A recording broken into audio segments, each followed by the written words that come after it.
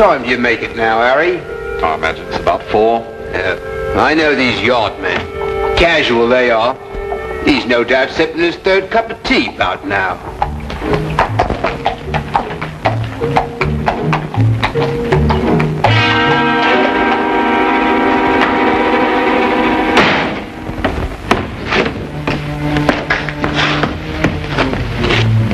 You know him, Inspector? Well, if your identification is correct, every police force west of Athens knows him. As far as I know, we're the first ones ever to see what he looked like. We called the yard, sir. As soon as we saw his name, it's sewn inside the pocket of his jacket. Must be espionage. Oh, how'd that happen? Accident, sir. Pure and simple. A milk cart. The horse went wild and ran off with the cart. No driver. Charged around this corner here, caught the bloke by surprise. Well, that's a commonplace end to a romantic career, if you like. This is all he had in his person, sir. £100, this French coin, and a note. Note, eh? For a glance at the coin and a cheery good day, the Queen of Lambeth will send you on your way. Arrive 8 a.m. Wednesday. Well, that's this morning. Any idea what it means, sir? No. You have enough time to find out. There may still be time. 221B Baker Street, and hurry!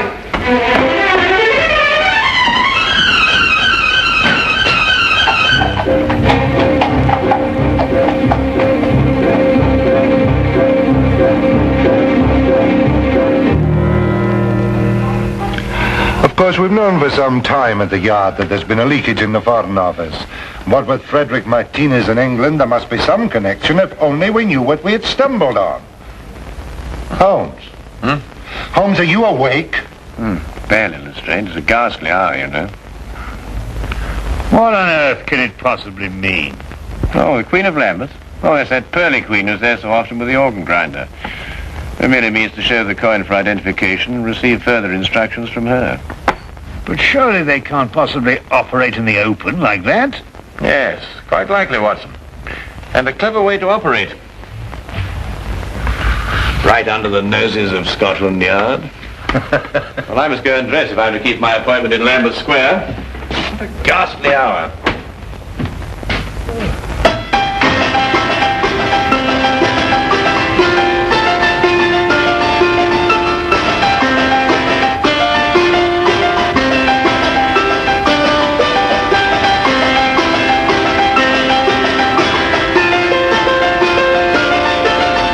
Holmes arrived in the square at the prescribed time, dropped the coin in the hat and flashed the French coin with the other hand. The woman told Holmes to proceed to Westminster Bridge and there to pick up a cane from a man. Near the center of the bridge, his instructions took meaning. To avoid suspicion, Holmes drove on, then walked back to the scene. The man was still there, and Holmes approached him cautiously. It was a moment of chance, and it worked. What good is a cane? There you are, Lestrade. And done before breakfast, too. On top of the highest tower of all, you can buy a souvenir with your coin. Tomorrow morning, tell the vendor you have no money smaller than the coin. On top of the highest tower of all. You suppose they're after something in the Tower of London? It's a little after 8 now, Watson. What's the earliest train to Dover? Dover? Yes, of course, Watson. The note. We must be in France tomorrow morning. France? The highest tower of... You mean the steel tower of Monsieur Eiffel in Paris? Is that what it means then? Certainly, Watson. Are you coming with us, Lestrade? Well, I can't enter France without permission from the yard. I'd have to consult the superintendent. We'll meet you at the station in an hour. Now, hurry. If we miss this boat, we miss our appointment.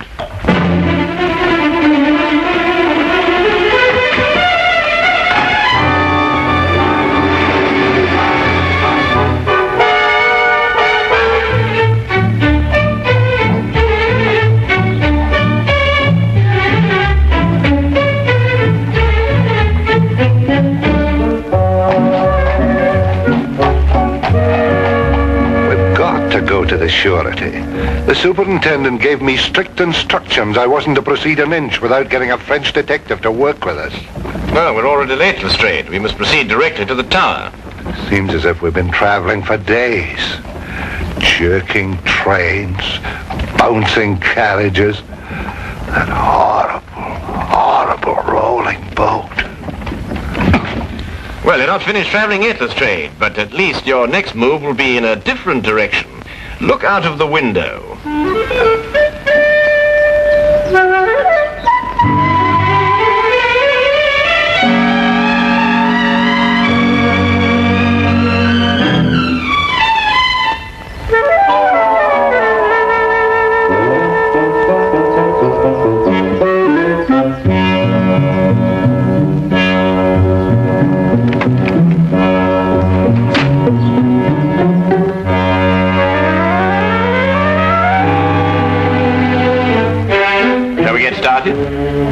Holmes, do you think it's necessary for all of us to go? Well, perhaps you're right, Lestrade. We'll go on up and you keep guard down here.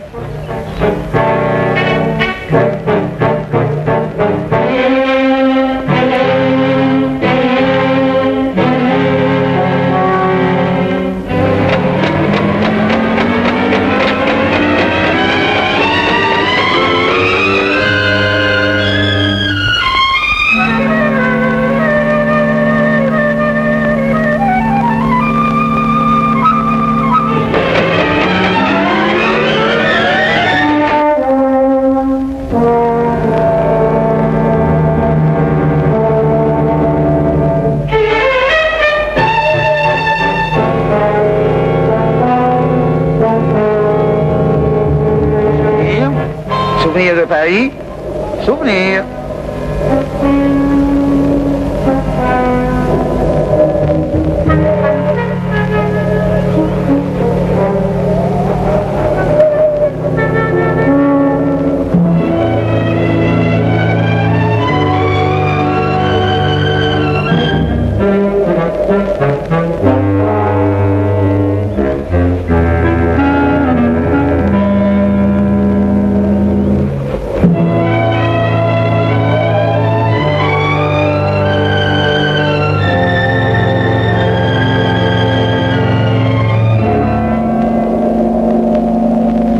Souvenir de Paris. Souvenir. Souvenir de Paris. Excuse me. Oui, monsieur, un souvenir? But I'm afraid I have no change.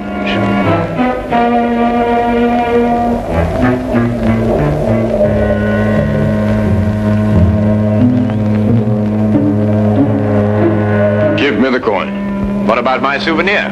We've been informed that Martinez was killed. Whoever you are, you're mixing in something that's none of your business. Give me the coin.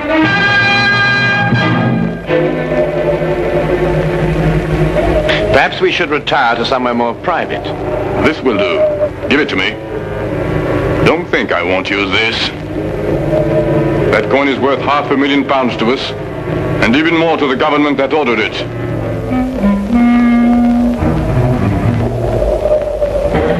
Open it. See if it's the right one.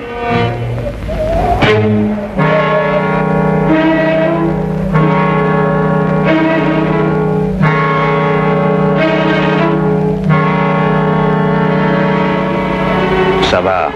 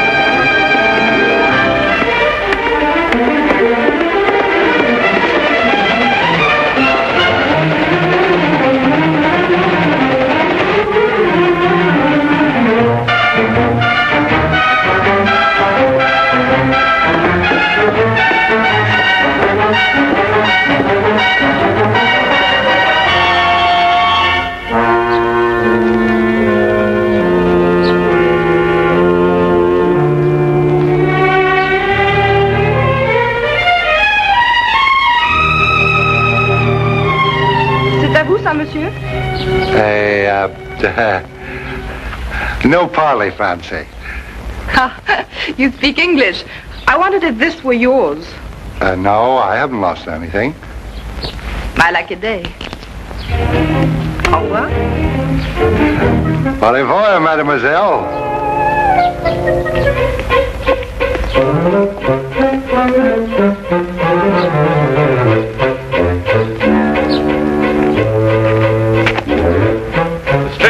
Lestrade, we've got to search every inch of the ground this side of the tower.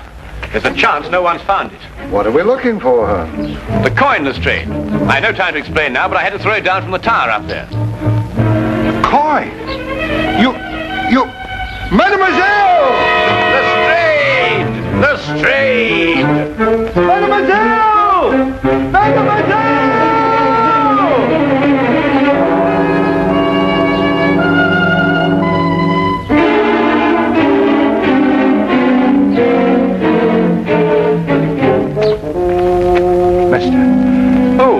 A young lady, a girl. She found the coin right here. Well, where'd she go? I've no idea. All I know is she's got the coin and we've no case without it.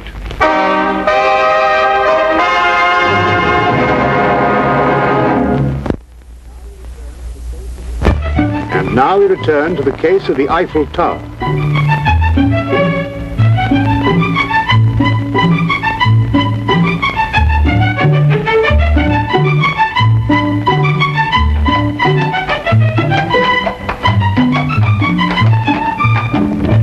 Well, we haven't got a single clue. Well, keep looking. It's going to be a lot of trouble if I don't report to the surety soon. There's no time for that now, Lestrade. You're sure she was a blonde? Yes, of course she was a blonde. She had nice red cheeks. Very healthy looking. I remember her lips were red, too. Yes, she dressed fancy. Yeah, very fancy. Well, why in heaven's name didn't you mention that before? What? Well, the clothes. A blonde, red cheeks, red lips, obviously who uses rouge. Probably an actress or an entertainer of some kind. Here, Watson, how do you stop this fellow? Stop him? Yes, in this language. Monsieur, pardonnez-moi.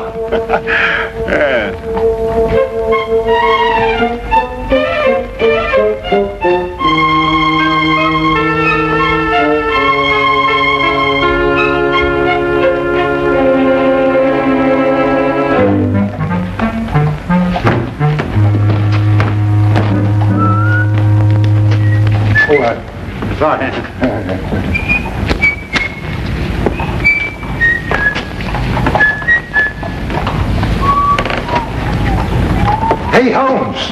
What? That's her. Well, Lestrade, it looks as though we're going to spend an evening in Montmartre. I say, Lestrade. Are you sure that's the girl? Quite sure.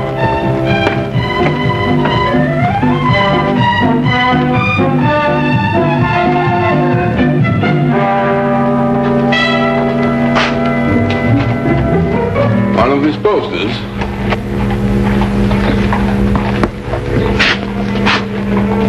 Stay close to them. You get the men together and tell them to be ready. There'll be no tricks this time.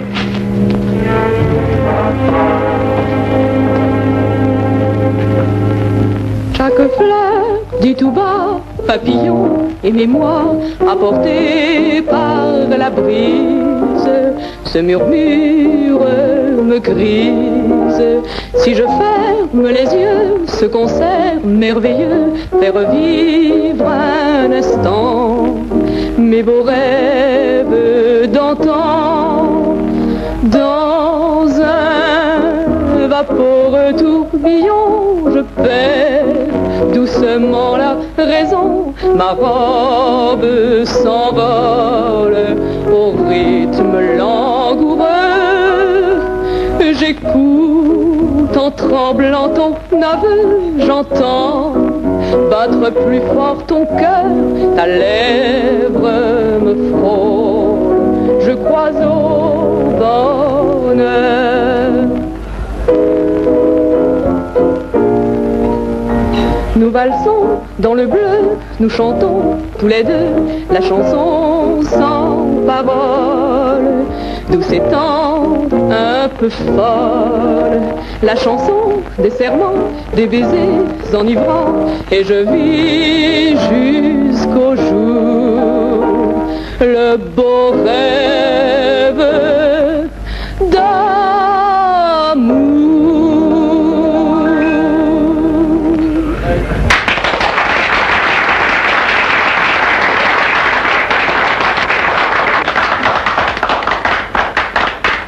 Lestrade, are you sure that's the girl?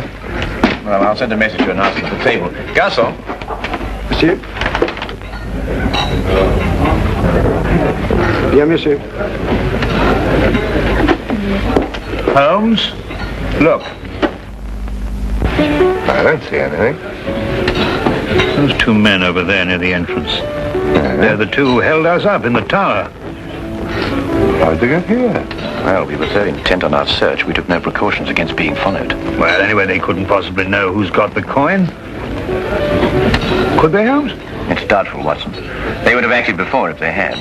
I suggest that we leave here and contact the singer later, when we've given our friends the slip.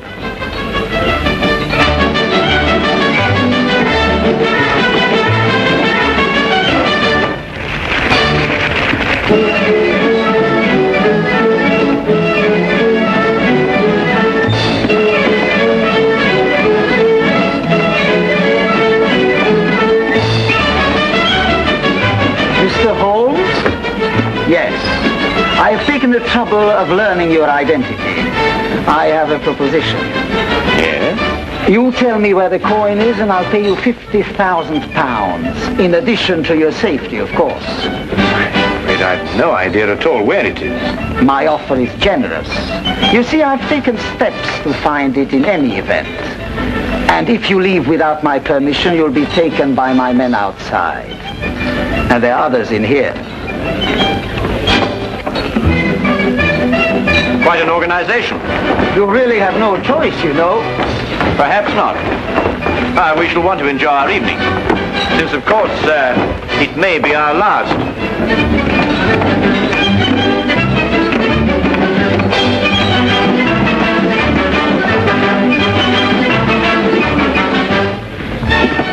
Well, what are we going to do? We think, Watson. Well, are there any bobbies or whatever you call them around here? Not enough. If only we'd gone to the surety, we might have got some of them along.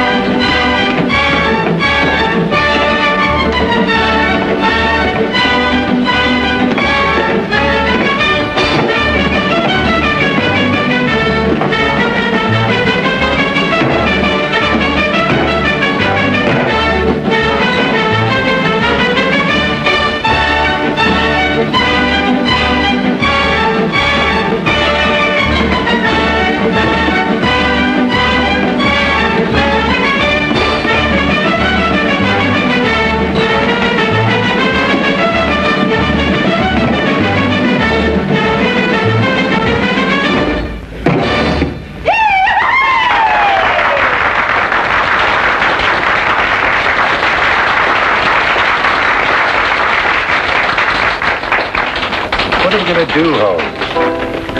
Holmes? Well, first we order another bottle of champagne. Champagne? Yes. Then we get in a very festive mood and invite a party of girls to the table. What? Well, don't look so shocked. That's the only way in which we can encourage the singer to come here and have a word with us. Now, Watson, you see those girls over there? I want you to go and invite them to the table. Who, me? Yes, they'll like you, Watson. You blush. Yes, but I say, Holmes, can girls. Dancers. French dancers. Well, really, Holmes, I mean... It's our only chance, Watson. For England. Well... For England.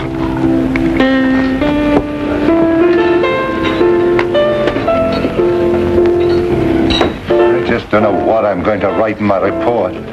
I don't dare tell the superintendent the real details of this case.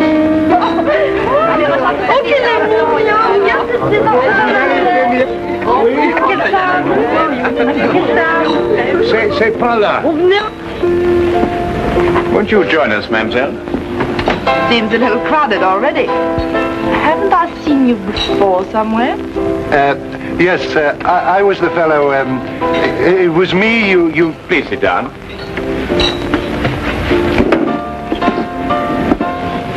Mr. Millimar, I must warn you that your life is in very grave danger. You're original anyway. Whatever I say, I want you to smile and pretend that we're just having a perfectly informal chat. You see, we're being watched. No, don't look round now. Is this some sort of a joke? I'm afraid it isn't. I believe that you found a coin near the Eiffel Tower this afternoon. That's where I saw him. Well, I dropped that coin, and it is of the utmost importance that I get it back, and I'm quite prepared to pay you for it. Why? Well, I can't explain now, but that is Inspector Lestrade from Scotland Yard, and that coin is very important to him in the solving of a case. Scotland Yard? Yes, it's the same thing as a surety. I'm not too sure what you're talking about, but if it's the coin you want so badly, I'll give it to you. Here. Why, that's it. Yeah, give it to me. Be careful, Lestrade. Don't forget they're watching. Well, we've got the coin. They've got us. Tell me, mademoiselle, how long would it take for the police to get here from headquarters?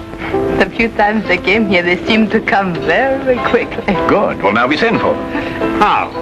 Well, you heard what he said. There's men all over the street. But not many in here. We'll start a riot. A what? Riot. I see, and the riot brings the police. Yes, if we can keep it up long enough. Excuse me, mademoiselle? All my life I've wanted to do something like this, Holmes, but of course at home it was impossible.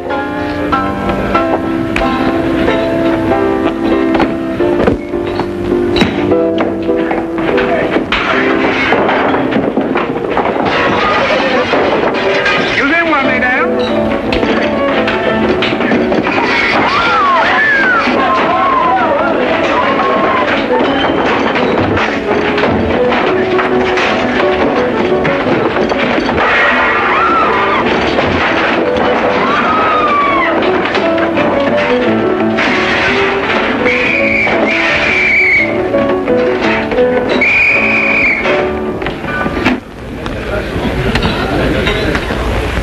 Waiting for the van, they might give us a bottle of champagne. Holmes. Holmes, how in the name of fortune we're going to get out of this? Very simply, Lestrade. You must contact the Sûreté and explain the whole situation. After all, you were going to do it in the first place, weren't you? I don't know how I'm going to explain all this in my report to Scotland Yard. Maybe I can join the Foreign Legion and never go back. That would do it, wouldn't it? Allez, en route! Allons, allez, avancez là, allons. Allez, en route là. Allez, allez, allez, allez, madame. Allons, avançons. Allez, allez, allez, allez. Allez, où? Allez, avance. Allons, allons.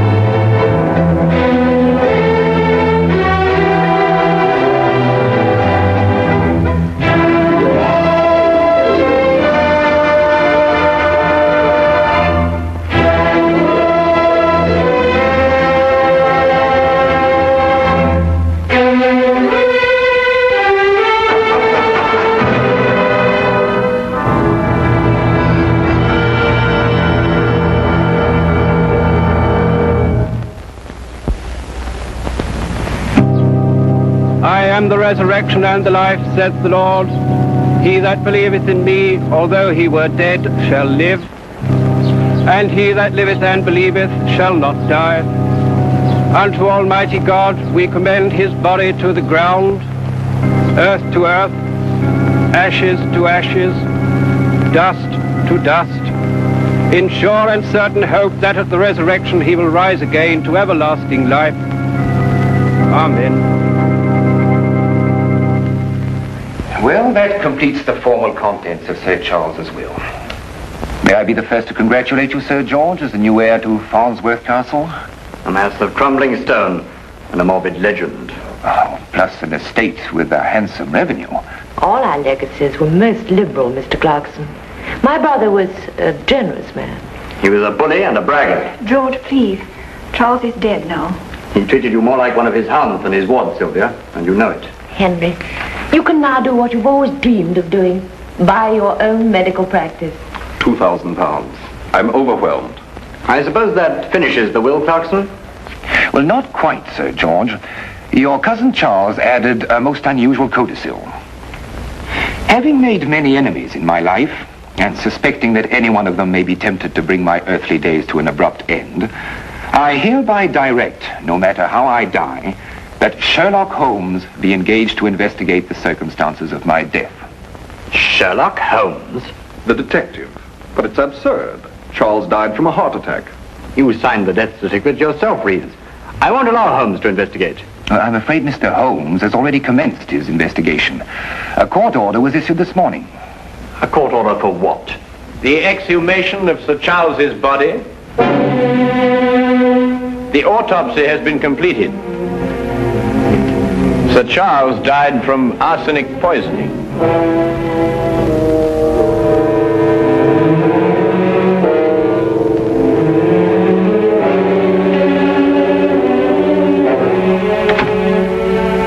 Elizabeth.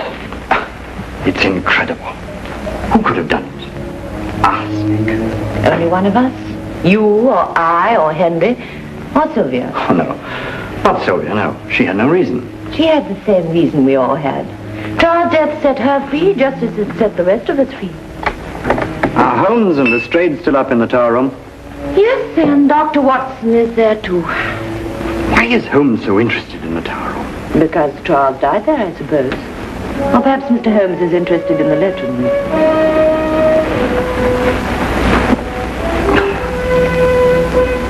That ridiculous, gruesome legend. Murder's what I believe in, Holmes, not legends. Well, you know, Lestrade, legends are sometimes put to surprisingly modern uses. By the way, what is the legend, Holmes? Well, it dates back to the Wars of the Roses. A sentry fell asleep here one night while on watch. As a result, they chopped his head off. Ever since that time, anyone who sleeps here is supposed to die. Nonsense. Quite. And yet Sir Charles slept here, and he did die. It's a coincidence. He'd already taken the poison. He had to die somewhere. You know, that window is much too narrow for anyone to get in or out. With that door locked, this place becomes a classic sealed room. It was arsenic that killed him, Holmes, not the room. Or the legend. Or the legend. Dr. Watson, you read the autopsy report. What's your opinion? Well, there is one thing that struck me as odd. This is January. Mm-hmm. Yet Sir Charles had eaten grapes the night he was poisoned. Well, what's that got to do with it? Well, you don't very often find grapes in January. Not in England, anyway. Clever, Watson. Grapes in January, eh? Yeah.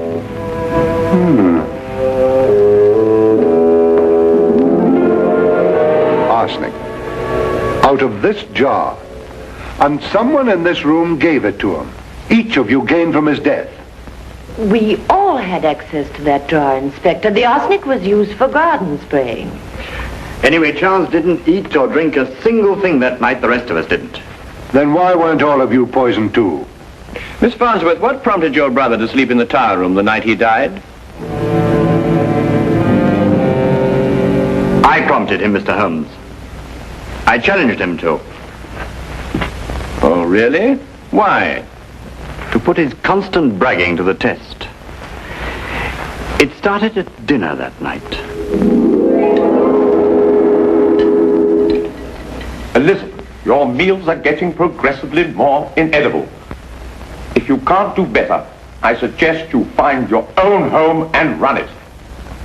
I'll try to do better, Charles. Elizabeth, I liked your dinner. What do you know about decent food? What do you know about anything? I know how to run your estate for you. And a mess you're making of it, too. With half the tenants overdue in their rents. I won't sweat a man's rent out of him, Charles. You'll get the rest of the rent by tomorrow, or out you go. Bag and baggage. What have you got to say to that?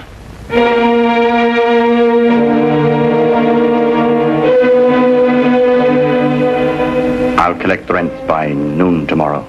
Why must you always humiliate us, Charles? Have you no decency, no human feelings? I'm not a weak knee like George here, if that's what you mean. Courage isn't always physical, Charles. Courage? Do you remember the time I locked you in the tower room? You screamed like a stuck pig. I was 7 years old, not a big, brave man like you. What do you mean by that? You dared lock a little boy in that room, but you never dared spend a night in it yourself. You think I believe that stupid legend? Yes, and fear it. Just as you fear anything you cannot hear or see or touch. You locked me in to frighten me, because you yourself would have been frightened.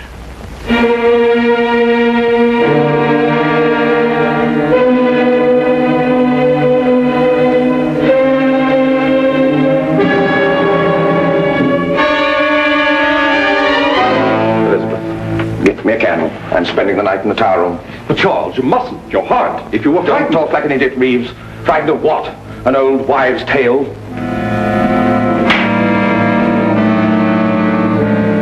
I will fetch him a candle.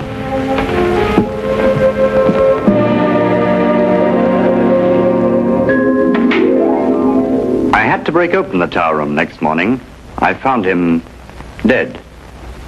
Mm-hmm. Interesting. What kind of grapes were served at dinner that night? Grapes? No grapes were served. We haven't had grapes in the house for months.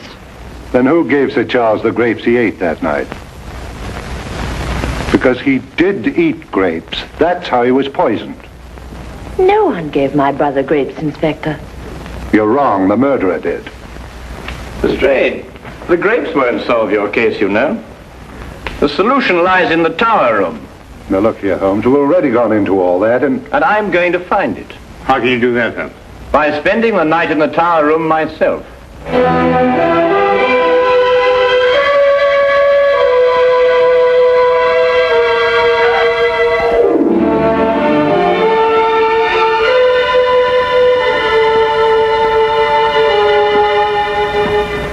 Mr. Holmes, I think you are wrong to take the legend of Farnsworth Castle so lightly.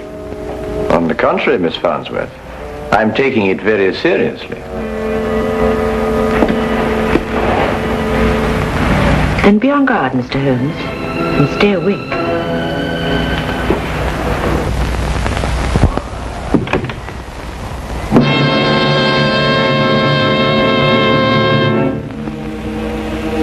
Holmes, how can you possibly solve the mystery here? Quite simply, Watson. The murderer is going to try and kill me. Why? Because I'm Sherlock Holmes. Can I stay with you? No, thanks all the same, my boy.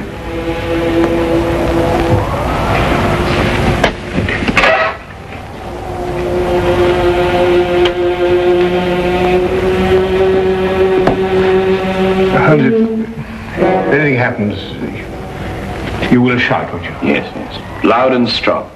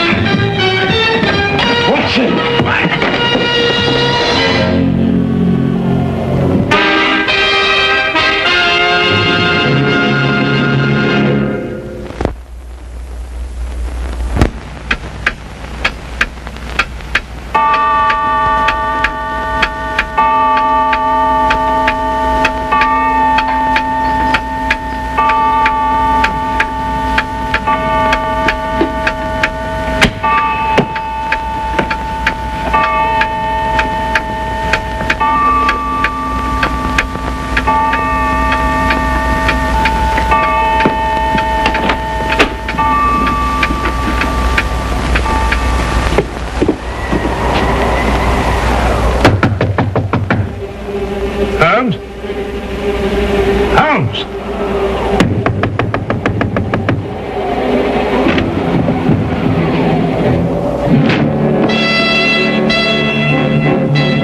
Holmes!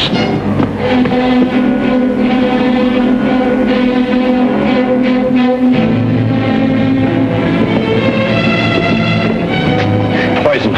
Watson, I'll get you back to my room.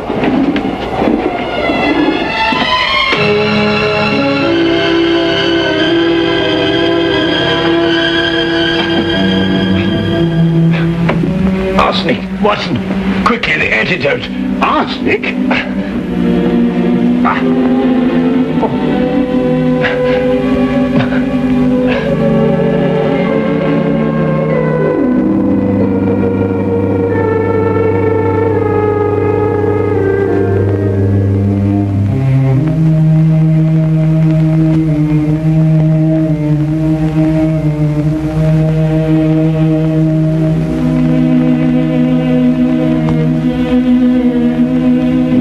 Cunning, Watson. Yes, maybe, Holmes, but I don't understand. After all, you and I ate the same thing the entire evening.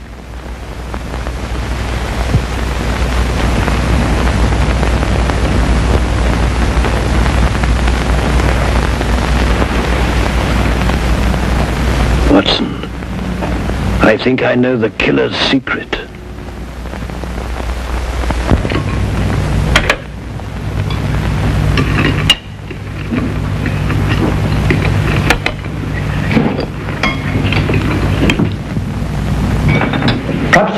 Perhaps I'd better go out and wake Holmes. It is getting rather late. Not that I believe in any of this superstitious nonsense, mind you, but... But you do believe in murder, eh, Dr. Reeves? Holmes! Well, it seems that everyone is surprised at my appearance this morning. Perhaps relieved is a better word, Mr. Holmes. I dare say there's somebody who's not very relieved. What are you talking about? I was poisoned last night. I am alive this morning, thanks to a bit of good luck and some ingenious foresight on the part of Dr. Watson.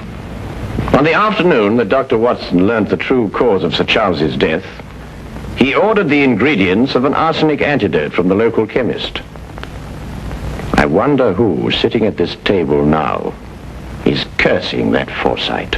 Do we have to be afraid of every bite we put into our mouths? Not every bite, Sir George. Only food with a flavor strong enough to conceal the taste of arsenic. Something like grapes, for example. And if you want to know who poisoned the grapes, I can tell you that too. The person who bought the grapes in the London fruit shop on the day Sir Charles died. I rather imagined you'd trace those grapes, Lestrade. Who did in fact buy them? Miss Sylvia Taylor. You're lying. Let her answer that, Sir George.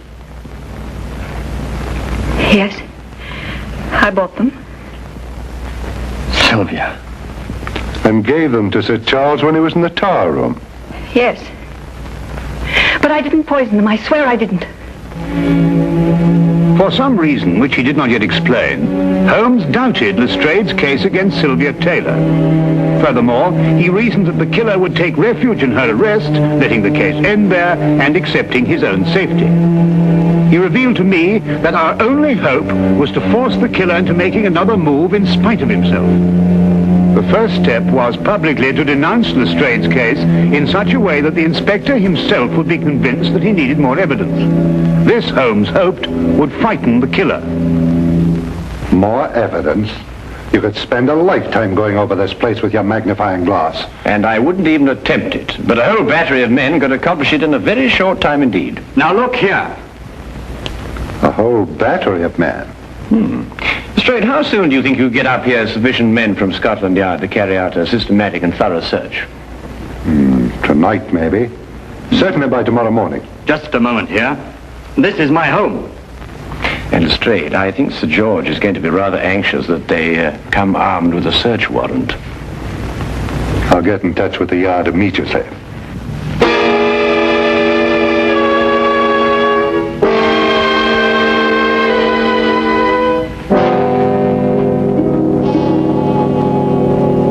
Watson, you're sure no one's left the house? Bobby on the door said nobody had gone in or out all day. Well, I hope we haven't been outwitted on this. It's been a very tiring time, Holmes, watching every move that's being made and getting nowhere. Yet we can't afford to let up now, Watson. The pressure's really on him, you know. He's got fear to contend with. Oh, Holmes, why do you keep crossing to that window? You know, I think it's your pacing up and down all day that's made me more nervous than anything else. There it is, Watson. What? Quickly, Watson, the tower room. Coming, Holmes.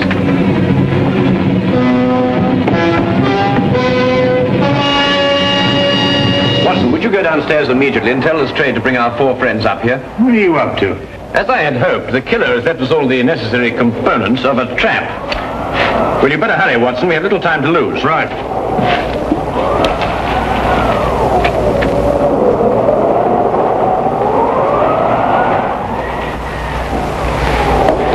Won't you sit down here?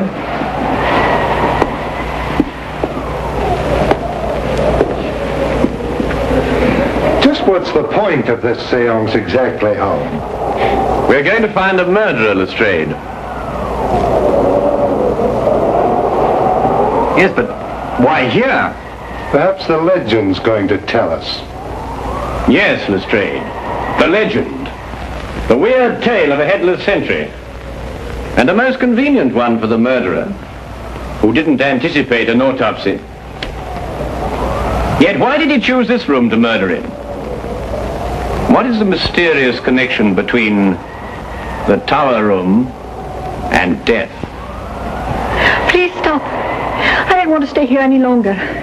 I'm sorry, Miss Taylor, but we must stay here and wait. Perhaps all night. Who knows?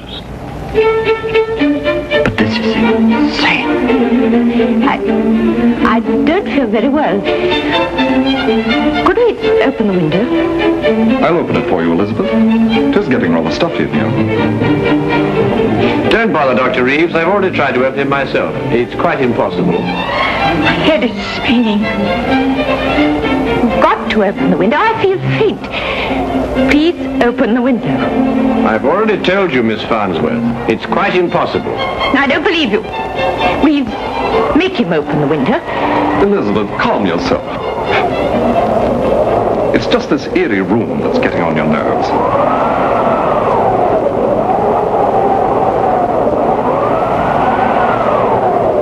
That confounded wind. It's enough to send you out of your mind. Mr. Holmes, can't we settle this downstairs? Please try to be calm, all of you. As I said before, we may have quite a long wait here.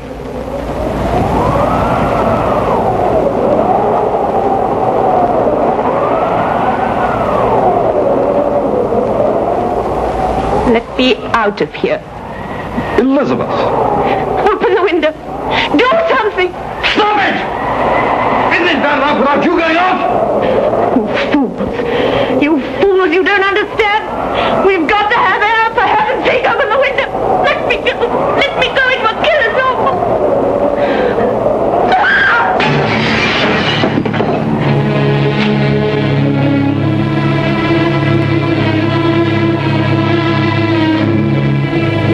wasn't necessary to smash the window, Miss Farnsworth.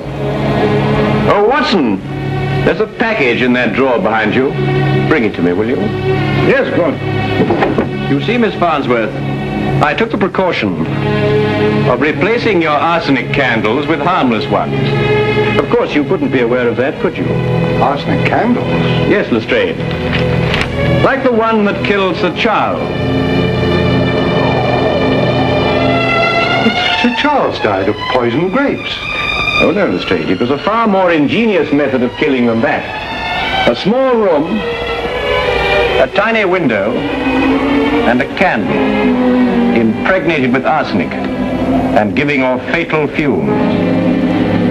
Ingenious, yes. And it's practical. You can inhale arsenic as a gas.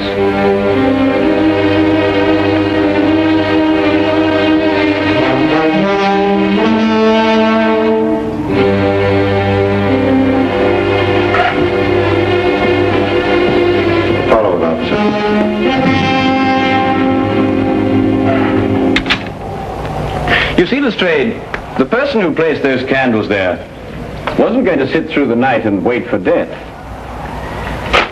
She had to give herself away. I'm sorry to upset all of you, but quite frankly, I didn't know which one of you it was.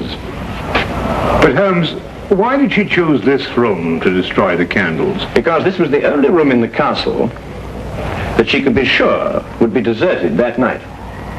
The legend, you see.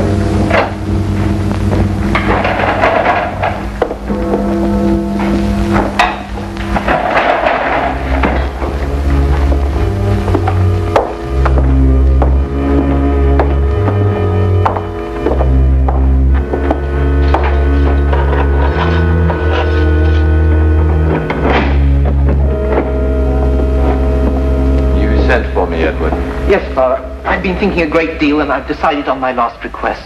Yes, what is it, my son? I want to see Mr. Holmes. Who? Mr. Sherlock Holmes, the detective. If there's any chance to prove my innocence, he's the one who can do it. You've got to bring him to me, Father. Very well, Edward. If the man can be found, I'll have him brought here. Mr. Sherlock Holmes.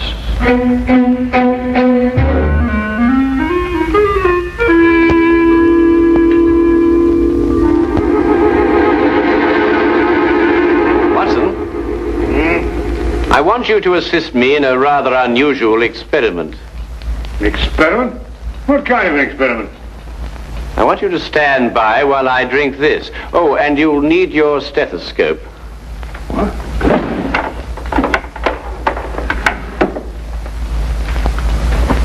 I say, Holmes, is it lethal? Of course not. You don't think I'd take a chance like that, do you? Are you ready?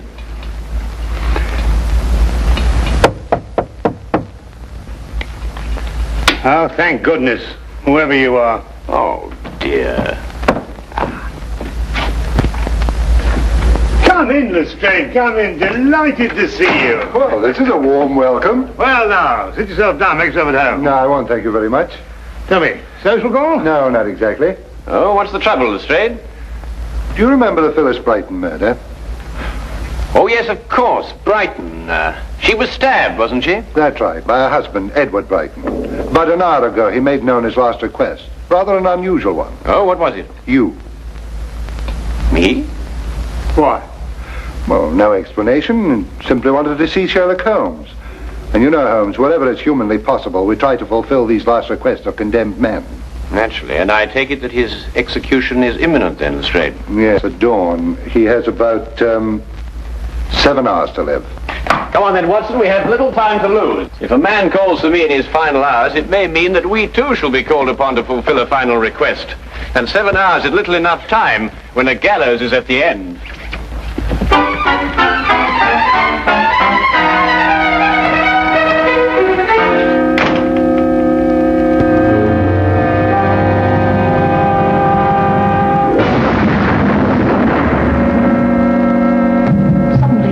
Mr. Holmes. I was lying here on my cot, and suddenly I remembered something that happened the night of the murder. It had entirely escaped my memory until now. What was that recollection, Mr. Brighton? I'm afraid it won't make sense to you until you understand some of the other facts in the case. Oh, yes, of course. Well, please go on. It was a Sunday afternoon, last April, when I first met Phyllis. We hit it off together immediately, and 3 weeks later we were married. She was very beautiful, Mr. Holmes. Blonde hair, perfect nose, delicate little mouth. And her background? Her family? We never spoke about that. Phyllis made me agree not to inquire into her past, nor she into mine. I knew it was an unusual request, but I consented readily. Mr. Holmes, I'd been just a bank clerk and very lonely. I didn't want to lose my one chance at happiness. Of course. Tell me, what was Mrs. Brighton's maiden name? LeVay, Phyllis LeVay. But she told me her friends called her Bobo. Bobo. I thought that awfully charming. Mr. Holmes, I wouldn't kill her. I bought her a little home in Benedict Lane. I insured my life for £2,000 so that she'd be well protected in case I should die. I gave her everything she wanted. Every moment counts, Mr. Brighton. Now, you must tell me what happened the night of your wife's death. Oh, yes. That night we had our first argument. It was over a very trivial matter. Forgive me, dear, for saying so, but don't you think it's just a little too much? What's a little too much? You know, As a matter of fact, I think it's too little. Now, really, Phyllis, it doesn't improve your appearance. It makes you look, Cheap? I didn't say that. I merely said... You're afraid I'm going to shock the Kimballs, and I simply won't go. You know very well the Kimballs are expecting us. There's no need to carry on like this. I'm not carrying on, Edward. You're the one. I think I'd better take a breath of air before I say something unkind. Suit yourself. You're really a sweetie, Edward. But sometimes you're just so stuffy.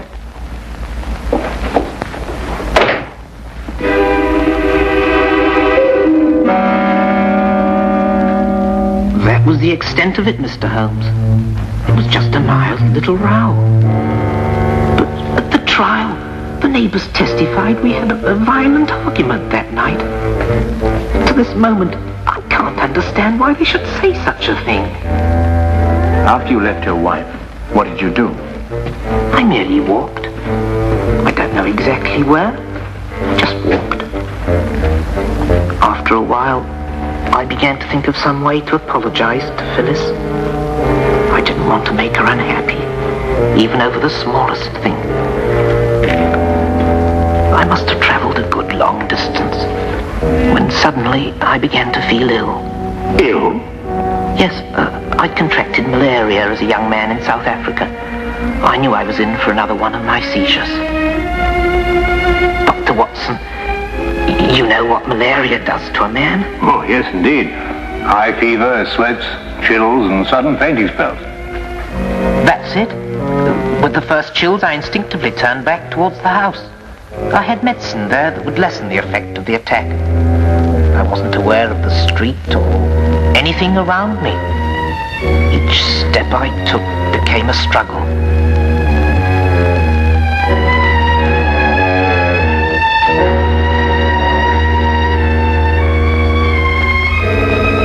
I barely made it to my home. I stumbled onto the front steps, and there it was, on the ground. I knew it didn't belong to me, but instinctively I reached for it. And that's all I remember. When I came to, the house was swarming with police and Phyllis was dead. This object you saw on the ground, what was it? That's the maddening part. I don't remember. I'm only positive there was something, and it didn't belong to me. But, Mr. Brighton, have you any recollection of its general shape, size, or color? No, sir. Nothing beyond what I've told you. This has been most illuminating. Good night, Mr. Brighton. Come, Watson.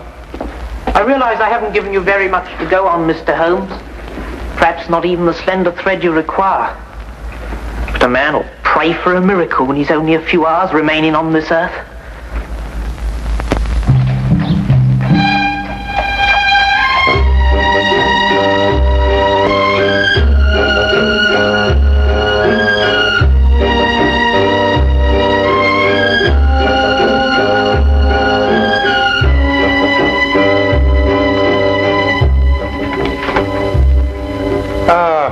Come in.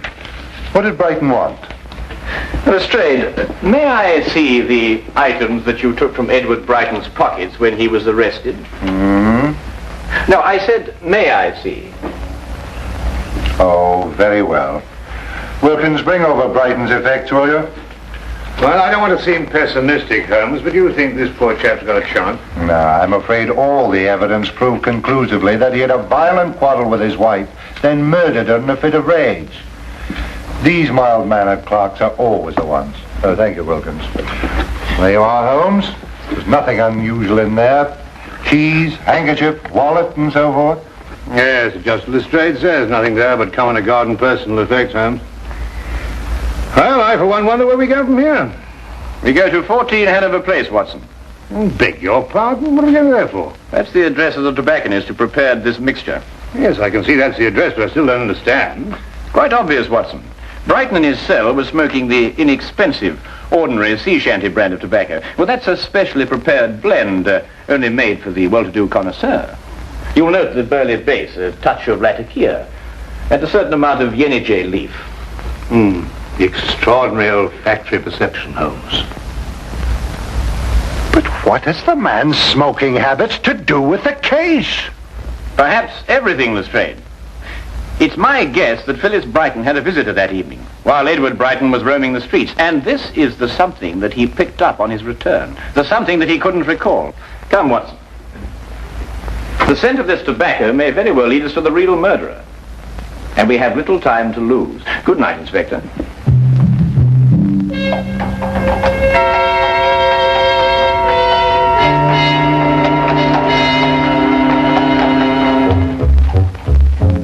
The package of tobacco was a thin thread to follow, and it seemed a desperate chance for Holmes to take. With only a few hours standing between Brighton and death, there was no time for false leads that would have to be abandoned. A mistake now could mean disaster.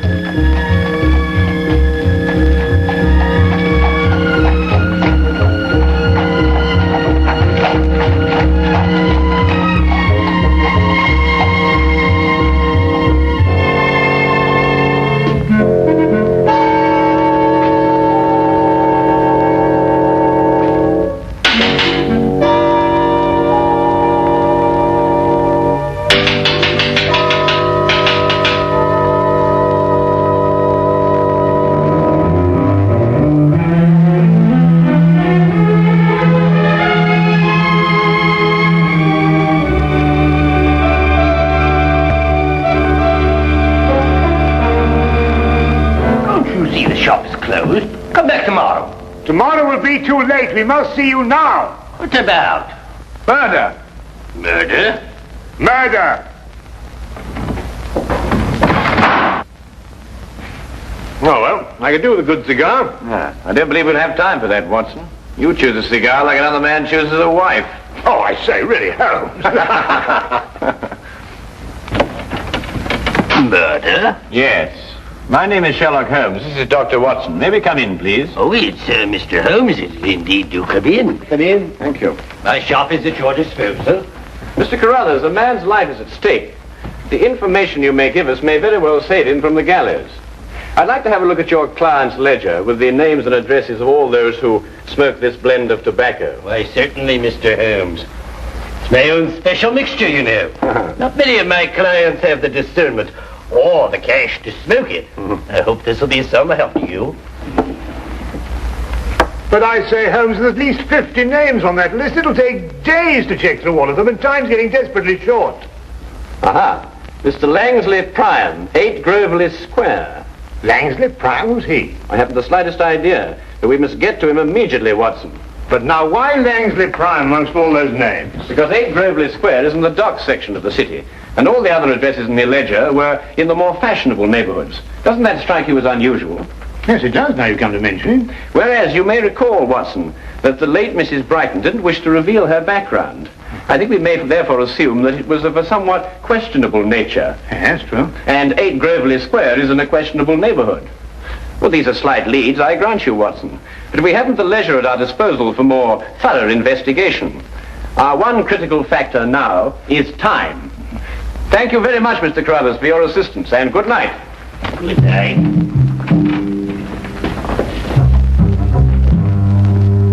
Murder.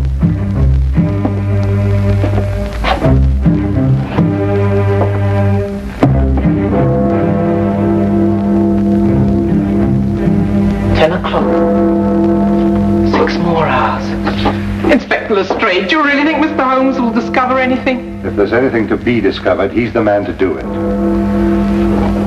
I wonder where he is now. It seems impossible. All I could give him were a few hours of vague memory.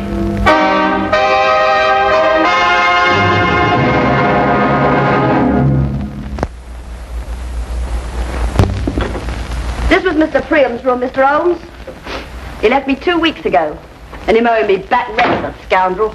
Did he leave you in a forwarding address, Mrs. Chivy? Ooh, not him. He just left a note saying he was gone and got a job, that's all. Tell me, Mrs. Chivy, what sort of a man was he? I mean, what did he look like? Well, he was tall and kind of handsome, you might say. Then again, you might not. What do you want him for? He's not in some kind of trouble, is he?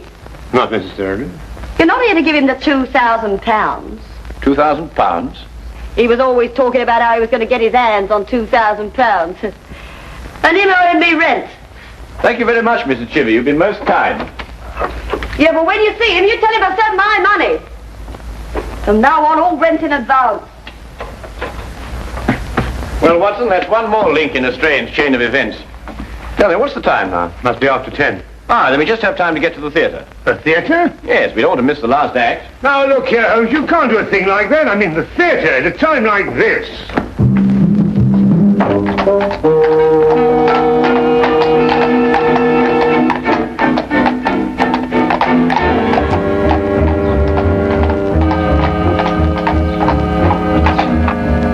Really, Holmes, your desire for entertainment is most callous.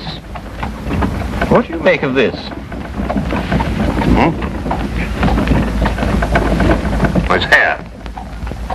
And just the same, I can't see how you can go on sitting there reading the paper with apparent indifference to the matter in hand. It's not ordinary hair, Watson.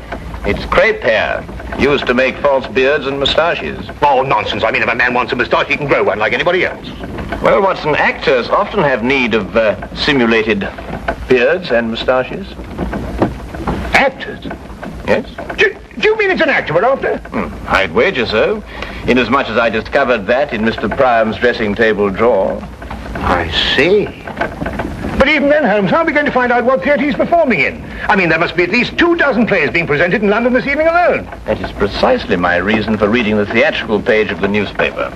And I noticed that only one play opened at the same time our Mr. Priam suddenly departed from Mrs. Chivy's lodging house. I hope you like Shakespeare, Watson.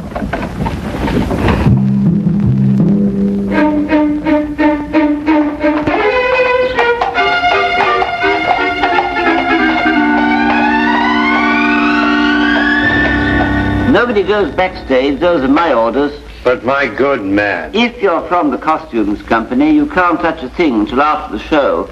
As Mr. Pettifoot says, he'll be able to pay by the end of the week. I am not here for the costumes. I'm here on a very much more important matter, one in which every moment counts. Mr. Pettifoot says? See here. This gentleman here was Sherlock Holmes. Sherlock Holmes, the detective? Yes. Checkmate.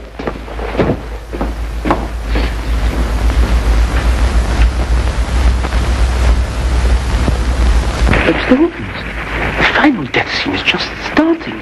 I can't ring down the curtain until it's all over. And how do you know that Mr. Priam is the man that you are looking for?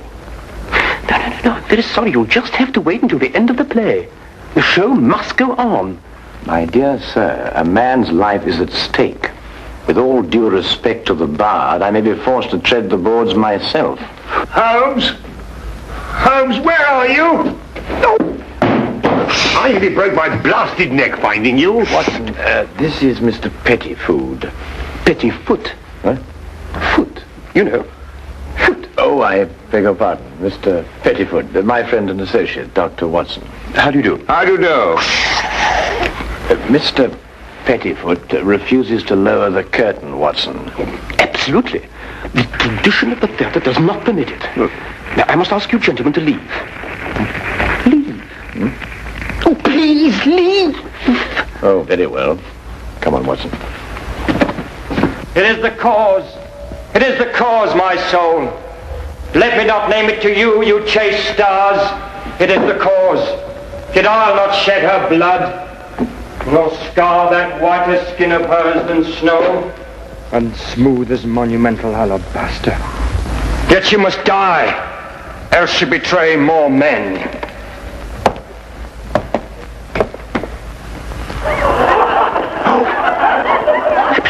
Put out the light, and then put out the light. If I quench thee, they flaming minister, I can again their former light restore. Should I repent me, but once put out the light. Thou cunning's pattern of excelling nature, I know not where is thy Promethean heat, but can thy light illume? When I have plucked the rose, I cannot give it vital growth again. It needs must wither. I'll smell it on the tree. Oh, balmy breath that dost almost persuade justice to break her sword. One more! One more! Be thus when thou art dead, and I will kill thee. What have you done? What have you done? Oh, quick, take us to Priam's dressing room. Oh, all right, I don't care what happens anymore. I'll be ruined. I'll be the laughing stock of the theatre. Detectives in Shakespeare. Strike where it doth love. She wakes. Yeah.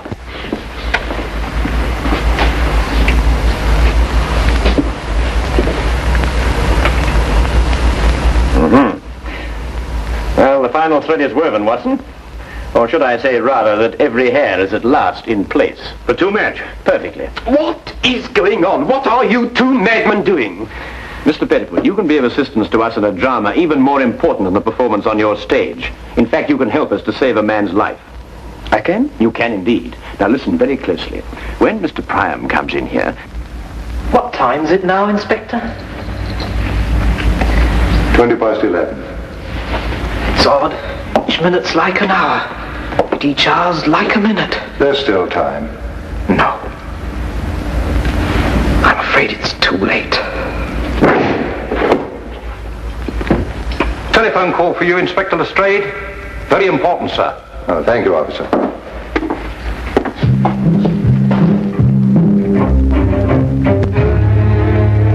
I say, Holmes, he'll be here in a minute.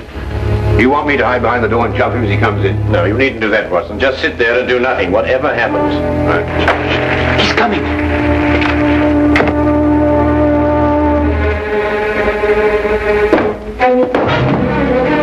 You! How dare you! You ruined my scene! That, I believe, will only be the least of it. Well, who are you and what do you want? In answer to your first question, my name is Sherlock Holmes. In answer to your second, I want you for the murder of Phyllis Brighton. Murder? Phyllis Brighton? Better known in theatrical circles as Bobo LeVay. Get out of my dressing room. Your acting stands you in good stead, Mr. Prime. You almost convinced me of your innocence. However, acting and life are two quite different things. Tonight, on the stage, you murdered the girl Desdemona in make-believe. A month ago, you murdered a woman in a more sordid drama. You may as well continue this farce. The stage is all yours. Thank you. I shall try to be brief. You and your ex-partner planned what seemed to be a simple but clever scheme. She would marry some poor, unsuspecting soul, and you would murder him. And then a pair of you would share the insurance policy. Ridiculous. And it might have worked, but for one thing. Phyllis fell in love with Edward Brighton. I don't know what you're talking about. I don't know any Phyllis or any Brighton. Then perhaps, Mr. Priam, you are familiar with Romeo's lines. How oft when men are at the point of death have they been merry? Get out of here! I've heard enough! Not quite enough, Priam. It was you who had the vicious argument with Phyllis Brighton when she refused to continue with your scheme. And it was you who, in a fit of jealous rage, stabbed her to death. And so shall you die! Holmes! Let me go! Let me go! I came here as soon as I got your telephone message, Holmes. What's going on here and who's he? No time to explain now, Lestrade. I want you to arrest this man and order a stay of execution for Brighton. I'll be able to prove conclusively in the morning that Brighton is innocent and this man is guilty. All right, Holmes, I'll take your word for it. You'd better come along with me.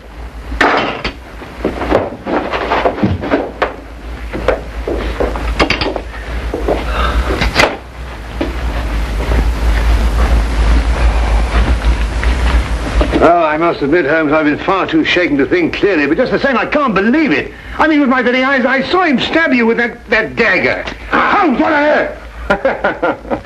Watson, if actors were allowed to use real weapons on the stage, the mortality rate would be something fantastic. Observe how the blade disappears into the handle.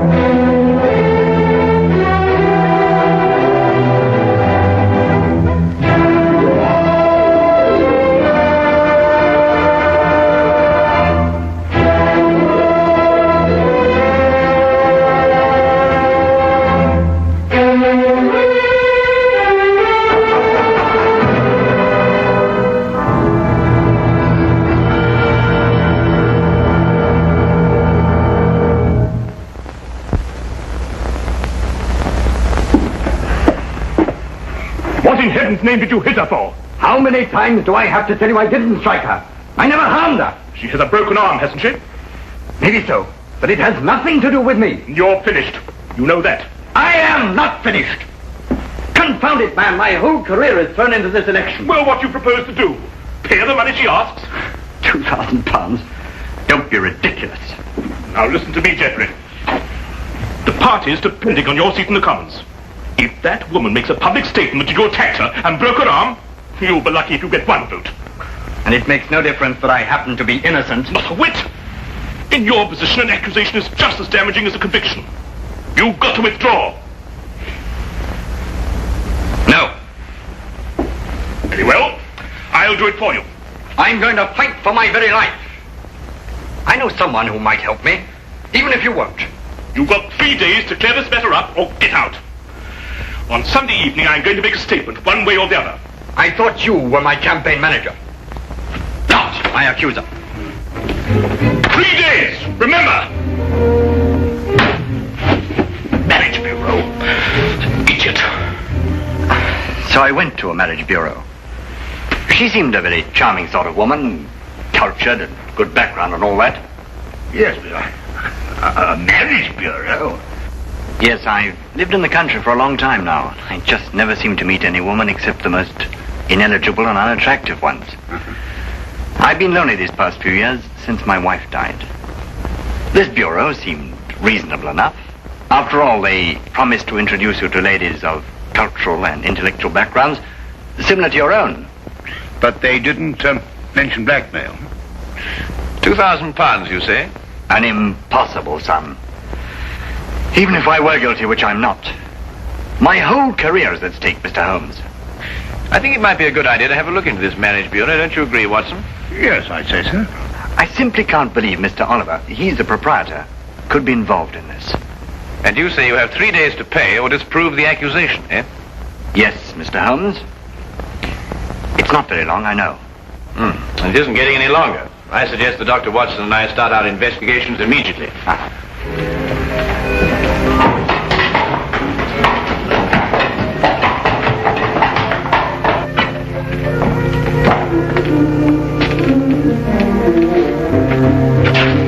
Coward! Oh, no, there must be another way of doing this business. We're working against time. This is the only way we can get to the core of the case. Now, listen, Holmes. Now, listen. You go on in, and I'll just wait here. You see, but I'll be here if you need me. You're absolutely no use to me at all out here. Come on. Oh, come on. Come on, Watson. Come on.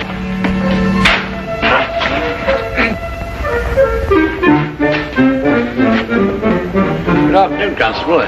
Beautiful weather we're having, eh?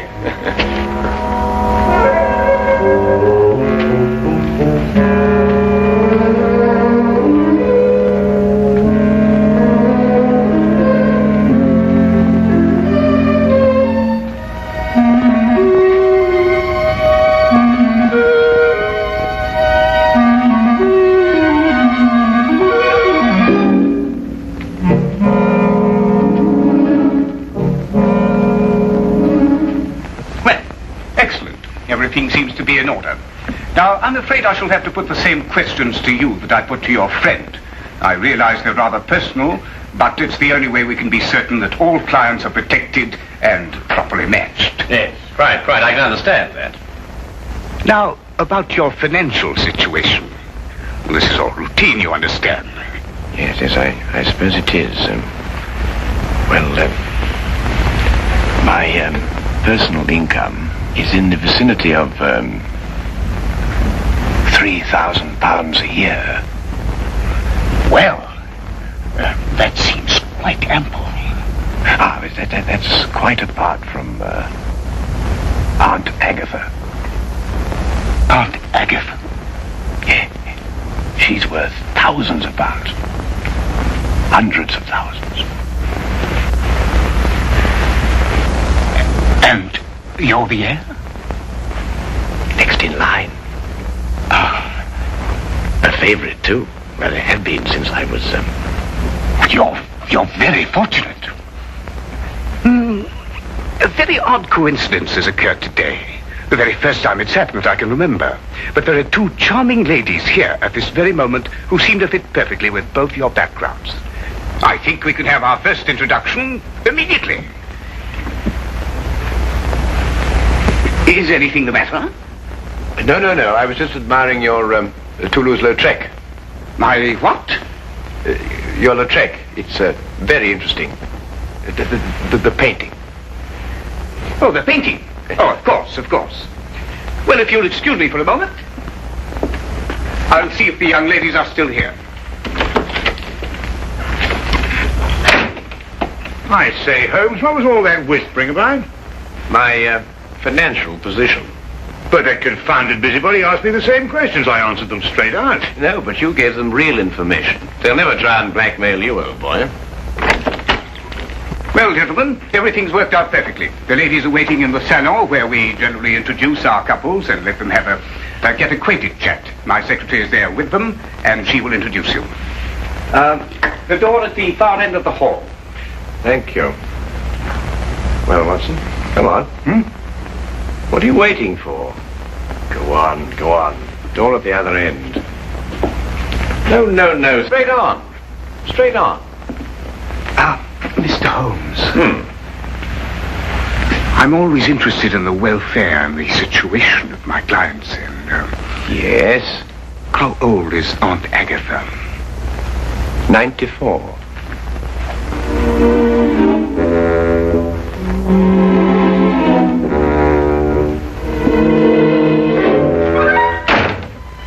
Tell me, Miss... Pamela. Oh, that's a charming name, perfectly charming. Now, tell me, Pamela, do you prefer living in the country or do you like living in London, huh? Oh, I like living in the country best. Do you really? Well, so do I, as a matter of fact. I love the country. The thing I like most about the country, I think, is the early morning ride. Really? Yes. Do you ride? No. Oh, pity.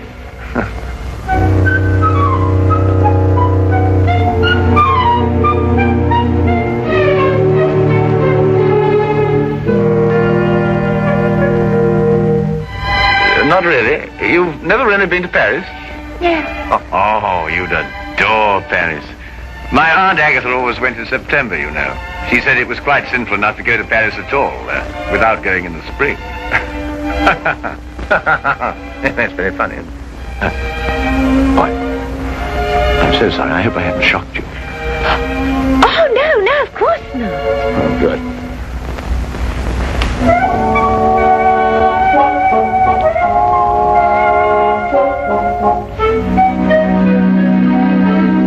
And Sir Charles was furious, of course. Well, he hates to lose a wager. But did he pay you the £500? Oh, of course, on the spot. Why wouldn't he? Why don't you say something? You have very pretty eyes. Oh, you're a romantic one.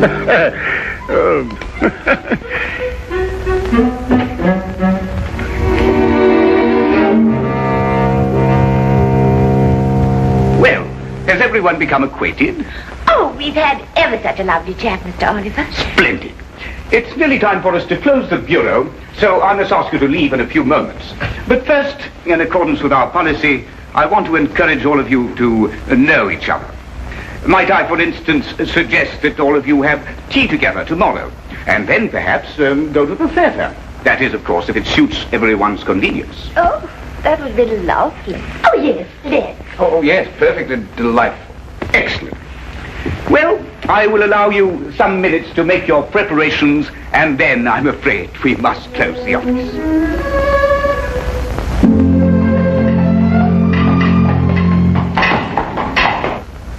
Well, I see it through, Holmes.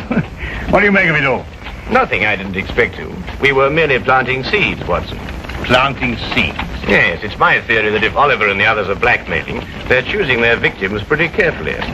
However, I hope that at tea time tomorrow we'll be able to obtain more evidence in support of my theory. The trouble is that our client can't wait very much longer.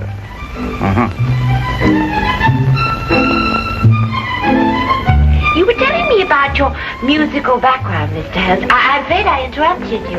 Well, there isn't very much to tell, really. I've spent a considerable fortune on my musical education. But what instrument was it you said you played? The violin, my dear. The violin. At times, rather brilliantly, I've been told. Oh, dear, do be careful.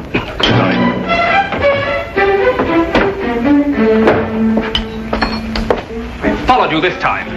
Oh, Charlie. Oh, no, Charlie. I beg your pardon. Oh, no, don't. Stay out of it. Don't. Oh.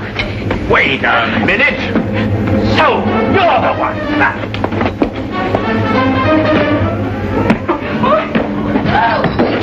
Oh, Charlie. What have you done to him? The police. Somebody get the police. He's my husband. This man, this one here. I saw what he did, ma'am. You better not try any more tricks, mister. The police will soon settle you. But this is outrageous. You don't understand. But it's true. They're married. And he was trying to break them up. I know his type. In here, Constable. There's your man. Holmes, why don't you say something? You can't let a thing like this happen to you. We've fallen very neatly into their trap. Don't you agree, Watson?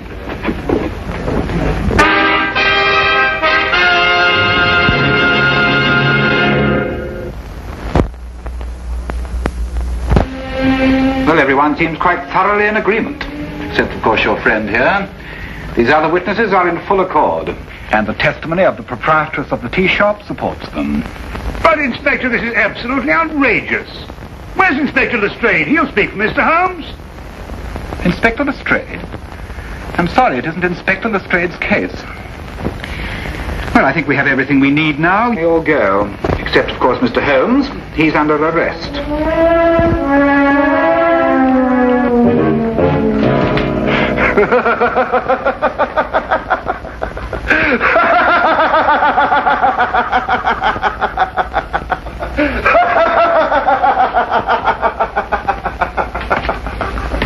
All my life I waited for something like this. Assault and battery. You should stick to your magnifying glass. Oh, hello, Lestrade. By Jove, I'm glad you're here. Oh, I was just seeing our more dangerous criminals were properly guarded. You were right, Holmes. Oliver called on me and told me that for £4,000 this case would be quietly dropped.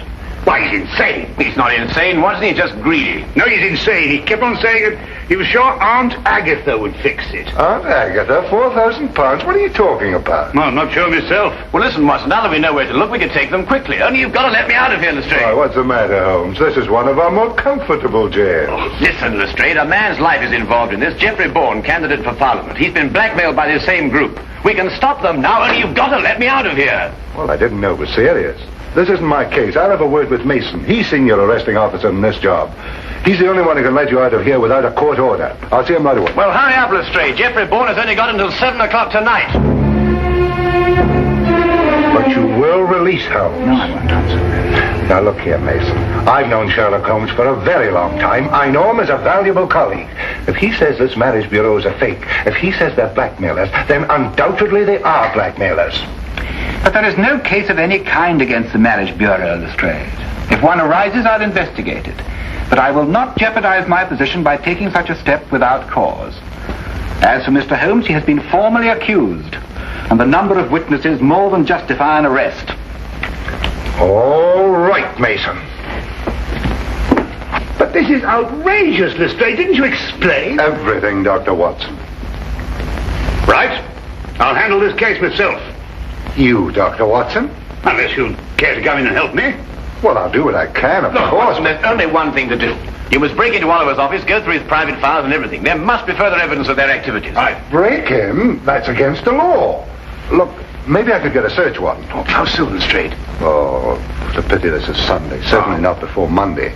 Not with Mason here. Yes, but look, Geoffrey Bourne only has until 7 o'clock. Yes, but breaking and entering, that's a crime. Have you any idea what the penalty is for that? Yes, if I remember correctly... Thank you very much, Holmes. I'd rather not know. Excuse me.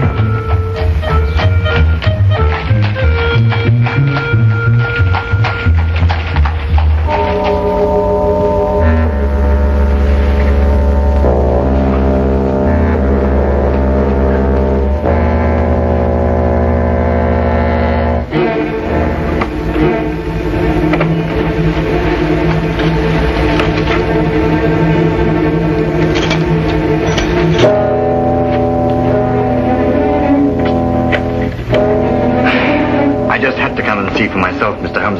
I couldn't believe it. Oh, well, I suppose I'd better tell George to get it over with. Well, don't be hasty, Mr. Bourne. Dr. Watson's working on the case with all his energy at this very moment.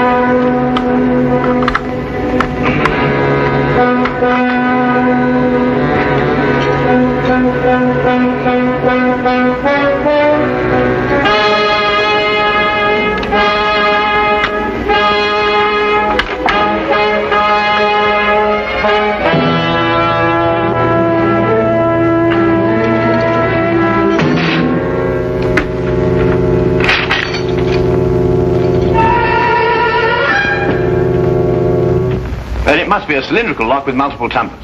And that's quite a different story. Each of the tumblers operates at a different height. It's an absolutely tremendous task, Watson. Well, what are we going to do? Well, there's only one thing for it. Smash the lock, of course. Why, of course. Smash the lock.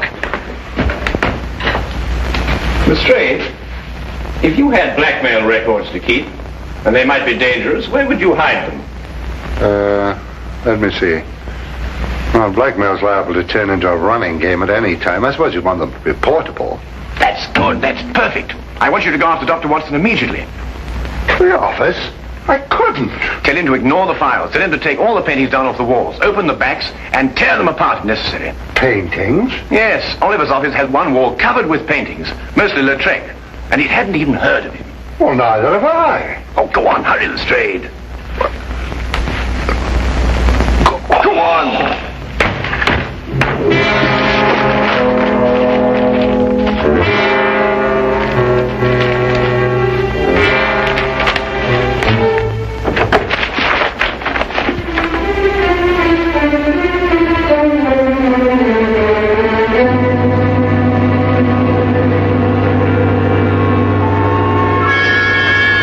Hello, what are you doing here?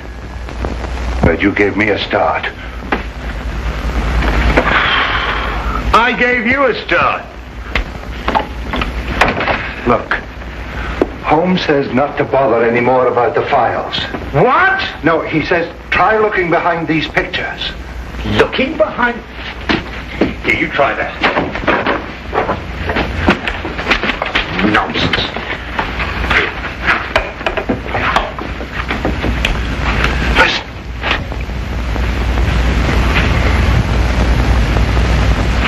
Really, Lestrade. This is nerve-wracking enough without you beginning to hear things.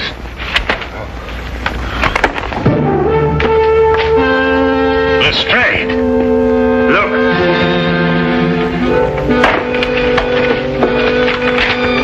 That's it. I just spoke to Mr. Holmes. He said he'd be sure to have something by 6 o'clock. I hope so, Jeff, for your sake. I hope so.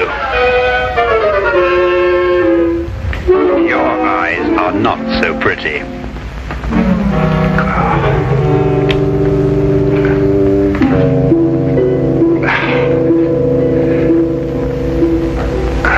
I told you I heard something. Quiet! Who's been in the... Oh, good work. Who's he? Scotland Yard. Scotland Yard, eh? What are you doing here? Well, Oliver, you interfere with the national election, for one thing. We've got to clean up those files. We'll take care of them later. Edna,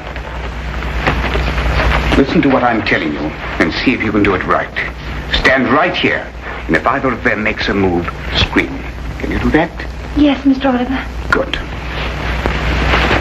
She's awfully stupid, but she can scream.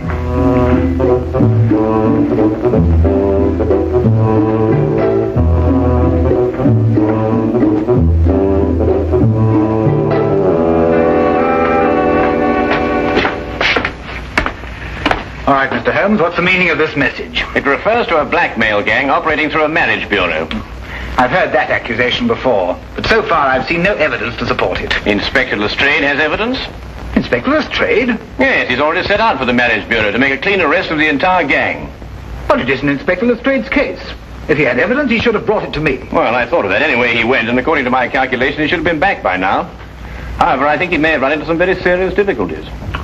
There are strict regulations regarding such things. When he gets back here, I'll talk to him. You can do better than that. The day can be yours, you know. What do you mean? Go to the marriage bureau yourself and take charge. After all, it is your case, you know.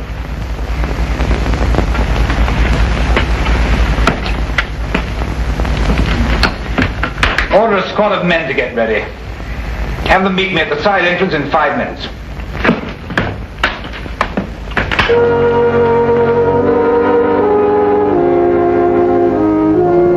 Don't you think she's a pretty girl, Lestrade? What? You know, Lestrade, I'm so surprised that any girl who's so lovely and so intelligent could be kicked around by a cad like Oliver. Do you really think I'm pretty? Oh, yes. I from the very first moment I saw you. Yes, I...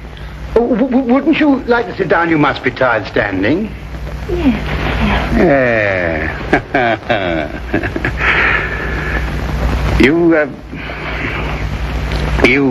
Yes? You have the most lovely hair. Really, it's... I wonder... My hands are awfully uncomfortable. If you could be a dear and ease them a little, could you? Oh, something amusing? I know I'm stupid, but not that stupid.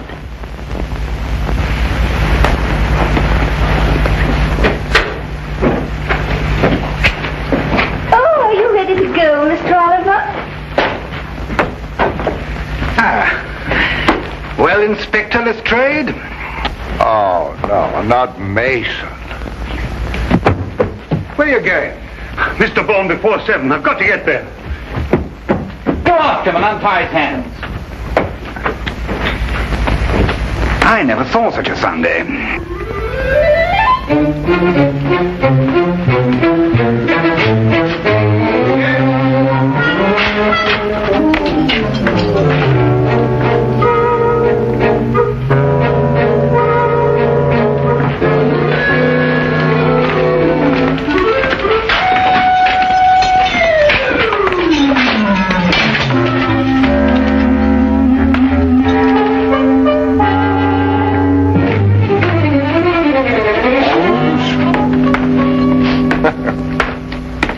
You told Inspector Mason.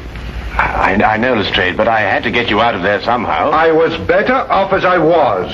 Well, I considered that, but despite the injury to your pride, you know, it's best that way. I know nothing of the kind. It was only a matter of a few moments before Dr. Watson and I had the situation completely under control. Well, you must tell me the story. In the meantime, now that the criminals have been arrested, please let me out of here. Oh, I'm terribly sorry. But this is Inspector Mason's case. I couldn't possibly interfere with another colleague's affair. Oh, no. Oh, Lestrade! Oh, Lestrade, my old friend! Lestrade, you...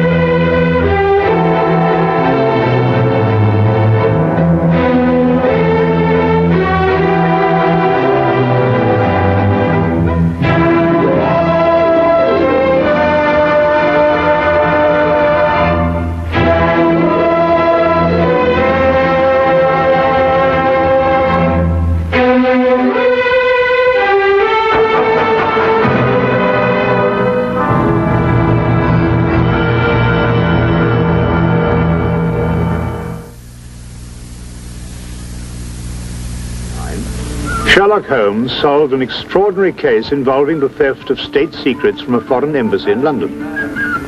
Holmes' work virtually saved the throne of the Balkan monarch, King Conrad. In appreciation of this service, both Holmes and I were extended, and eagerly accepted, an invitation to join a royal hunting party at the Sovereign's Lodge, deep in the forest of his Balkan kingdom.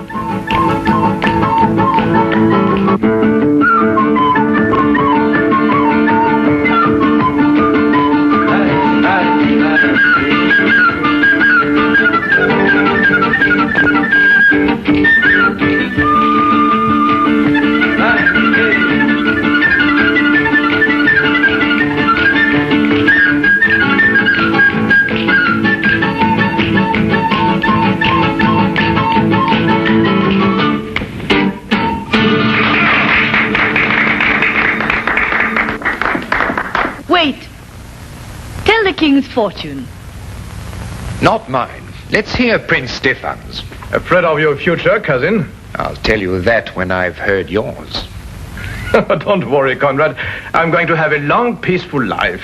Tell them, girl.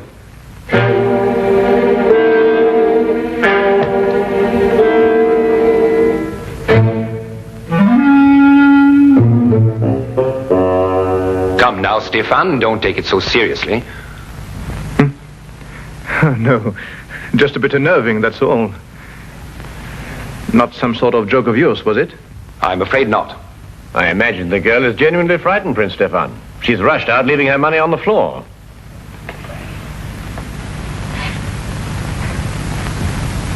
Let's forget all this.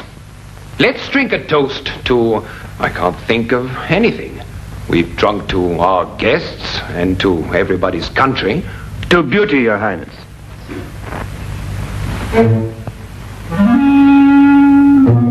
You were as thoughtful as ever, Count Magor. Your second payment, Count Magor. Stefan. Remind you of the wonderful times at Monte Carlo?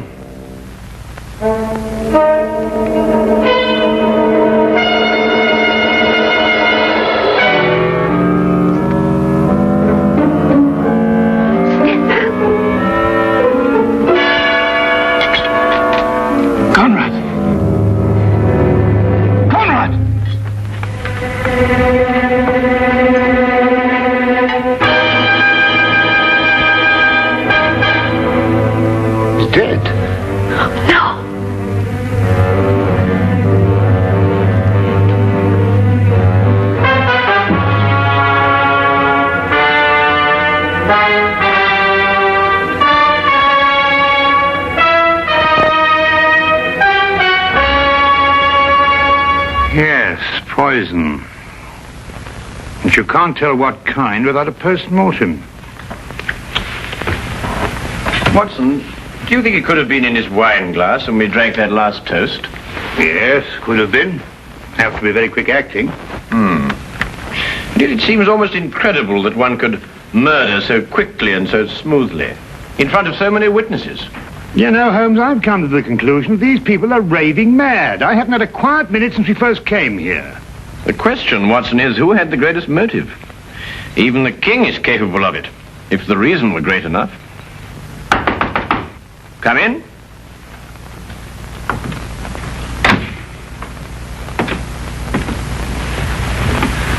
Won't you sit here, then? Please sit down, gentlemen.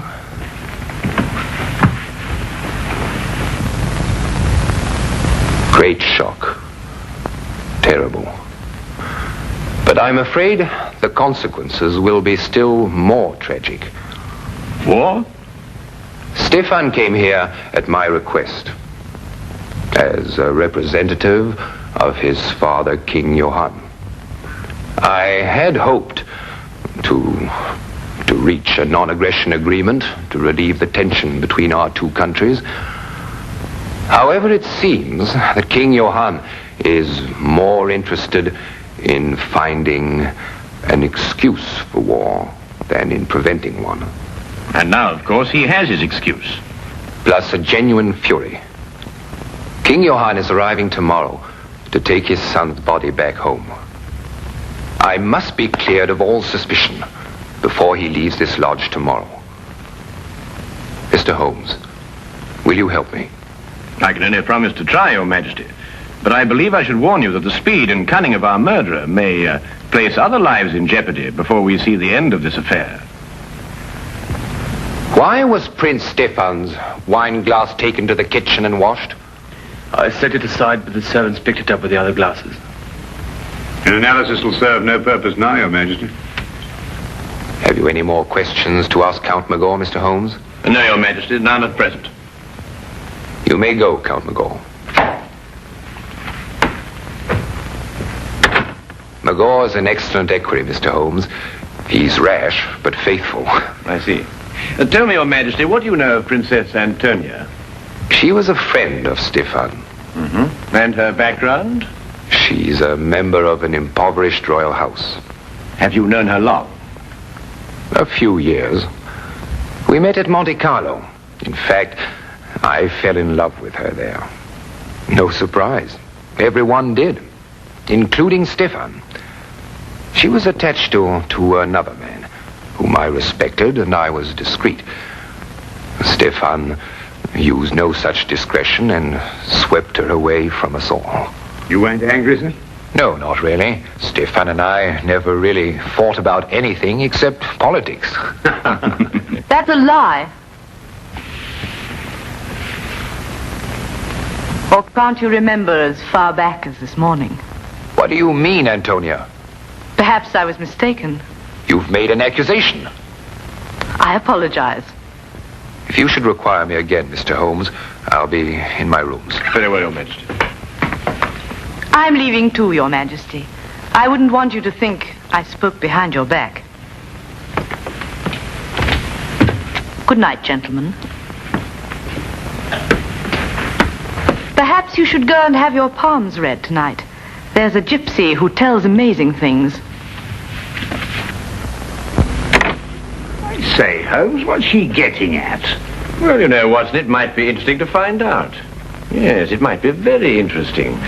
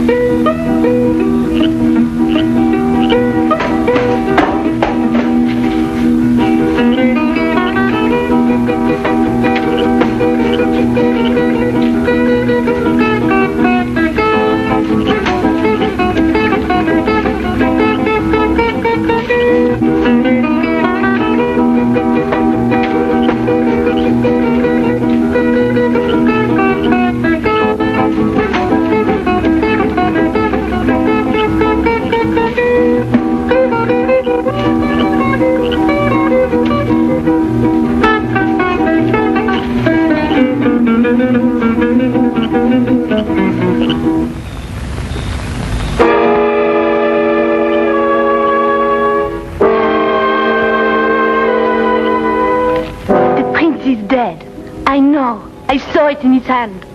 Did you see anything that wasn't written in the hand? I see the two men quarrel. The king and the prince. I was waiting in the kitchen for the time when I would be told to dance. But as I go to a door, I see the two men preparing to fence.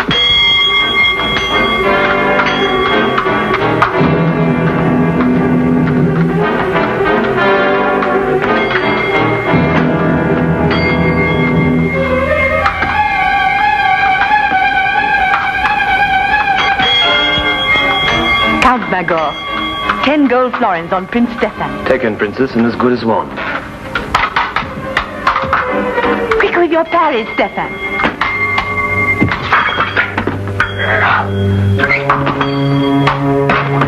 Touché! Your wrist, Stefan. A scratch? You'd better have it dressed. Count Magor? Your Majesty? Fetch your napkin from the table. You need fencing lessons, Stefan. Your reflexes have slowed down. I may need fencing lessons, but at least I need no lessons in sportsmanship. What do you mean? I was off guard. A true sportsman doesn't riposte when his adversary is off balance. I won't forget that remark, Stefan. And I'll see that you remember it too. Gentlemen, Mr. Holmes and Dr. Watson will be back from their walk any moment. Then I do not look anymore. Thank you. You've been very helpful. I think that friendly match this morning warrants some close investigation. Come, Watson. Tell me, Your Majesty, who suggested the fencing match between yourself and Prince Stefan? Princess Antonia? And where are the epées? There. Would you mind if I had a look at them? No. Thank you.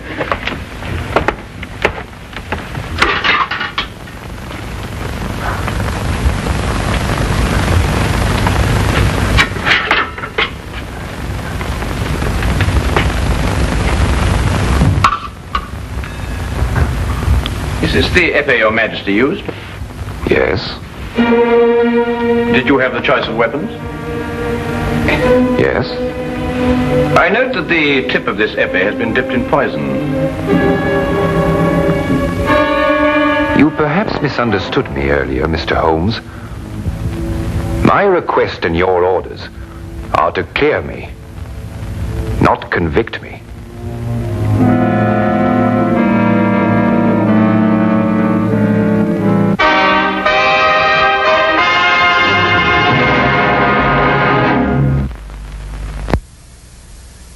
But it's conclusive evidence. King had the choice of epées, so he was sure to be the one who gave her the poison. It's evidence, Watson, but fortunately for our own safety, it isn't conclusive. Oh, what do you mean? Well, we must continue our investigations until we have a decision, one way or the other. Then we must let the facts speak for themselves. Yes, but if you prove him guilty, he'll start a war. My dear Watson, I can only disclose the facts. I can't alter them. Oh, well, let's go to breakfast. Even if we are condemned men, we might as well have a hearty meal. Right you are, Watson.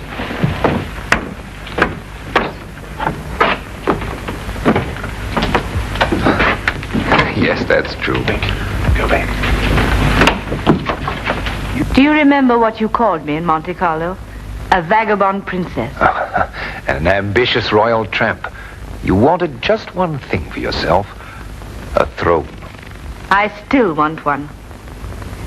Conrad, I saw you with the epées yesterday morning, before you fenced with Stefan.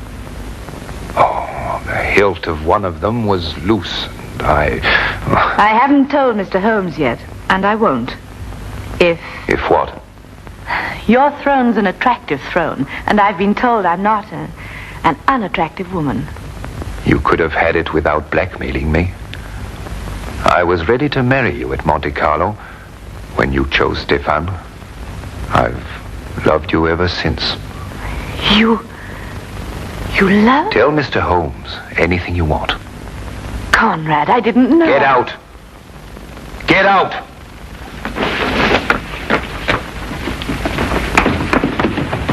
Mr. Holmes. Princess? It poses a dilemma for you, doesn't it?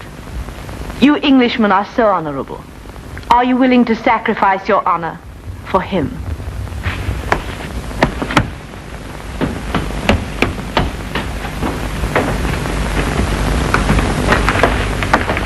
You heard? Yes, Your Majesty. I did not kill Prince Stefan. And yet the circumstantial evidence could convict you in a court of law, you know.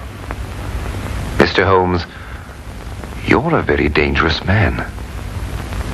Have I your word that when King Johann arrives, you will suppress any evidence you may have against me? No, Your Majesty. You're placing yourself and Dr. Watson in jeopardy. I realized that before I started my investigations.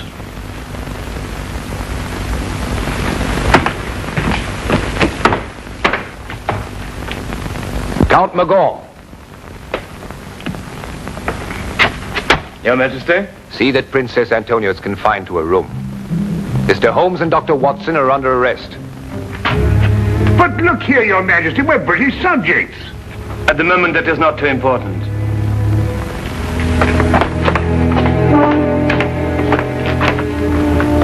Interesting situation, eh, Watson? But fantastic.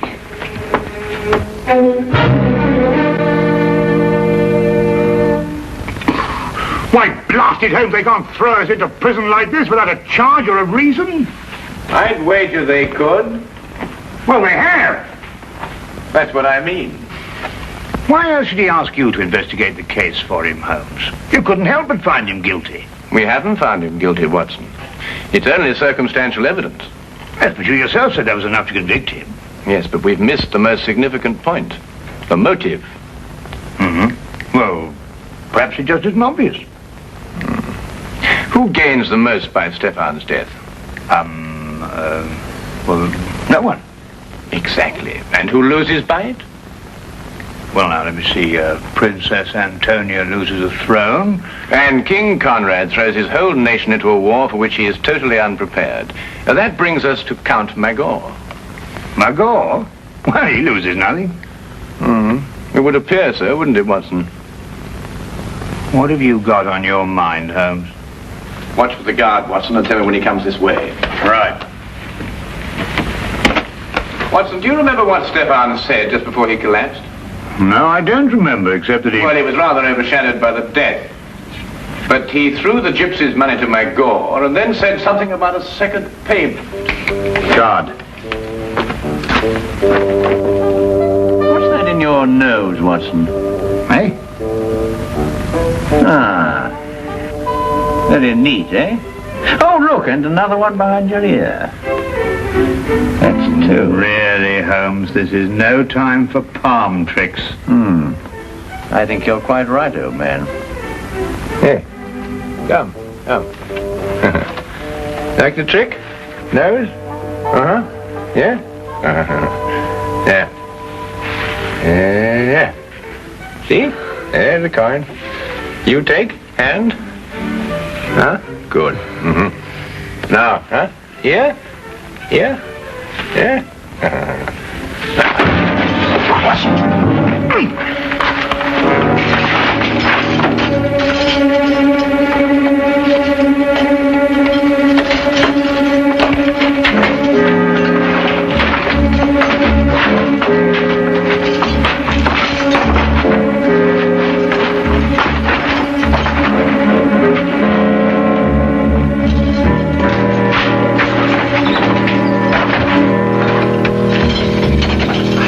What now, Holmes? First we free Princess Antonia. Come on.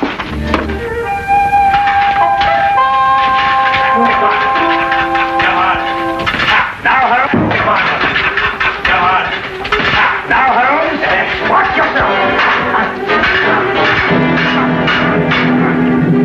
Feed Watson!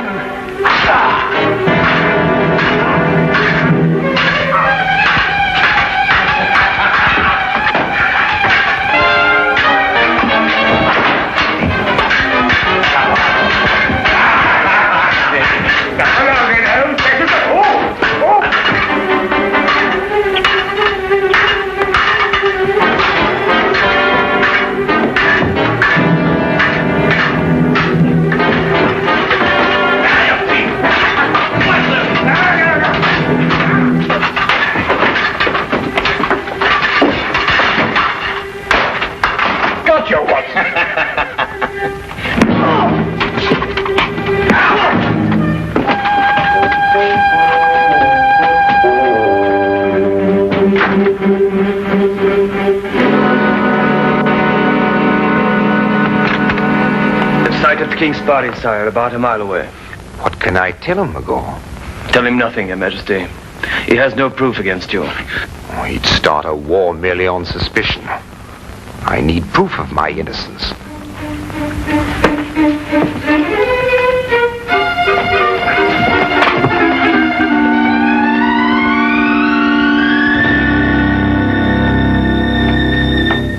Count Magor? Yes. But Holmes, he's not involved in all this? He could have put the poison on the épée. No. After all, how would he know which épée the king would choose? Sheer logic eliminates the count. Not if the épée was poisoned after the duel, Watson. You mean to throw suspicion on the king? The wine glass, perhaps? I think not, Watson. Princess! When Prince Stefan received the scratch, who dressed the wound?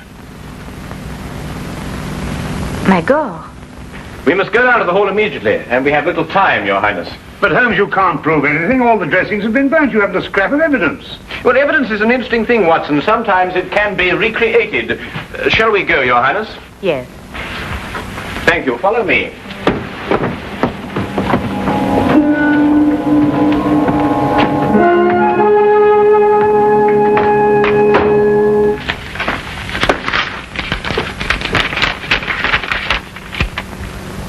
Johann has issued secret orders for mobilization to take effect from the moment he recrosses the frontier. He's determined to have war and he can't be dissuaded. Are you quite sure of that, Count Magor? If King Johann had been confronted with the truth, there would have been no cause for war. Would there, Count? Why draw your sword, Count Magor? We are unarmed. Put up your sword, Count Magor. What truth, Mr. Holmes? They're wasting time, Your Majesty. So they'll be free when King Johann arrives. Not at all, Count. We happen to have discovered the last scrap of evidence that we needed. It completely vindicates Your Majesty. What is it? Will it convince King Johann? I believe it will. We have found the container that held the poison. What are you talking about, Holmes? We found it, Watson. Haven't we, Count? Defend yourself, Mr. Holmes. Return the button or defend yourself. Put up your sword, Count Magor. I'll count to 3, Mr. Holmes. What is in this button, Count? Nothing. Oh, nothing, eh? Then you shouldn't mind very much if I do this with it. On guard, Count. No, what's the matter? I'm defending myself? I say there was poison in that button. You say there wasn't. If you're right, you shouldn't mind a little dueling scratch. No, don't. Drop your sword.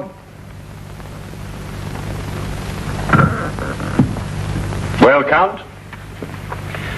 Yes, you're right. What happened in Monte Carlo? Monte Carlo? Yes, Your Majesty. That was where Stefan got some sort of hold on him. What was it, Count? I cheated at cards. He caught me. He took my honor and the woman I loved.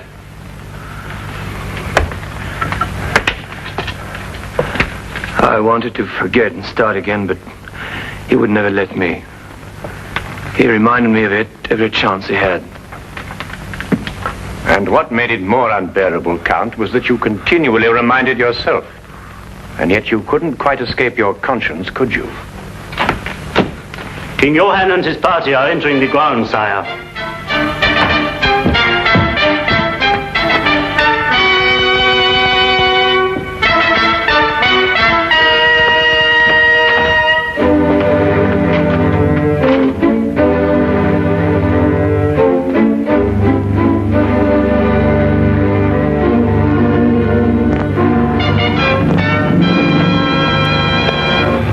Quite frankly, Holmes, I should be glad to get back to London again and work with Lestrade. Poison swords and all that caper. I'm just not up to it. I know just what you mean, old chap. Oh, Holmes, I didn't care to mention this before, but did you know that Count Magor was noted for his swordsmanship? Oh, yes, I seem to have heard about it somewhere. Oh. Well, no offense, of course, but I mean, I've fenced with you, you know, and I mean, you're good enough, but, well, you're not that good. I mean, to stand up to him like that. Oh, well, yes, I knew that, Watson, but fortunately, he didn't. No, but I mean, what would have happened if he called your bluff? How long do you think you could have lasted with him? Well, let's see now, about 30 or 40 seconds. But then in every game of bluff, of course, there's a certain element of risk, or it really isn't much fun, is it? Yes. I shall be glad to see dear old Lestrade again. Well, don't ever tell him, Watson, but so will I. So will I.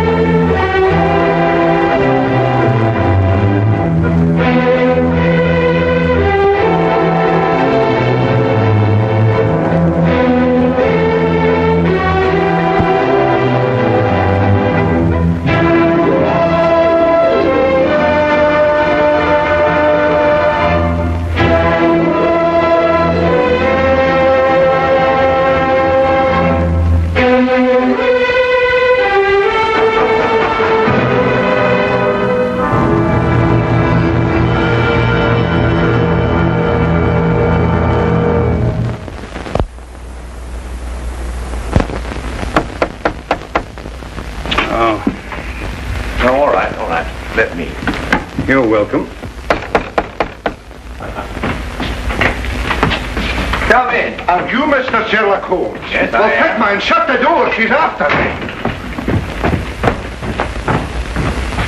Aye, there she is, the wild, mischievous creature. Look at her. Did you ever see anything so brazen? But the street's empty. Eh? Oh, she's gone. She faded away the moment you looked out. Excuse me, sir, but who faded away? Well, the ghost of my ancestress, Heather. Oh, her ghost? Aye, her ghost. And a more impudent, saucy ghost you won't find in the whole of Scotland. Oh, I'm in need of a stimulant. Cup of tea, perhaps? No, thank you. Not that habit. But maybe you have a wee drop of Scotland's gift to civilization. Say no more. You know, it's upsetting being followed by a ghost.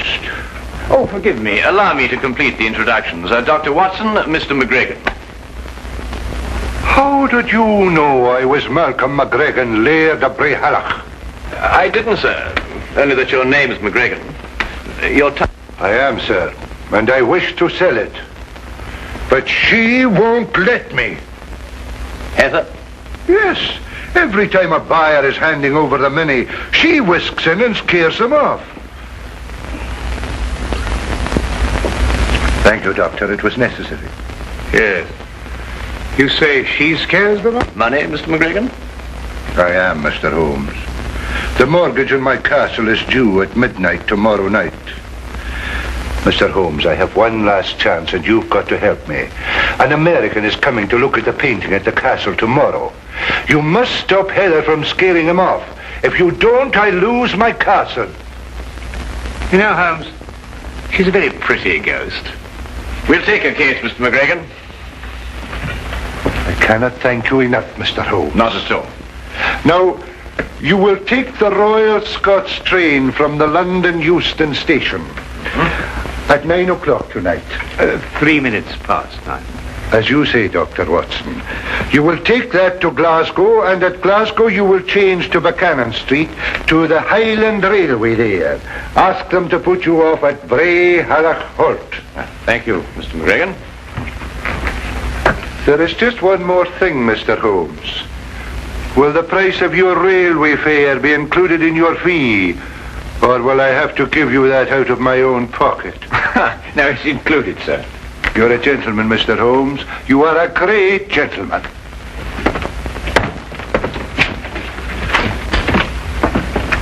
You tell me there's very good grouse shooting up at Brehallach. Hello, Holmes. What have you found there? Woman's glove. Mm-hmm. Mid-18th century. Curious place to find it, Watson. Very curious.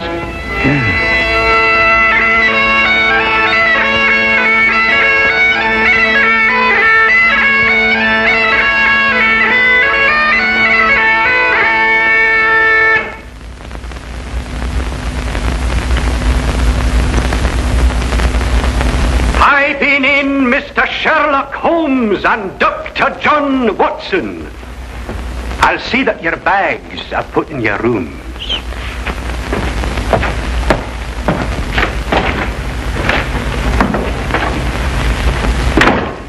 Well, that's an experience I never thought I'd have, being piped into a Scottish castle. I wonder who he was announcing us to. Oh, the ghost, perhaps.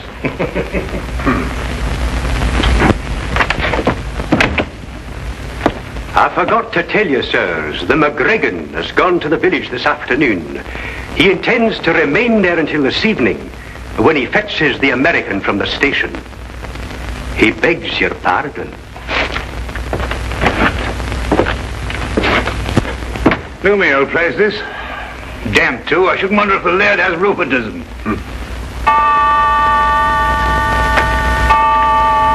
Now, they're 8:30. He hasn't got much time till midnight.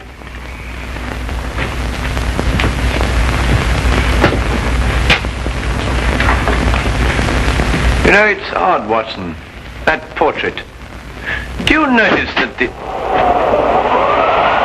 Why, Holmes.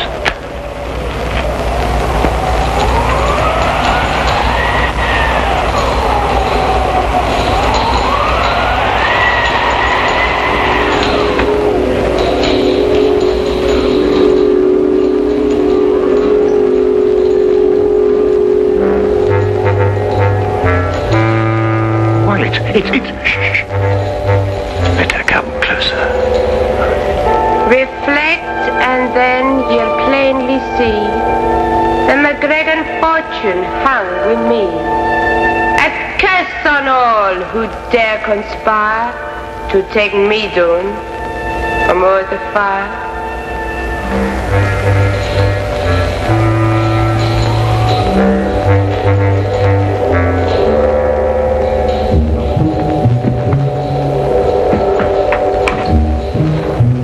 Watson, the candelabra.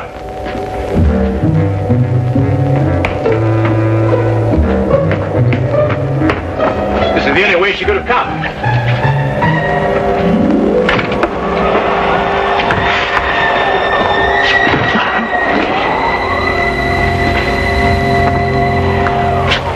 "50 feet straight down from here." Oh, nothing here, Watson. Let's go and have another look in the hallway, shall we? I know. Is it me you're looking for? Yes, Heather, it's you we're looking for. Your glove? Did I drop my glove somewhere? I think you remember. Would you care to have it back? Are you sure it's only the glove you want to give me? What else, then? A kiss, maybe?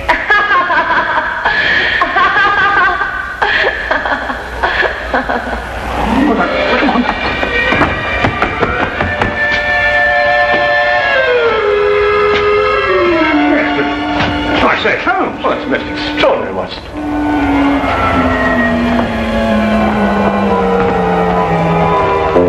Well, I'm afraid we must score one for Heather, and a very neat one.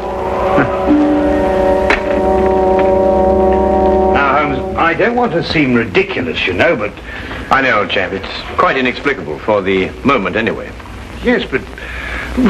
Well, I mean, it makes the chills run up and down your spine, and those tinkling bells. Well, what's it all mean? I wonder who owns the mortgage on this castle. Mr. Ross, the laird said, though I can't for the life of me think what he wants the place for. After all, it can't pay for itself, and it's in very poor condition. Well, undoubtedly, Watson, we could uncover something if we worked in that direction. But I'm afraid we haven't got the time to investigate. We must attempt to deal more directly with our attractive ghost. Have you got a scheme, Holmes? Let's just say I have a notion. Oh? Well, the ghost is bound to appear for the benefit of Mr. McGregor's American client. When she does, we'll be quite prepared for her. And how does one prepare for a ghost? By first deciding if she is a ghost. Well, Holmes, what's your plan? There are two tiny alcoves at the head of the stairs. Oh, just a few feet after the turn. Each of us hides either side of the stairway. We conceal ourselves. And when Heather comes down to make her appearance, she has to pass by one of us. And as she passes one of us will take her. No. Let her come down and give her performance. That will establish her guilt. Then when she goes to make her exit back up the stairway, we jump out and nab her. Brilliant, Holmes. And since the laird should be returning shortly, we won't have very long to wait.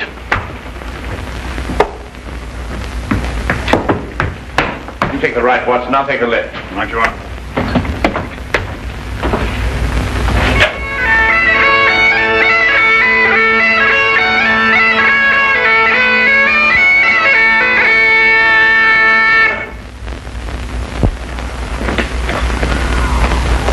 Piping in the McGregor and Mr. Samuel Scott. Thank you, partner. That's right nice. Thought there was a couple of gents here. Well, McLeish said they were here. They'll be taking the air, maybe. That the great work of art I'm going to take back home?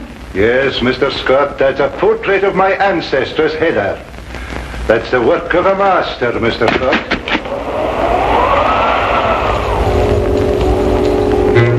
Away with you, you heartless ghasty! Begone with you! Don't you see you'll lose my castle?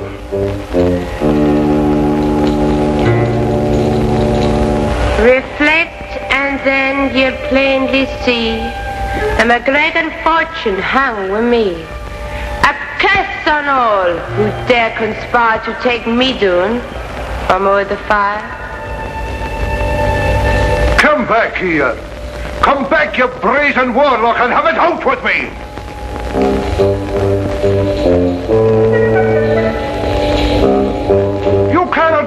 to me, Heather. You can't do it. Come back. Gone? But I didn't see her go no place. Well, didn't you get her? No, didn't she pass you? No, I thought she'd passed you. But I thought the same thing. Why, Holmes, it is. Yes, I know. It's impossible.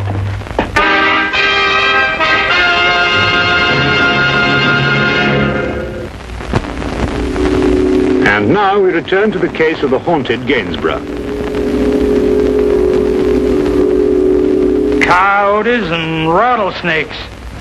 That's all we got where I come from. Never heard tell of a ghost. Why does she do this to me, Mr. Holmes? It's not her castle now. It'd suit me if you'd give me the picture and let me ride out of here, lad. You mean, Mr. Scott? Do you mean that you still want the painting? Well, I wouldn't want it said I got scared out of a deal by no lady.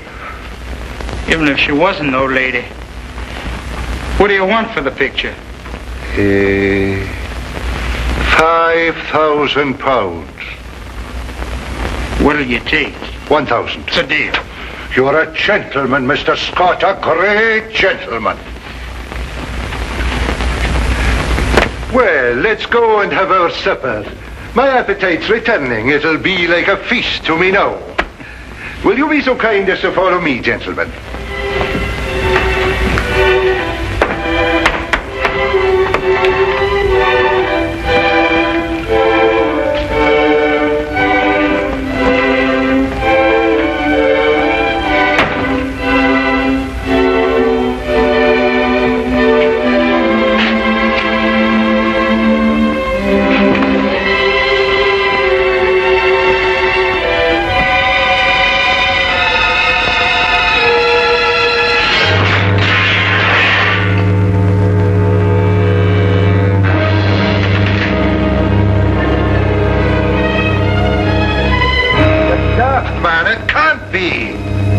Invent such a tale!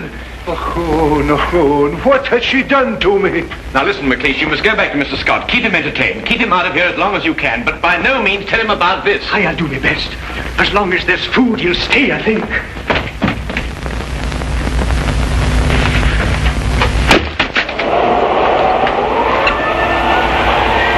Heather, give it back to me! It is my own portrait, and you will not sell it, Malcolm McGregor. Have you no consideration for pity's sake?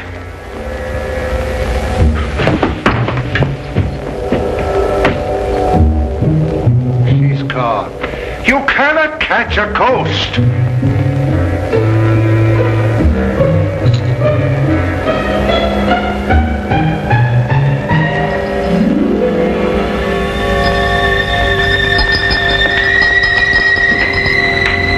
You find something, Holmes? Our first material evidence. The tinkling sound. It was sewn to something. Probably a glove. Well, I must say, Holmes, I'm very relieved. Well, I'm not relieved. It's 11:15 already. My painting's gone, and soon I'll lose my castle. Now listen.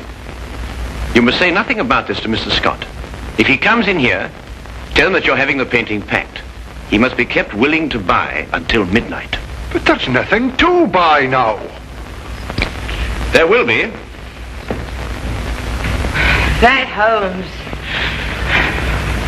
runs like an antelope. I've told you before, take no chances. I'm fed up the same old routine again and again. I didn't like your variations. What do you mean? I read my lines straight. I'm a professional actress and talented.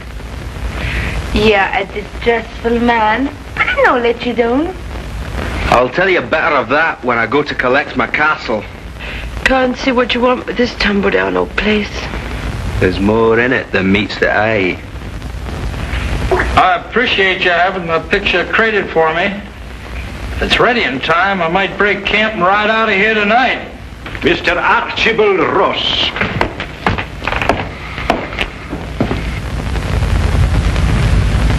Take note of the fact that I'm not piped into the castle. Only welcome guests of the laird are piped into McGregor Castle.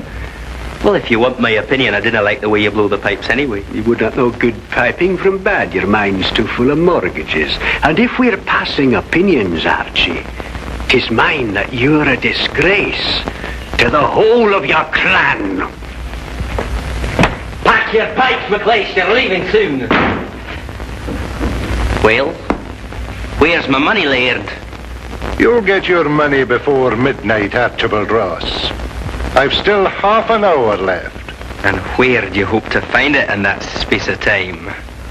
I've sold the portrait of my ancestress Heather to Mr. Scott here. You've sold it? But I see no portrait there to be sold. I've taken it down to be packed. You're lying. I can pay you now, lad. Might save you a little trouble. Besides, I'd like to settle the deal and get out of here before that ghost lady turns up again. I'll be back at midnight, or a wee bit before. Again? And it's got to be the most frightening performance of your life. What now? No, I want to see it. Give me 10 minutes to get down the passage and out the door. I've got to return by the front door again, you know. I'll give you a performance, Dux. It'll scare even you. That's a fine lass. I can see the news spreading like a prairie fire.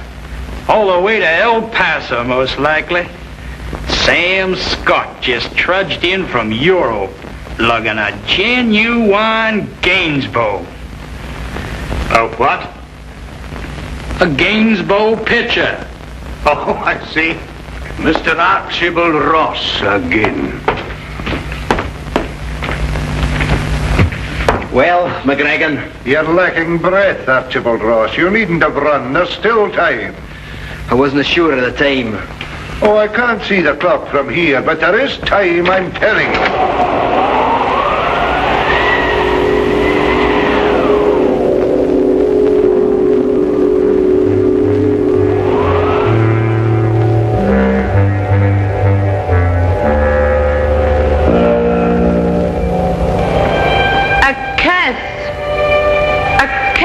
Upon one that is here, a curse upon him who defies my wish, my word, and my will.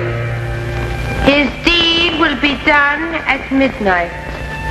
So I lay my curse upon him to commence at that hour. He will live his days in the misery of loneliness. He will live his nights in the horror of fear. Terror will follow him like a shadow through both day and night.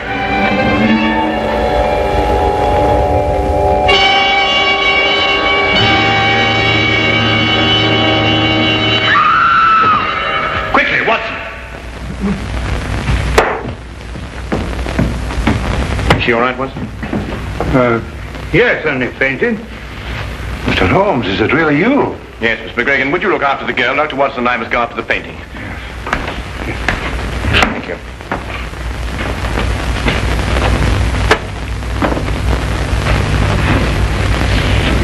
Good heavens. Through here, Watson. Right. There, you'll be all right now. I suppose you got what you deserved, but I must admit that you got the worst of the scaring business. Come, lassie, and I'll take you upstairs and find a room where you can rest.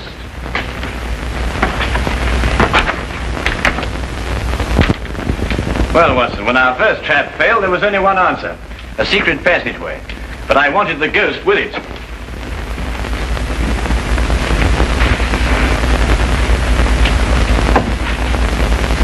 I say, Holmes, the painting. Ah, good, Watson. Well, what have you got there? Well, it appears to be the plans of McGregor Castle. Ah, yes, of course. This would explain Heather's fantastic exits. This whole place is honeycombed with passageways. And here's something that will interest you, Watson. An entrance to the passageway through the stone floor of the battlements. So that's how she first disappeared on us. Feel much better now. Well, we must get the portrait back to Mr. Scott and close the sale before midnight. Well, what are you going to do now, Laird? You have 5 minutes left by your own clock. Sassenach. You couldn't be mistaken. You're quite sure. Well, Mr. McGregor, here's your portrait. Well, you might just as well take it back where you found it. The buyer's gone and he won't come back. Thanks to your wild theatricals, Mr. Holmes. Watson, take the picture and hold it up in front of the fireplace. Right. Right, then. That's it. The McGregor fortunes hang with me. Is it a curse? Or is it a clue as to where the treasure is stored? Now, let us imagine that she is above the fireplace. Which way is she pointing? Well, I'd say that blank wall over there. Well, you're ignoring the most significant part of the portrait. Note the wedding ring on the right hand, the sash on the left shoulder, the clan badge on the wrong side of the bonnet. In fact, everything in reverse. Well, I've never noticed that before.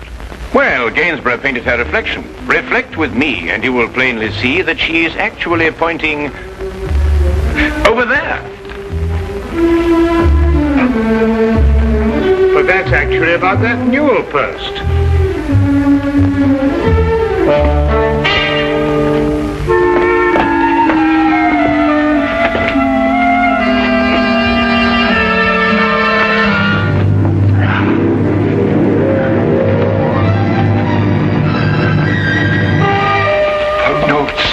Real pound notes.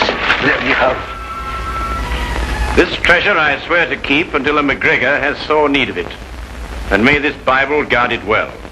Heather McGregor, A.D. 1746. Oh, Heather, I could hug you. Scraps of paper, every one of them. They're pound notes. The real pound notes. Aye, worthless ones issued by Bonnie Prince Charlie before he fled. The McGregor treasure. I'll take the deed to my castle. One moment, Mr. Ross. I've had enough of your tricks. This happens to be an original Wittenberg Bible. Unappreciated in 1746, it is worth approximately £5,000 today. It makes no difference. The castle's mine and the Bible goes with it. And conspiracy to defraud. And also sufficient witnesses. Not alone with your accomplice, and above all, the enormous sums that I personally can sue you for the shock to my nervous system because of that dreadful false ghost. What a mind could invent such a diabolical thing? You, sir, are probably liable to spend the rest of your life in prison. Huh?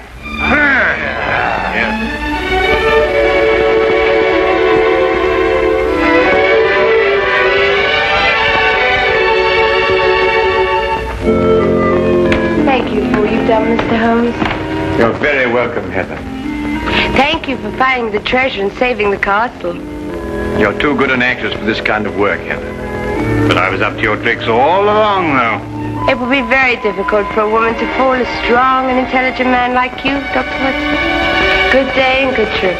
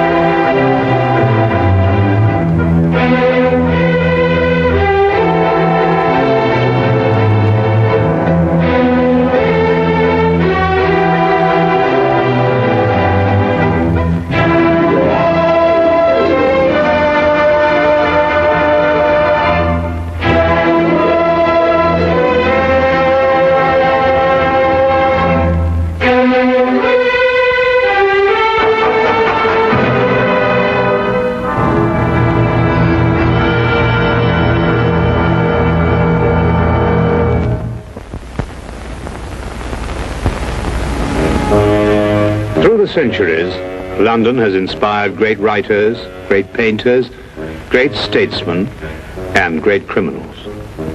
But in the year 1896, the greatest criminal of them all suddenly came into being. His identity was unknown. He never left a clue. And all London waited breathlessly as he struck again and again with sheer audacity and terrifying brilliance.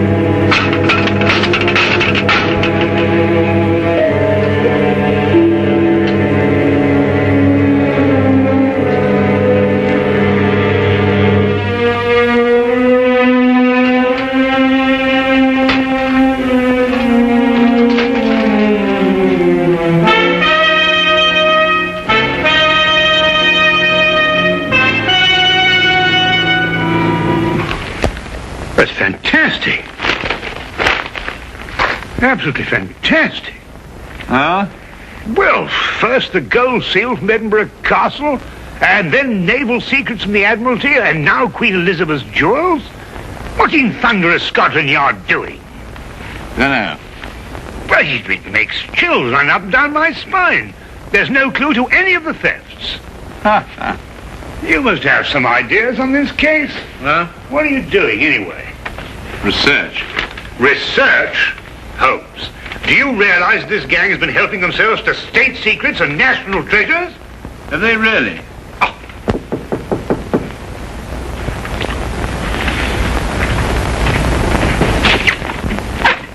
Oh, hello, Inspector. Come on in. Good morning, Dr. Watson. Is Holmes in? Yes, he is, but our communications seem to be faulty. Oh, there you are, Holmes. Oh, good morning, Lestrade. You're up early. Well, you'd be up early, too, if every government official in London were breathing down the back of your neck. Yes, I must say that would make sleep rather difficult, wouldn't it? Holmes, I'll come straight to the point. I need your help. Indeed? It's these extraordinary thefts. Government stuff, you know. This man and his gang have evaded every trap we've set for them, and the Commissioner's demanding results. I gather that your position is somewhat precarious and you wish to secure it, eh? Well, all right, Holmes. You can put it that way if you wish. Well, Lestrade, you know, there's only one thing for you to do. To regain the confidence of your superiors, you must go out and capture this criminal yourself. Well, goodbye, Mr. Holmes. Fine, Lestrade. Good luck. Lestrade, if I can be of any assistance, please don't hesitate to ask me. Thank you very much, Dr. Watson. Good day. Good day.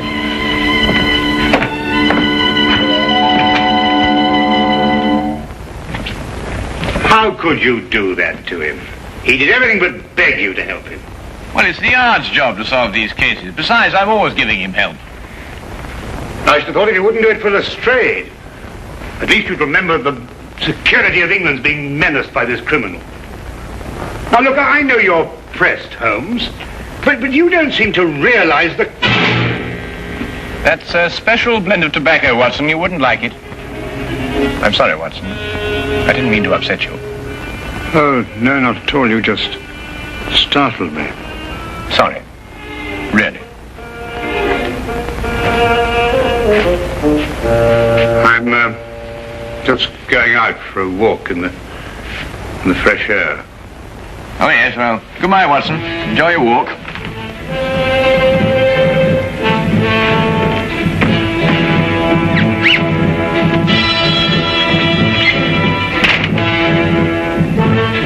Certainly Holmes's erratic behavior was enough to set my nerves on edge. But now suddenly I was far more than upset, for I had seen something in that humidor.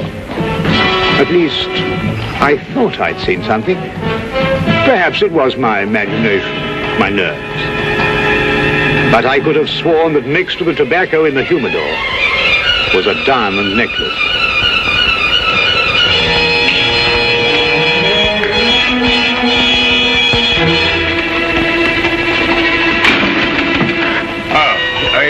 just going out.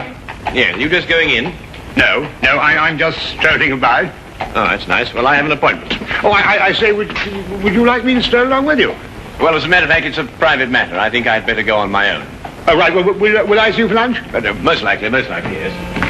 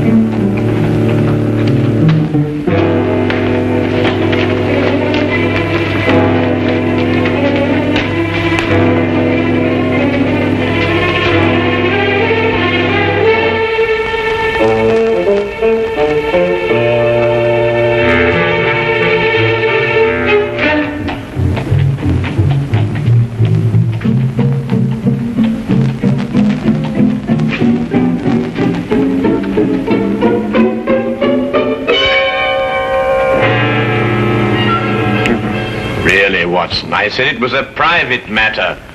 No, Look, I don't want you to think that Holmes, you must... Well, shall I be seeing you at lunch? I believe we've already discussed that. Yes, we already...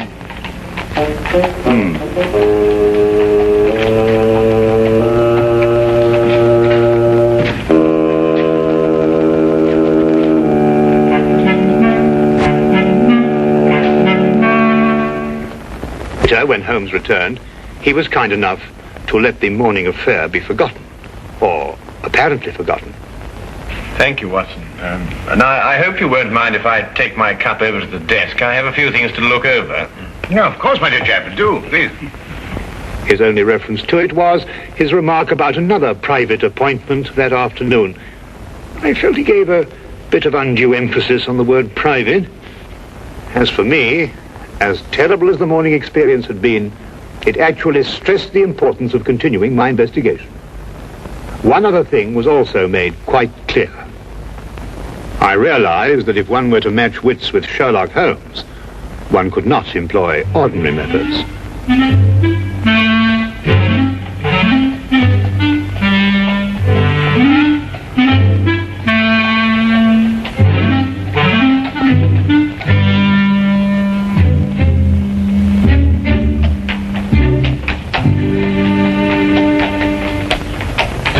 Station, please. I'm sorry, sir, this cab's engaged. That's all right, I'll double your fee. I'm sorry, sir, this cab is not available. But Belinda and I, we're eloping. We don't have time to, I'm very sorry, young man. I'll triple your fee. For the third and last time, young man, will you kindly go and elope with somebody else? Nobody understands us. Not your father or my mother, nor this cabbie. Come, Belinda, we will fight the world together. But we will prove our love.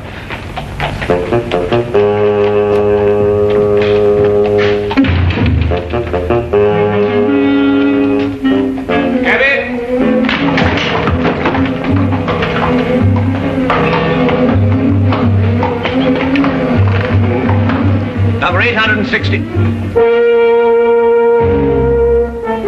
What in heaven's name are you doing up here? This, sir, is where the cabbie usually sits. No. Really, Watson? I'm sorry, sir. I think you've made a mistake, sir. My name isn't... It's Sedgley, sir. Oh. Well, Sedgley, may I give you a word of advice? The corners of your beard are in dire need of repair. Most extraordinary behavior. Ah, here comes the legitimate carriage. Cabby! Cabby! Well, good day, Sedgley.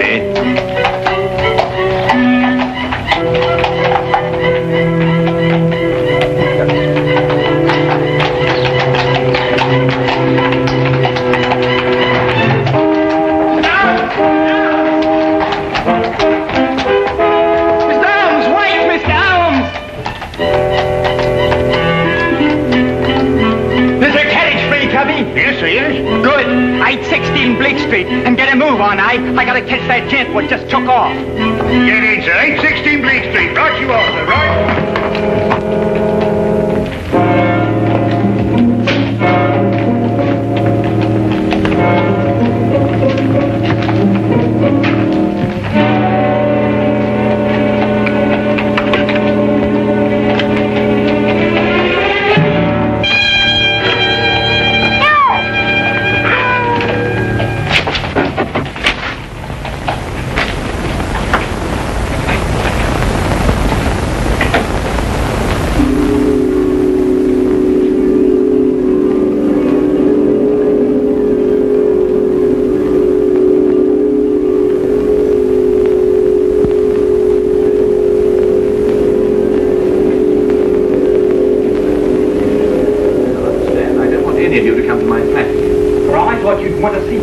Before our meeting, Mr. Holmes. Minor difficulties, nothing serious. Now, Miss Ames. Yes, Mr. Holmes? I want you to take 15 paces to the right and 10 to the left. You must all remember that the first requisite of being a good thief is capable planning. As the newspapers have said, we are the most successful thieves England has ever known.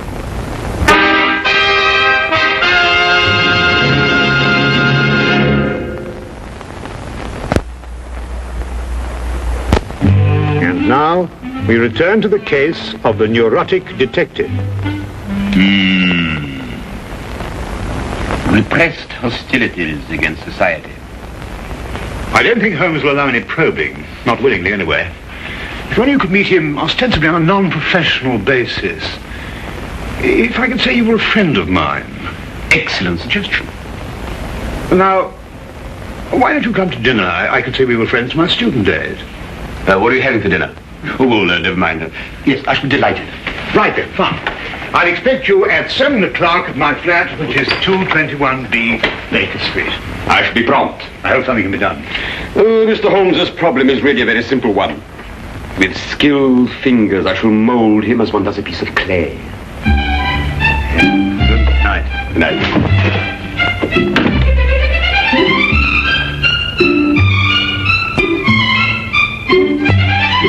Ah, yes, the inner workings of the mind, Professor. Fascinating. It is amazing how many seemingly normal people are mentally disturbed. Now, take yourself, Mr. Holmes, as a purely hypothetical example. I imagine you might dream that the whole of London fails you. On the contrary, I sleep most soundly. Ah, but then there are all the little nervous habits, the idiosyncrasies. For instance, do you drum your fingers on the table? Do you ever pull the lobe of your left ear? Now, you know, it's interesting that you mention those things, Professor, because I've observed that you have 3 half-smoked cigars in your coat pocket, that your shoes have lifts in them to give you greater height, and that your fingernails are bitten down to the quick. Of course, hypothetically speaking, I suppose you're what one would call an erratic man. Observe the 3 half-smoked cigars. You're also a very vain man. Observe the lifts in your shoes. And more than that, you're a very, very insecure man. Observe the fingernails. I also observe that you've mangled 3 pieces of bread and that you've hacked your roast beef with a more than culinary vengeance. Offhand, and without prejudice, mark you, I'd say that you're suffering from some very deeply repressed hostilities against society. Yes, very deeply repressed indeed. Professor, where are you going? You must excuse me.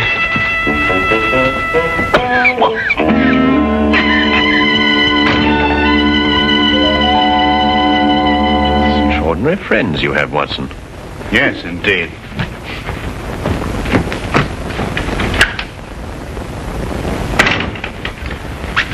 Say, he's completely disappeared. Oh, well, just as well anyway. I've got to go out myself in a few minutes.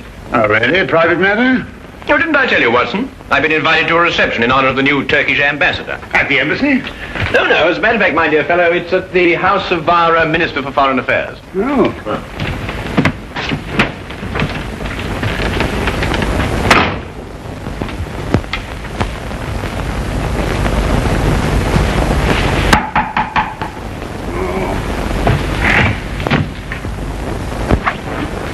Good evening, Dr. Watson. Is Holmes in? I want to ask him a few questions. I'm so glad you came, Lestrade. You're the one man I wanted to see. Now, sit down, will you? Sit down.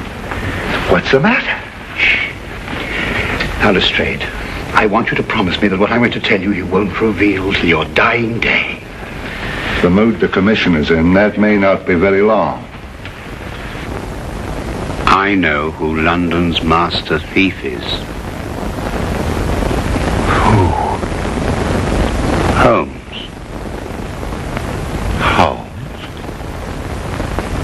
Holmes. Holmes! Shh. You're joking. I wish I were. Oh, but Holmes. I don't believe it. I can prove it. But that's not the point. The thing we've got to do is to stop Holmes, whisk him away and put him in a home somewhere. Yeah, but Holmes.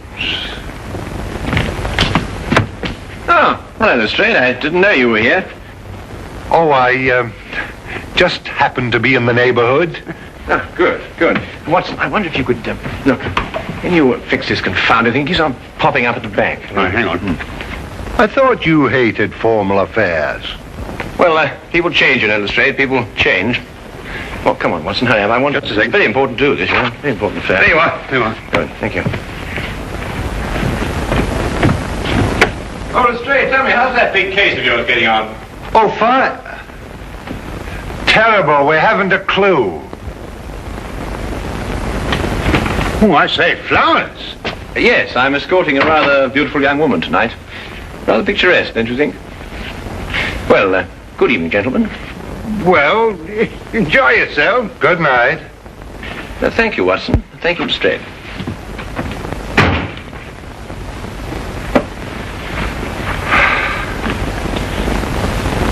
We knew what he was going to do. Let's look at this as Holmes would have... Well, I mean, when he was normal. You know, those formal clothes are very odd. Well, he was invited to a reception at the house of the Minister of Foreign Affairs. Big diplomatic thing. Yes, but ordinarily stay miles away from a thing like that. Therefore, perhaps he has a special reason for going. Perhaps.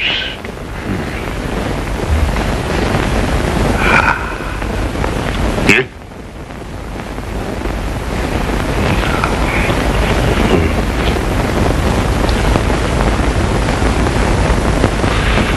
Official papers of state. Secret documents. In the minister's safe. Hurry, Watson. He won't slip away this time. You know, Lestrade, I've never been so unhappy in my life.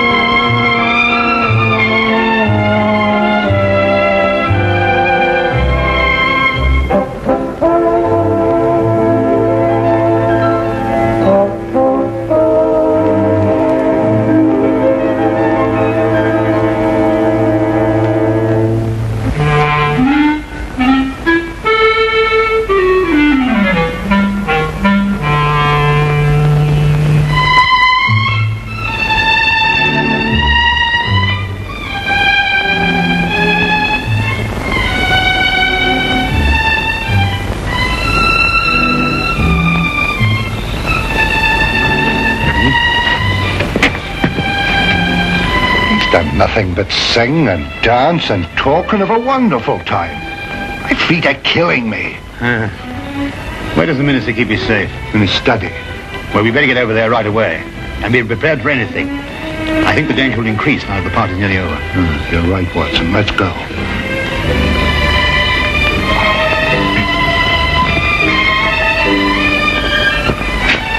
Ah, Wilkins. I didn't see Mr. Holmes anywhere, sir. But his young lady left in a carriage, all by herself, sir. No time to lose. Dr. Watson. Yeah? I want you to hide behind this curtain here. And, Wilkins, what's in here? It's a cupboard. I want you to stay in here and come out when you need it. Right, sir. I'm going to stay in the hall. We'll get Holmes no matter what he does. Right. Right.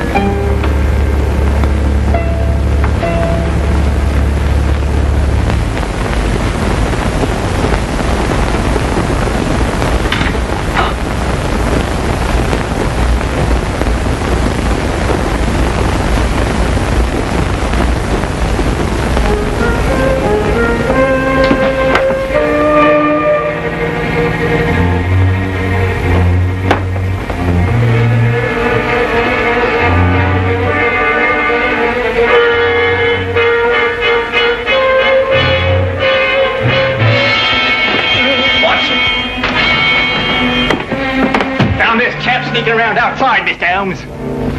Good work, Toby. Now, look, Holmes, you don't know what you're doing. You're not well.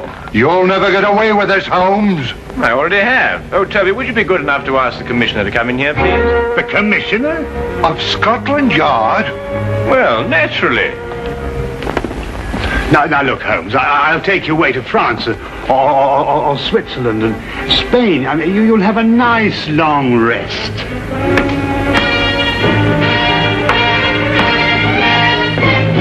There you are, Commissioner.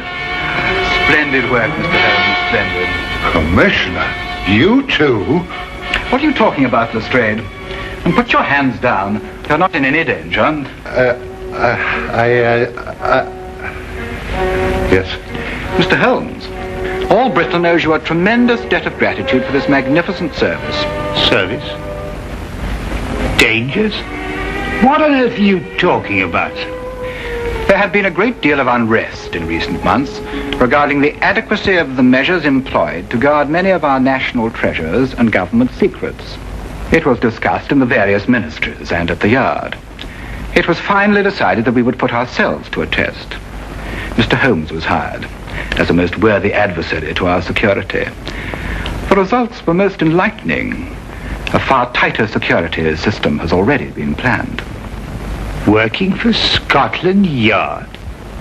But Holmes, why didn't you tell me? Because the only true test could be obtained by keeping the utmost secrecy. Every personal reaction had to be genuine. The men from Scotland Yard were told nothing because they too were being tested. It was essential that everyone believe these thefts in order that the test could be accurate and worthwhile. And the reactions were most amazing at the Yard. And to think, Watson, you didn't trust me. Oh, I say, look here, Holmes. No, Holmes, really, you've got to listen to me, please. I mean, get my point of view. I mean, for all I knew, the whole British Empire was at stake. Well, yes, you have a point there. Come along, Sedgley. Oh, really, Holmes? Sedgley?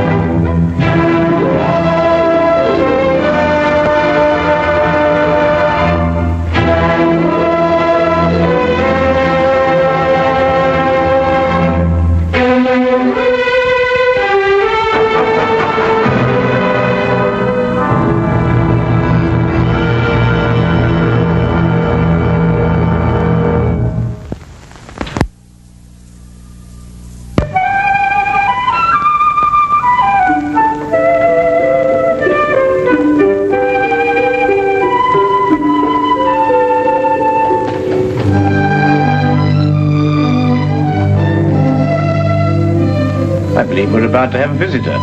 No? Interesting type? Most unusual, I'd say.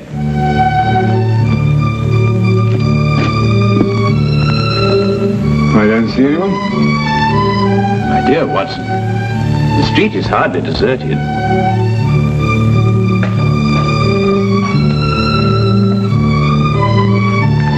No, I don't mean that. I see one or two people, of course, but nobody appears to be interested in this flat. Watson, for the past 5 minutes, that young man has been summoning up courage to call on us. He's vacillated between doubt and decision, fear and fortitude. At last fear is conquered. Fortitude is the victor. Well, I suppose you've deduced the whole thing. Who he is, what he wants, where he comes from. As a matter of fact, I haven't the slightest idea. But with so unusual a client, I fully expect a most unusual case. If he comes here. Wait. The first step. Is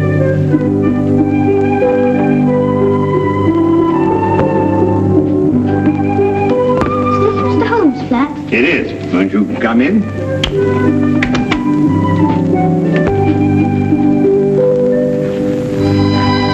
Hello? Are you Mr. Sherlock Holmes? Yes, and that is Dr. Watson. How'd you do? Anything the matter? No. It's just that... Yes? Well, I thought you'd be much stronger looking. Oh, well, I'm really quite strong, you know. I can tear dictionaries in half. Can you really? Yes, of course, and I'd show you if I had a dictionary handy. Well, what I've come to see you about will take brains. Well, I think Mr. Holmes has an ample supply of those. Now, wouldn't you like to sit down? Oh, thank you. So there, my boy. Cup of tea? No, thank you, sir. I'd like to get right down to business. Oh, good. Well, my name is Andrew Fenwick. I'm 11 years old and I live at number 17 Dudley Court, Upper Spimment Street. Splendid. Now, what appears to be your difficulty? Mr. Holmes, my father has disappeared. Disappeared? Yes, sir. His name is Herbert Fenwick. He's a bookkeeper at Rondale Industries. He's tall and wears glasses. Will you find him for me? I'll do my best, Andrew, but first you'd better tell me the whole story and anything else that may matter. Well, sir, Dad's always been the happiest and most wonderful person in the world. Each night he'd come home and joke and tell funny stories. And every Sunday we'd take bicycle trips or fly our kites or something like that. You might say he was a pal of mine instead of just a father. I understand. Go on. Well, sir, starting a few months ago, Dad began to act in a very peculiar manner. You mean he stopped being your pal? It was more than that, Mr. Holmes. Dad began to leave the house for days at a time. He wouldn't tell Mum and me where he was going or when he'd come back. Just acted mysterious and was as jumpy as a cat. When was the last time you saw your father? Over 3 weeks ago. That's why I'm so worried. Usually he'd be gone for a day or two. Mr. Holmes, I'll give odds he's in some sort of trouble. And I bet Jack Driscoll is behind it all. Jack Driscoll? Yes, sir. Just before Dad left, the last time, he told Mum and me what to say in case this Jack Driscoll came round the house looking for him. We were to say that Dad had gone to Scotland to visit his brother. And that's got me worried too. Why? Because Dad hasn't got a brother. Have you ever seen this Mr. Driscoll? No, sir, I haven't. I don't know a thing about him, but I don't like him. Why hasn't your mother been to the police about this? I suppose that's because Dad told her not to do a thing about it. That no matter what seemed to happen, she was just to wait and have faith. But it's over 3 weeks ago. I just couldn't wait any longer. Then your mother doesn't know you're here? Oh, no. If I told her, she'd try to tartan me off for sure. Besides, she's been quite ill, and I wouldn't want to upset her. Your mother hasn't been well? No, sir. The doctor said she had pleurisy or something like that. She's been very sick. I really wouldn't want her to know I've come here. Your visit will be held in the strictest confidence. Thank you, sir. And you will take the case? I'll look into it immediately.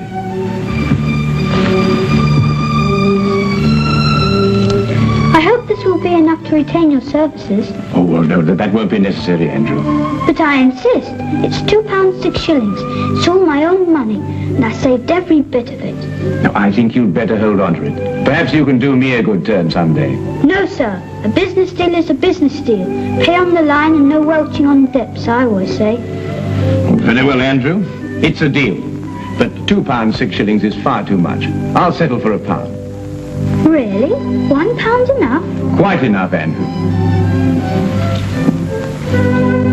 Thank you. Thank you, sir. I'll let you know as soon as I hear anything, Andrew.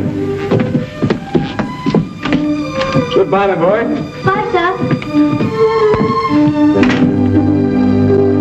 Well, Watson, we'll find that boy's father if you have to search every gambling den in England. Gambling den? Yes, didn't you notice his clothing?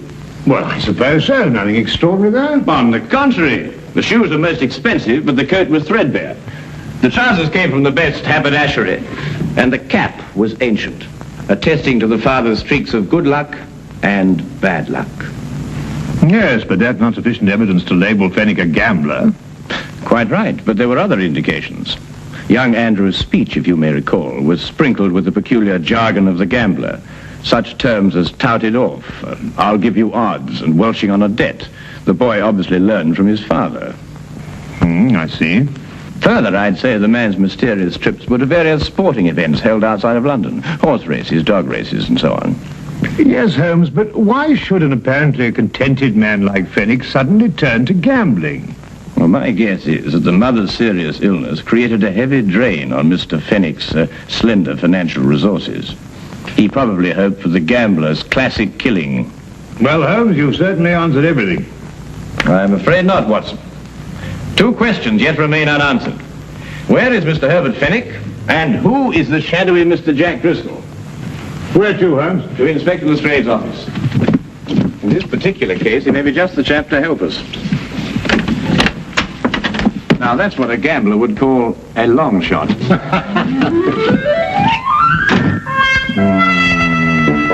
Driscoll. Jack Driscoll. Oh, yes, I remember him. He was in the coal business. Oh, no, Lestrade. I don't believe the Driscoll you're referring to has any bearing on this case. Stockbroker? No, I don't think so. Parliament? No. Railways? No. Musician? What? If you'll excuse me, sir. Now, what is it? What is it, Wilkins? Jack Driscoll, sir. Alias Jack Ellerslie, alias Gerald Jackson, sir. Arrested 1891, suspicion of murder, released. Arrested 1892, burglary, convicted and served 1 year. Arrested 1894, suspicion of forgery, released. At present believed involved in illegal bookmaking practice. Whereabouts unknown, sir. Now, that unsavory brew sounds much more like our cup of tea. Tell me, Lestrade, in which of the various sporting spheres is Mr. Driscoll most active?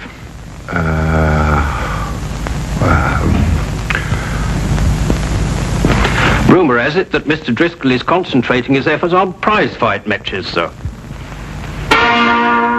Well, thank you very much for your assistance, Inspector. And you too, Wilkins. Good afternoon, gentlemen. Well, if I know you, Holmes, I suppose now we'll be attending a prize fight. Quite right, Watson. This very evening, hulking Harry Thornton meets Powerhouse Percy O'Noonan at Londonderry Gardens. Powerhouse happens to be a personal friend of mine. You know a fighter personally? My dear fellow, I once blackened his eye for him.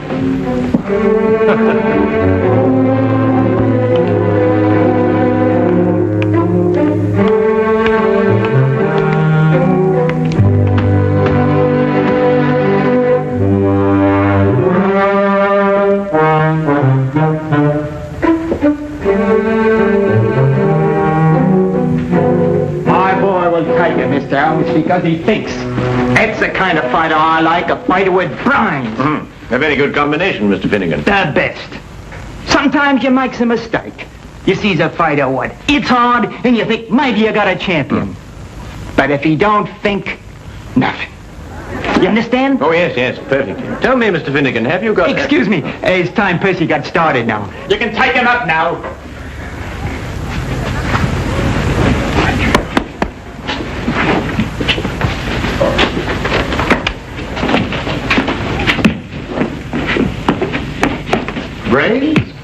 Oh, no, Watson, just a comparative judgment, you know. Well, I'll have to say goodbye to you now, Mr. Holmes, but thanks for dropping in. Not at all. Your boy was highly recommended to me. Who told you about him?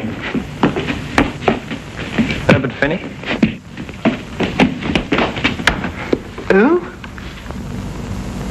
Herbert Fenwick. Herbert Fenwick? You know him?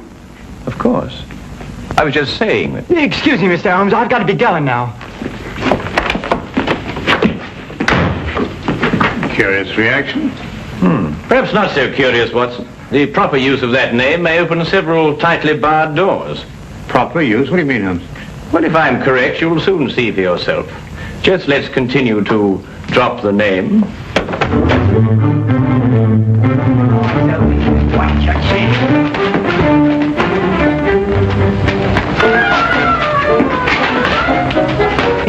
That's it now. Hold it. Hold it. Keep your eyes open. Right.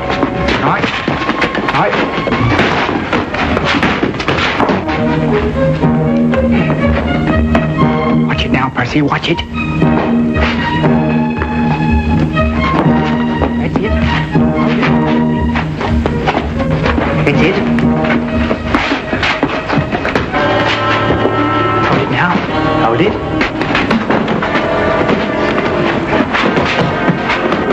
That's right. Keep your eyes open. Keep your eyes open. Now!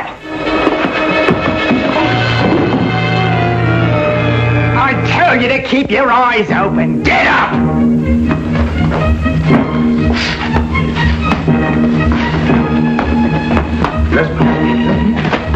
Good old Herbert Fenwick. I must remember to get his advice on next week's card. You know, it's a pity poor old Bert Fenwick couldn't come with us this evening. Yes. Do you know what old Herbert Fenwick told me this morning? No, what did Herbert Fenwick tell you this morning? Did you hear that? You know, Watson, it's not every day you can meet a man who'll give you insight. Sounds like just what Driscoll's been looking for.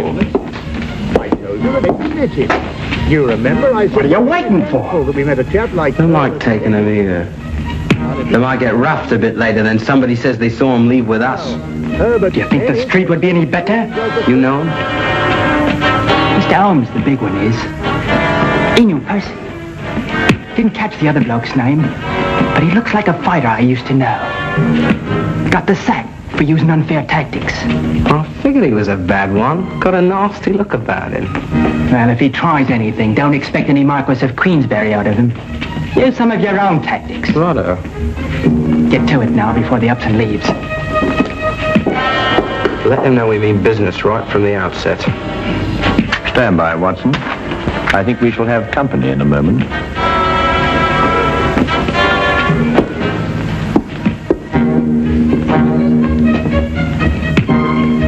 I beg your pardon? Herbert Fenwick a friend of yours? Yes, but I don't see why you come with us. Certainly not. Who are you? It will be much easier on you if you don't make a fuss. Where are we going? To see a gentleman who would like to talk to you about Mr. Fenwick.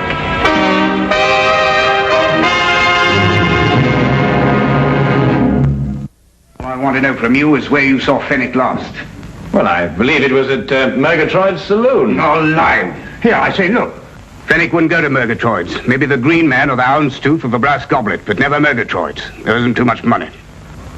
Well, Mr. Driscoll, we've been to a lot of places today. Perhaps it was one of the others. How do you know my name? Well, you were pointed out to us. It seems you're quite a well-known figure in certain circles. Well, Mr. Driscoll, if we should see Mr. Fenwick again, is there any message you'd like us to give him? he knows what I want, that Wilshire. Oh, he's in debt to you, is he? Over £1,000. And I'm not willing any longer to collect. If I get my hands on Fenwick, that'll be the last of him. And that goes for you, too, if I ever find out you helped him in any way. Now, get out of here.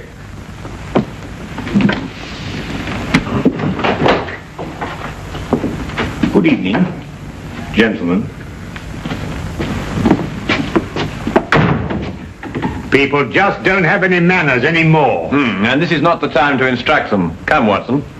Well, I only hope we're going to a place where they appreciate proper behavior and the finer things of life.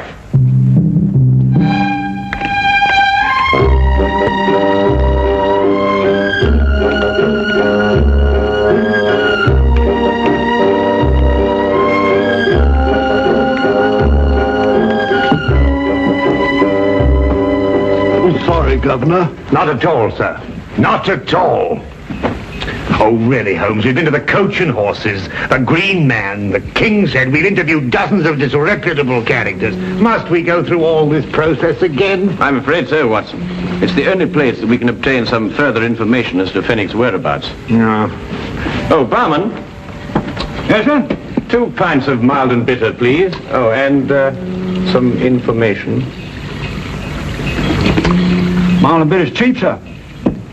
But not the information, eh? Oh, no, sir.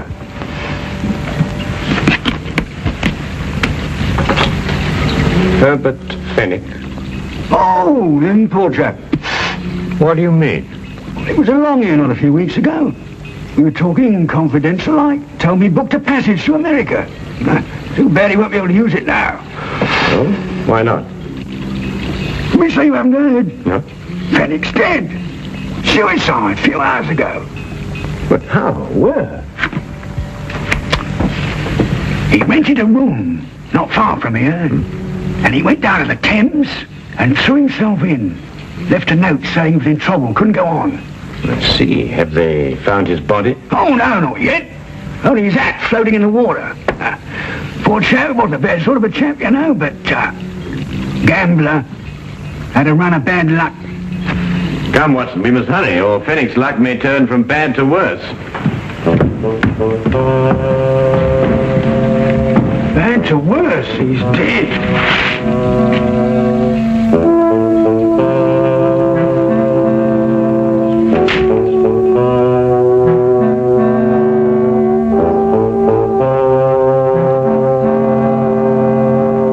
Well, there you are, Holmes. What more do you want? The body. Oh, we'll soon find that. There's no doubt about that. The river patrol's dragging the Thames already. I assure you, Inspector, Herbert Fenwick is still alive. Then why should he write a suicide note? Surely the question is, why should Fenwick write a suicide note in such explicit detail? Listen, this is a terrible thing to do, but I have made up my mind. It is the only way to end my difficulties. Today at 6 p.m., I'm going to the Thames. I will jump from the Hertford Bridge. Forgive me, but have faith. Signed, Herbert L. Fenwick. No, Holmes, I can't follow that line of reasoning. Then perhaps this may convince you. Take a look at that hatband with Fenwick's name on it. You'll notice that it's absolutely brand new, whereas the hat, of course, is unmistakably old. You mean then, Holmes, that Fenwick here had his name put into his band in the last 2 or 3 days? Exactly. Merely a ruse to make people believe that he committed suicide. Yes, but why should a man say he's dead if he isn't? Well, to avoid his muscular creditors, for one thing. If they believed the reports of his death, they'd have no choice but to write him off as a total loss. Yes, but if he's still alive, somebody's bound to see him sooner or later. Not if he's made plans to go to America. All right, then. I'll have an alarm sent out to all the ships in port. I'm afraid, Lestrade, that'll be too late. Now, what do you mean? Because he has no money. He needs it badly, and he needs it quickly. And there's only one way in which he can cover both his needs. What way is that, Holmes? Robbery. What, you think he'd take the chance? Of course he would. Fenwick's desperate. And in any case, there's very little chance when one considers that no one would suspect a dead man of committing the crime. Now, Holmes, what am I supposed to do? Warn everybody in London that a robbery's going to take place? Oh, I wouldn't go as far as that, Lestrade. I judge that Fenwick will strike at one of 3 places. The Wagon and Horses, the Green Man, or the King's Head. I say, Holmes, how can you narrow it down to that? Because Fenwick can feel certain that everyone in those places has heard the news of his death. Therefore, no suspicion could be directed at him.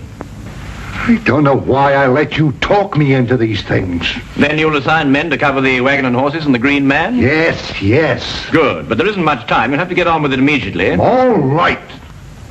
You know, sometimes you're worse than the commissioner. Tell me, Holmes, what about the King's Head? Ah, that will be our little project, Watson. But first I want you to carry out a mission of the utmost importance. Now listen to me closely. You know the boy.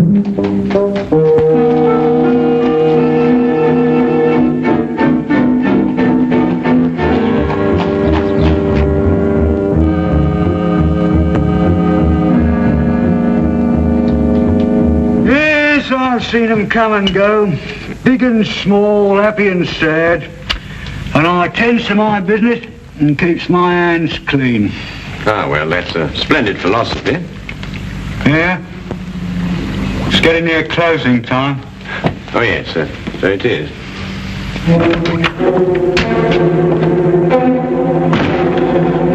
Put your hands up. I'll take that if you don't mind. I'm sure he does, but then he has very little choice, has he? You, get over there. Go on, hurry up. You two. Go on. I'm sorry, Holmes. We had a bit of difficulty again. Oh, no. I've got him, Fenwick. What? Brilliant job, Fenwick. Absolutely brilliant. Now, what's the game? Let me go. Go on, sit down, you villain. Here, give me the gun. No, not a word out of you. But not a word. Dad, is it really you? Of course it is, Andrew. Your father has been working on a special assignment for the Secret Service. Haven't you? Oh, Andy, my Andy. Now, you don't need to say anything, Mr. Fenwick. Your behavior is a model of a hero. Holmes. Take this man away. No, you listen to me. We'll have plenty of time for listening to you later. Well, who is he? What's he done? Who is he? Why, he's a spy working for a foreign government. Spy? Yes. Foreign government? And these, Lestrade, are the secret documents he was stealing from our Navy. Hey, that's my account book. A likely story, indeed. Here, let me see them.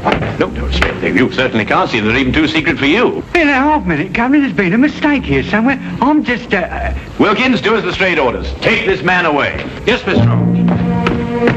I'll be standing up behind the bar all day, all right? You know, wait a minute, let me say something. This is a crime. You see, Andrew, your father has been working on a most dangerous case. During the secret investigations, quite naturally, he couldn't tell you anything about his activities. However, I think that he can now remove his disguise. Yes, of course. Gosh, Dad, Mum and me were so worried. Your father is really to be congratulated, Andrew. You see, the Foreign Office chose him specially for this very important task because no one in the underworld would have suspected him of being connected with the law. Mr. Holmes, I don't quite know how to thank you. Well, Fenwick, now the job is done. Of course, you'll have to return to your old job and take up the strings of your old life again.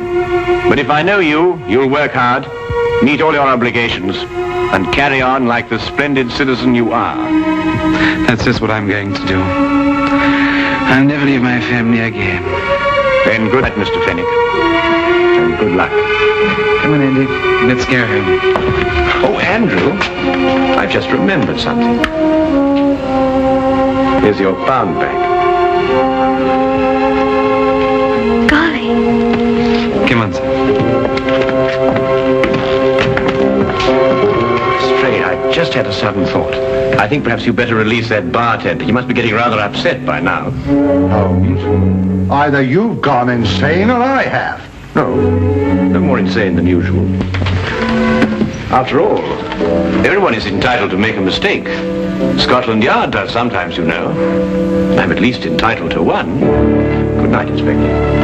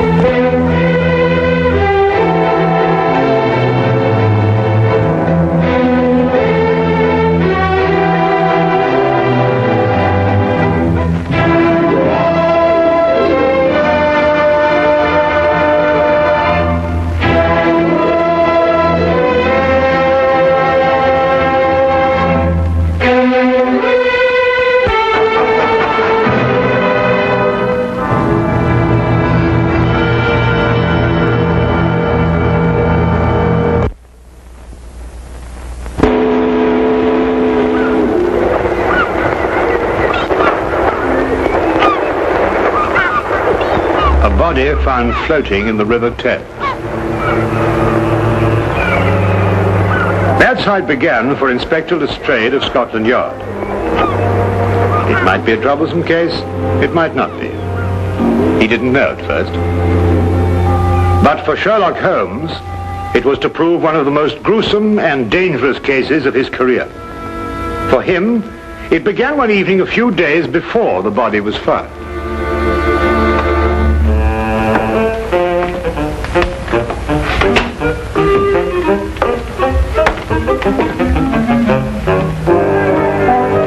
Writing another monogram, Holmes? Nothing so exotic, my dear fellow. I'm trying to balance my bank account. Oh. I don't know why banks will make such an elaborate and complicated affair of what is basically a simple and beautiful business, putting money in and taking it out. Well, I think it's the taking it out that complicates it for me.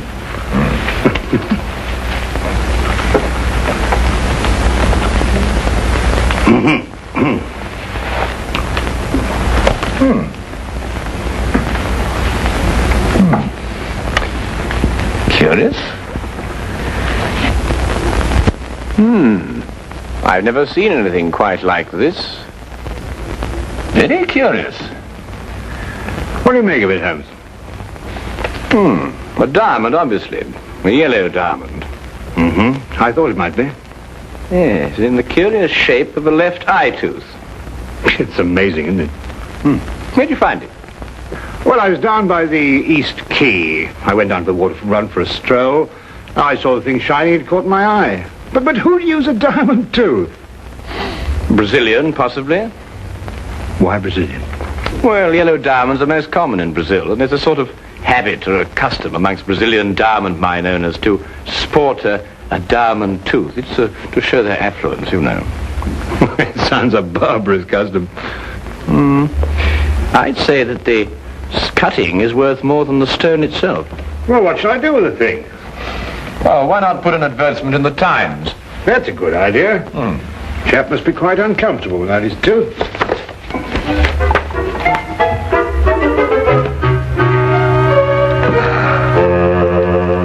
Now, let me see. Found one diamond tooth.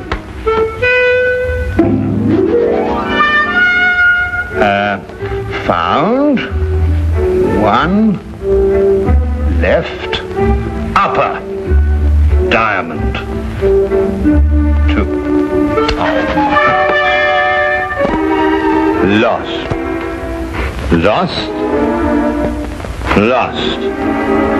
Everything's lost in this lost and found. Can't we notice that, Holmes? Here we are. Found one diamond tooth. Will owner kindly apply 221B Baker Street? Do you think anyone will answer this? If no one does, you'll earn a diamond tooth, won't you? Could I have half the paper, Watson? Oh, well, there you are. Thank you. Anyway, a diamond's a diamond, even if it is a tooth. Sir, I believe you have an advertisement in the Times. Come in, my dear sir. Yes, indeed, we have an advertisement in the Times. Indeed, this is Mr. Sherlock Holmes, Mr. Harry Harkins, clerk with Hedges and Thomas, accountants. Good morning, Mr. Harkins. Good day, sir. Now, sir, you've lost a diamond tooth. Yes, sir. From here. Oh, yes, that's strange. Oh, well, tell me, where did you lose it? As near as I can recollect, somewhere around the East Quay docks. Is that it? Yes, sir, that's it, all right. An accountant, did you say? Yes, sir. If you don't mind, sir, may I have my tooth, then I won't disturb you gentlemen any more. You're not disturbing us in the least, Mr. Harkins. Thank you, Watson. I gather your firm does business with shipping companies, which accounts for your presence in the docks. Yes, sir. It makes you hanker after the old days at sea, I expect. Old days at sea, sir? I'm afraid I don't know what you mean. I've never been to sea. Excuse me.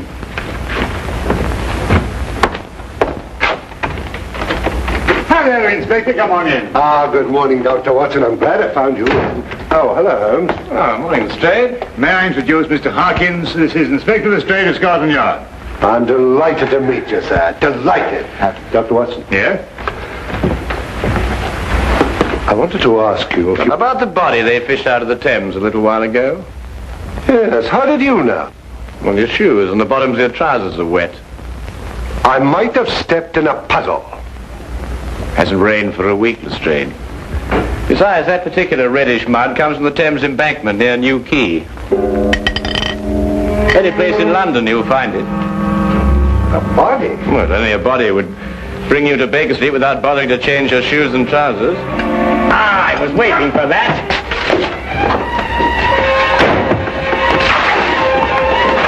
Go on, Lestrade, after him.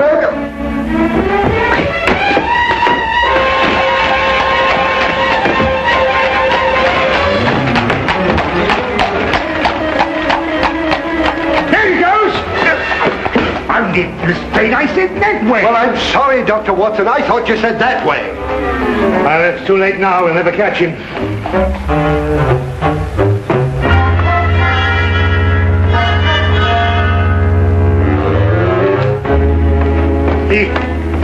He got away. Holmes jumped on the back of the cab. Well, at least he didn't get his tooth. Would one of you two gentlemen mind telling me why I was chasing that little man? Well, yes, you see, I found a diamond tooth and advertised for the owner. This chap turned up. He's obviously a faker. But how do you spot him, Holmes? As soon as he opened his mouth. You see, Watson, Harkin's missing tooth was a right eye tooth, whereas this diamond tooth is a left eye tooth. Diamond teeth, right eye tooth, left eye tooth. Dr. Watson, the official post-mortem isn't until late this afternoon, but I would take it as a great favor if you would examine the body now. Oh, my dear Inspector, I'd be absolutely delighted, of course. Oh, if anyone asks for me, Holmes, just tell them that I'm on a little job for Scotland Yard, will you? And just take an investigation. At your service, my dear doctor. Now, wait a minute. What about this man I was chasing? Oh, nothing very much. He was just after this diamond tooth, that's all. Yes, but where did that come from? It came from the body you fished out of the river this morning. You coming? Oh, yeah. Rigor mortis is set in fully. He's a giant of a man. 6'4" at least. About 18 stone. Must have been as strong as a horse.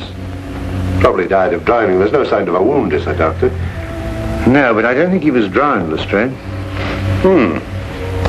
He did occasional diamond cutting. How do you know that? Well, the condition of the left thumb, characteristic of diamond cutters. Yet the callosity is not a deep one, showing the trade was casual. Oh, might have been a cobbler. Well, then it'd have been the right thumb. In any case, his clothes don't indicate humble profession. Well, Watson, we leave him in your practiced hands. With a word of caution. About what? The very thing that was worrying you. This man obviously didn't die under ordinary circumstances. Well, come, Lestrade.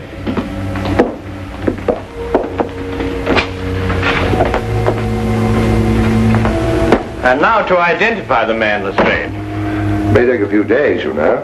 We can't spare a few days. We must do it in a few hours while Watson is completing his examination. A few hours? Come now, Holmes. What with your magnifying glass? Common sense, Lestrade. Tell me, how many Brazilian and Portuguese dentists do you think there are in London? What's that got to do? Oh, I see. Trace him through his dentist, eh? An excellent suggestion, Lestrade. I'm so glad you thought of it. Yes, we'll do precisely that. Yes.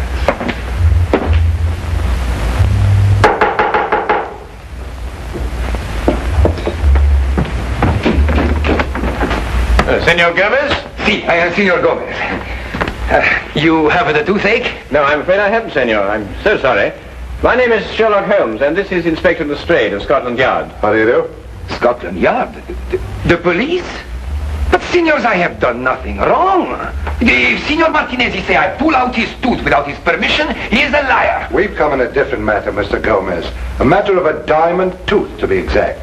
You wish a diamond tooth? No. Then you, senor, you wish to have your teeth fixed, huh? No, I'm afraid not. Not today. For a Portuguese dentist in London, life she is miserable. The English, they do not come. And the Portuguese, they come, but they have teeth like pearls. Fish, I presume. See, fish, fish, they eat nothing but fish. Fish, they make teeth strong. If I could, I would take out all the fish in the sea and like that. I hate fish. Yes, a very understandable sentiment, senor. But tell me, do you have a patient with a diamond tooth? Si, Francesco Vargas. An eye tooth? Si, left upper eye tooth. Put in many years ago when he had great mind in Brazil. Big chap? Oh, giant. That's him, Holmes. It would appear so, Lestrade. Tell me, this Senor Vargas, what business is he engaged in? Oh, I think he imports the diamonds. Well, thank you very much, senor. Well, we won't trouble you any more, Dr. Gomez. Perhaps you have a friend that needs the repairs to the teeth. Yes, possibly I have. Yes, indeed I have. A doctor friend of mine. But on second thoughts, I seem to remember he's rather partial to fish. Good day, Doctor. Good day. Fish. Always fish. Santa Madonna.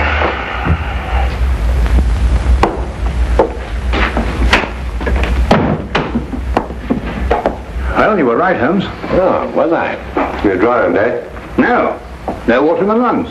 Well, the body showed no cuts or lacerations. I know. Not even a bruise. It's amazing, Holmes. Downright uncanny.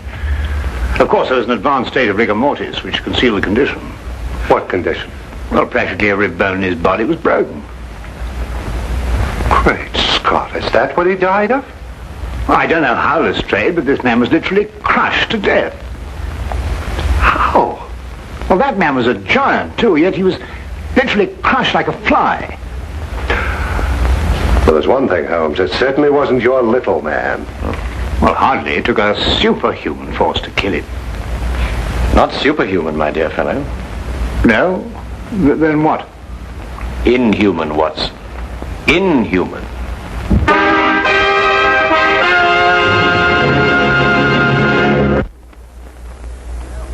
Case of the diamond tooth. You know, although I don't really approve of this disguise business, I must say I've got a great knack for it. I always thought I had acting talent. Yes, Watson. I'd say a bosun's mate at least. Yeah. You know, I still don't know what we're doing all dressed up like this. Well, from now on, we're a couple of unemployed mariners looking for berths aboard a ship. Oh. I say, Holmes, there's nothing illegal about this, is there? Oh, now, really, Watson, your lack of faith shocks me. Oh, no, dear chap, I didn't... Yes, quite. Now, Watson, when you found that diamond, did you happen to notice a pub in the vicinity of the river? A pub? Now, let me see.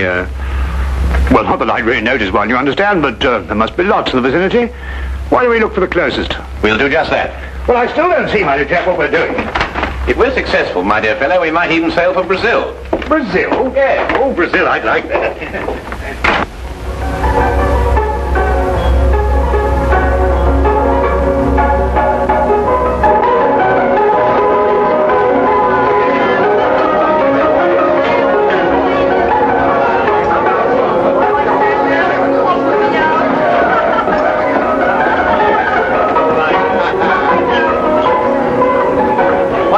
The sea's going to the dogs these days, what with all this newfangled steam. Steam, now I ask you. Progress. Sales was good enough for me, old man. Sales is good enough for me.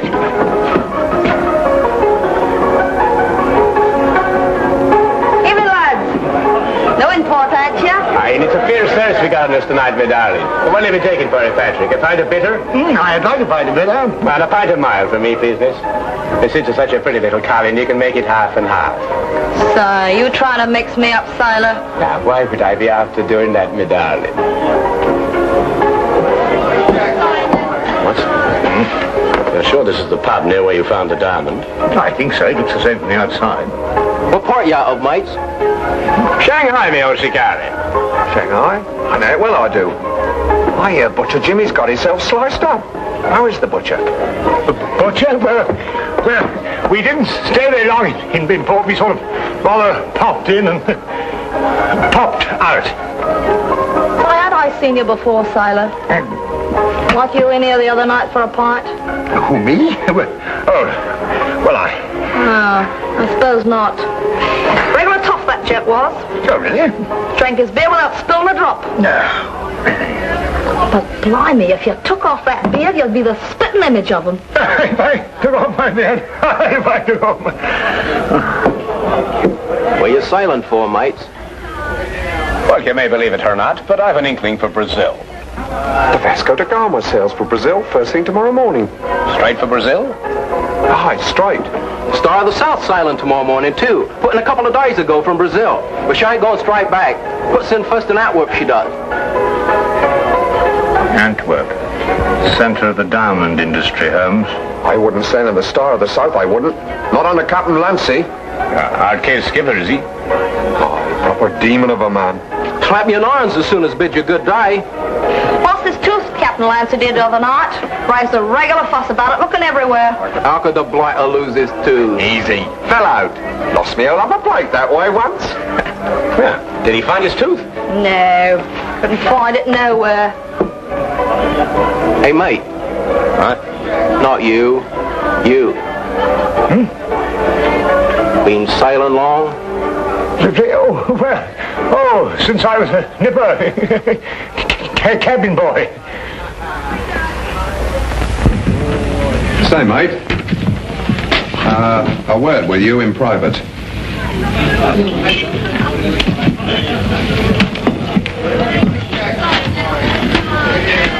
I'd be careful of your pal there, mate. Ain't what he seems to be. He's in disguise. Look at them whiskers. Probably out to do you in. Thanks, me old boy. I'll take care of him. Patrick! We're going to see Captain Clancy this time on the Star of the South. We'd better be off. Roger on, mate. Yeah, mate.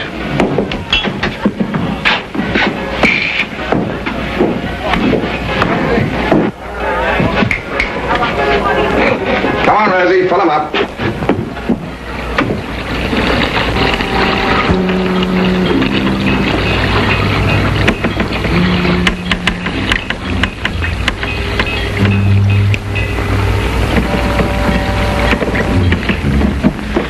What's the matter, Watson? The beard, it's dropped in the water. Never mind about that, come on. Yes, I know, but...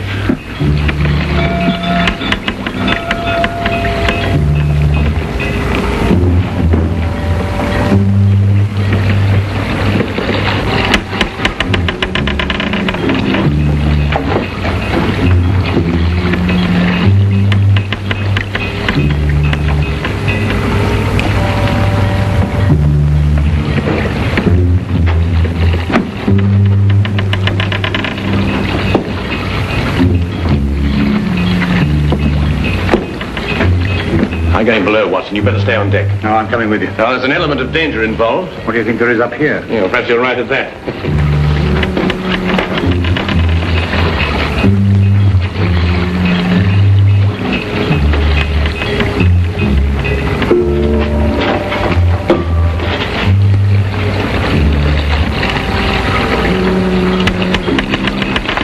What are we looking for, Holmes? The murder of Francisco Vargas.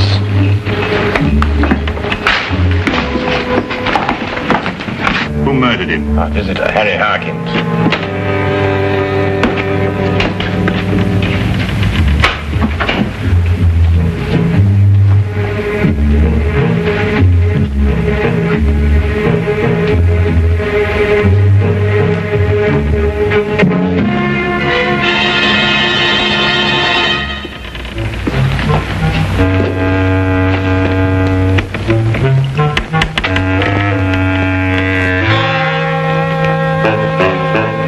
Look, Watson.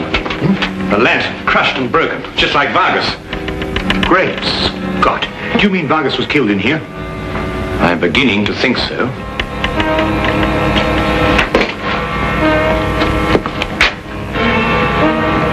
We better get out of here, Watson.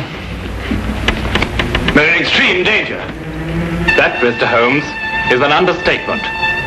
Harkins? Only this morning, Watson, when it suited his convenience. At all other times, Captain Lancy of the Star of the South. I had an idea you'd be on my trail. They tell me you're a smart man, so I've been waiting for you. You're a clever man too, Captain. Quite ingenious. Tell me, did you plan to kill Vargas when you sailed from Brazil? Or did you do it on the spur of the moment? I'm not an impulsive man, Mr. Holmes. So you were prepared then when he came to collect the diamonds you'd smuggled in for him. How did you lure him down here? Would he expect me to hand over the diamonds where the crew might see us? You never killed Vargas. You're not strong enough. Aye, but ask your friend how I did it. He'll tell you. No good, Holmes. Bolted it. Quickly, Watson, we've got to get out of here. Well, how? No, not that door. There's a cargo door behind those crates. Come on. Let's get to it.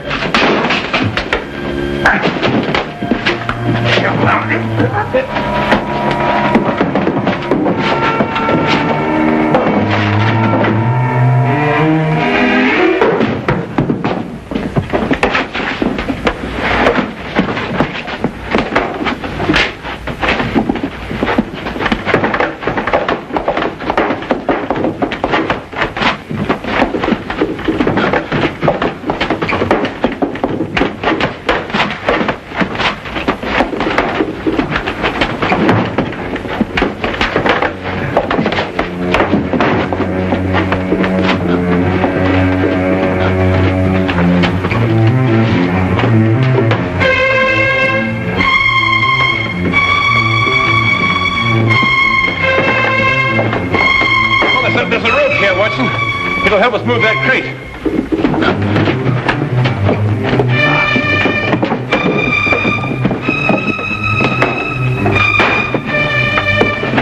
Ah, Watson! Holmes! Holmes!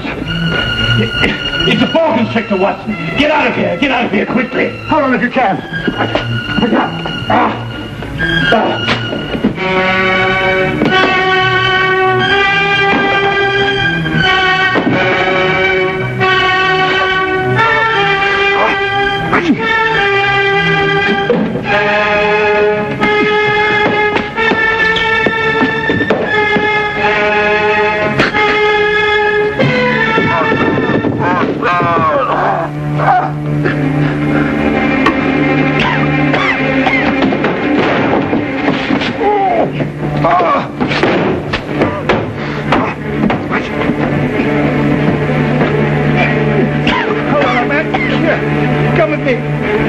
If you can. That's right. That's right. That's right. That's right.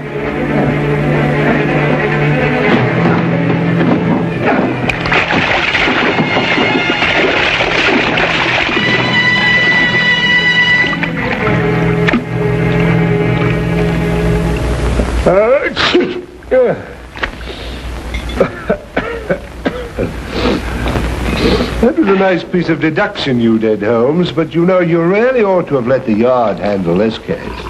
In my present condition, I'm inclined to wish I had. How did you deduce that it was a boa constrictor? Well, I could think of nothing else that would strangle a huge man like Vargas. The boa constrictor comes from South America, and both Vargas and the diamonds pointed to Brazil. You know, if Lancy hadn't lost that diamond tooth that he took from Vargas before he threw the body overboard... Ah, yeah, and if he hadn't been greedy and answered that advertisement... Yes, but he did lose the tooth, Watson, and he did answer the advertisement. Oh, Watson? Yes, Holmes? I must say that was very quick thinking on your part in the ship. Oh, well, you know, there's time and men of action must step in. Not only think quickly, but act quickly. You know how it is. Oh.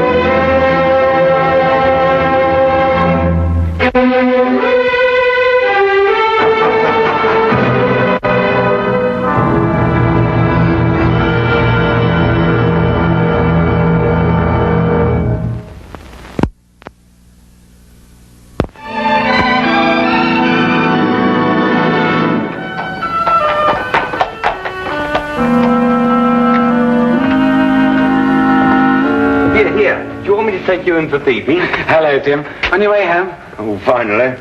Oh, my feet ain't half numb. Something the matter in there? Yeah, just a light. I noticed it's been burning for a couple of days now. Wondering if I shouldn't step in and tell them about it. I reckon they must have left it burning by mistake, you know. They'll know all about it when they get their gas bill next month. Yeah, I know. Seems a shame, though, doesn't it? Still, I don't think it'll do much harm to go and ask them if they know it's on. I hope they didn't tell you to mind your own business and pack you off. Well, I'm just going to have my pint before supper. Cheerio. Cheerio, Tim.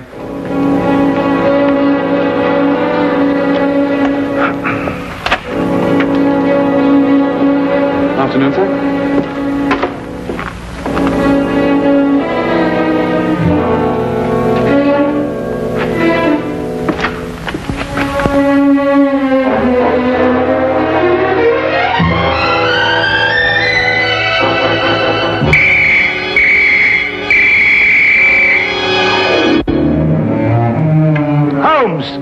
Poison? Yes, Watson, Egyptian, as a matter of fact. I'd read about it before, but I'd never worked with it. That's the teapot! Oh, yes, so it is. I'm sorry about that, but there doesn't seem to be anything else empty at the moment. Is nothing immune in this place? Really, Holmes, there must be something else you could have used. Oh, nothing to worry about, Watson. It's perfectly soluble. I'll have the pot washed out and ready for use by the time you come back from Regent's Park. You can save yourself the trouble. That's the last drop I'll ever drink out of that pot.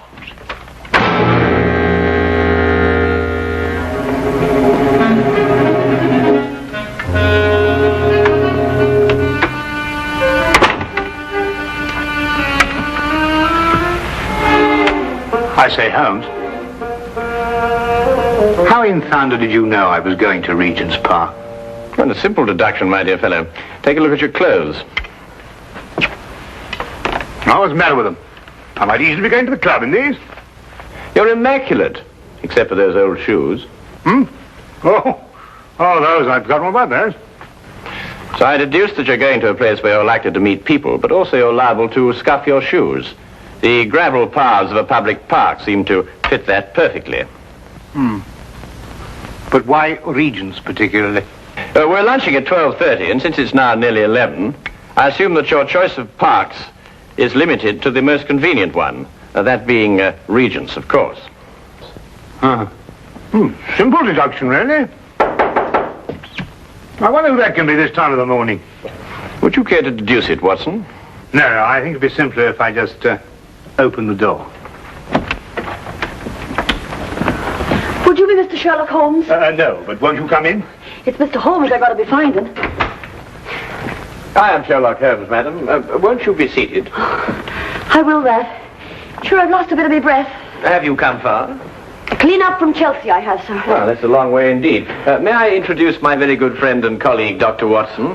Good morning to you. How do you do? My name's Dugan, sir. Mary Dugan. No doubt you'll find it a bit odd having a stranger burst upon you in the height of the morning like this, but I've come from a house black with sorrow to ask your help. 'Tis the house I work in. Is there some difficulty in the house? Difficulty? Aye, and more. There's murder. Ah, murder, is it? Now, this is most interesting. Won't you go on, Mrs. Dugan? 'Tis the master of the place himself, Mr. Harringway, that's dead. Found by the bobby of our street. Filled with a dose of something with a great long name, the old man was. But surely if he was found by the police... The police? Sure, 'tis them that brings me here. For they've come and rode young Mr. Vernon off to jail for committing the crime. Mr. Vernon? Aye, a strapping lad who's soon to marry Mr. Harringway's stepdaughter, Janet. I gather that you're not in agreement with the police, Mrs. Dugan. Ah, sure, that's the problem. That's what's been torturing me all through these black nights and making my life unbearable. For you see, Mr. Holmes, it was my testimony, and my testimony only, that's put Mr. Vernon in jail. It's because of what I told the police that he's sitting in the cell this very moment waiting for his time to go. And yet you believe that young Vernon is innocent? I'm certain the lad's innocent. Sure, I feel it in me bones. Yes, but I say, didn't you tell the police the truth? I told them the truth, sir, but somehow unbeknownst to me, I must have lied. Perhaps you'd better start your story from the beginning, Mrs. Dugan. Aye. Well, it all happened last Friday afternoon. Late in the afternoon it was, for I was soon to be leaving the house, having the weekend off as I do. It would be about 5 o'clock when there was suddenly a great clatter upon the door.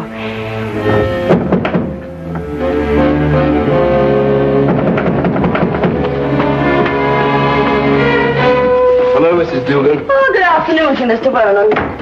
Mr. Herringway asked to see me. Is he in his usual ugly mood? Sure, you shouldn't be talking like that, Mr. Vernon. You know, it makes Miss Janet very unhappy to hear you two fighting all the time. Well, if he wasn't such a stupid old... Where is Janet? Oh, she's away to her aunt's in Manchester. She wasn't to go until tomorrow. Oh, I know nothing of that, sir. But I can swear he put her on her way this very afternoon. I doubt if her aunt's sick again. It looks like another of his tricks to keep us apart. Well, where is he? In his study. He's asked me to show you right in. Just a minute. My coat. I forgot something.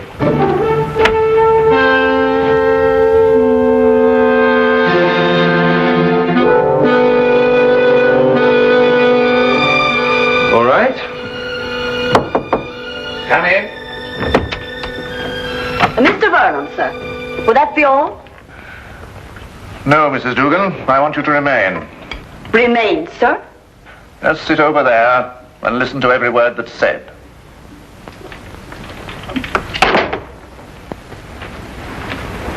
What is this? What have you got in your mind now? Young man, I have a very simple offer to make. And I want Mrs. Dugan here to be witness to it. Well, what kind of offer?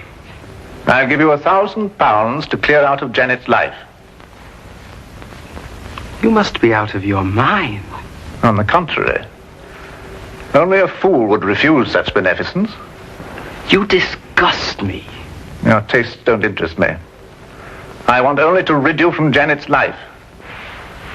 Stay right here. I intend to finish. I happen to be in love with Janet. But I could hardly expect you to understand a thing like that. £1,000 is a lot of money. And for you, probably more than you'll ever have the rest of your life. Think of it. £1,000 just for clearing out. When I clear out, as you put it, I'm going to take Janet with me. I warn you, this is your only chance to gain anything. You must always win, mustn't you? Every little thing has to be your way. Even if it means destroying your daughter's happiness. I'm not interfering with her happiness. I only want to cleanse her life of a bit of trash. You may have had her under your fist all her life, but she'll break away now. No matter what you do, Janet's going to marry me. Mr. Herringway! Medicine. My medicine in the cupboard in the next room. I'll get it. Green bottle on shelf.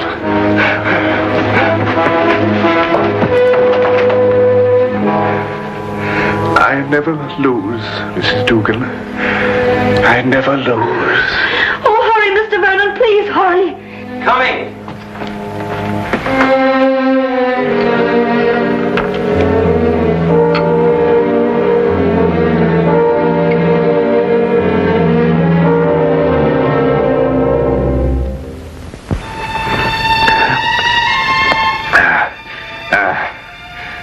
Thank you. Feel much better. Well, there's no need to stare. I'm all right. Now get out of here. Both of you. Get out!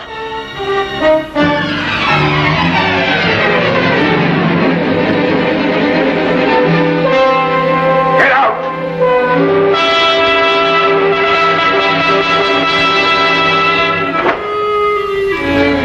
A few minutes later, I left the house. And that's the last I ever saw of Mr. Herringway. Alive. I see. And what did you tell the police when they questioned you? Sure, I told them everything. Just as it happened. About the bottle Mr. Vernon took out of his coat pocket. The sudden quarrel. Mr. Herringway's attack of illness. And Mr. Vernon going to get the medicine. And this was sufficient to have young Vernon remanded on a charge of murder? Aye, for the police informed me that it was the medicine, the very medicine that I saw Mr. Vernon give Mr. Herringway, that killed the poor old man. They say that poison was put into the medicine. Yes, but look here, that certainly seems to point towards the young man. When he went to obtain the medicine, he apparently slipped in the lethal dose. It seems that way, sir. But in my heart, I can't bring myself to believe it of him. That Inspector Lestrade, though, he won't believe another thing else. Lestrade, eh? He's the policeman who seems to be in charge of it all. Indeed. Inspector Lestrade, you hear that, Watson? We must go round and see him. Well, if you think it'll help. Aye. And 1,000 blessings on the pair of you. I don't know what we can promise you, Mrs. Dugan. I shall have to have a word with Mr. Vernon before I can express an opinion on the case. However, we shall certainly go and see Inspector Lestrade at once. I know it looks dark and all, but I must keep up hope. Well, I must be off. I don't like leaving Miss Janet alone for so long. Naturally, Mrs. Dugan. Well, we'll certainly do our best. Thank you, sir.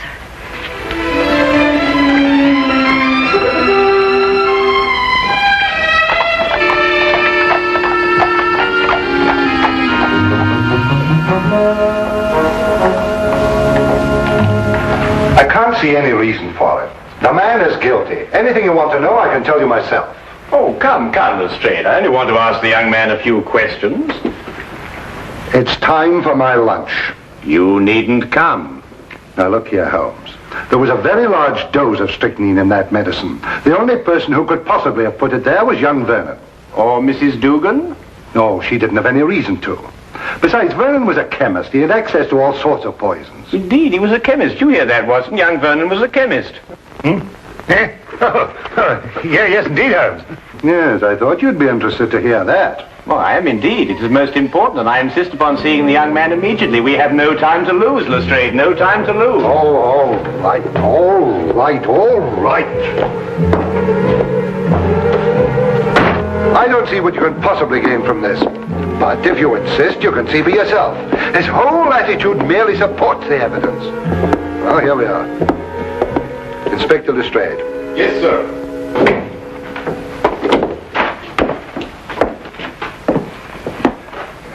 Well now, Vernon. Well now, Inspector. How many times a day are you going to bring me up here and subject me to your idiotic questions? I've already told you everything I know. I'm getting tired of repeating it every half hour so that it'll penetrate your dense brain. Look here, young man, that's hardly an attitude to take. You're charged with the most serious crime. Indeed, I am. And since it appears I'm to pay for it, my only regret is that I didn't have the pleasure of committing it. There's just one point. I don't know who you are, but you may as well know that I don't wish to answer any of your questions either. It appears I've talked myself to the gallows, and that should be enough. So good day to the lot of you. Good day to you, Mr. Vernon, and thank you very much. You've been most helpful.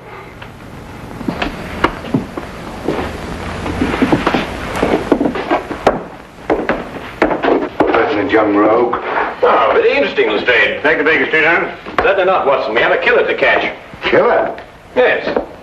What do you think you were just talking to? A very furious young man, Lestrade. But he's as innocent as Dr. Watson, me, and you.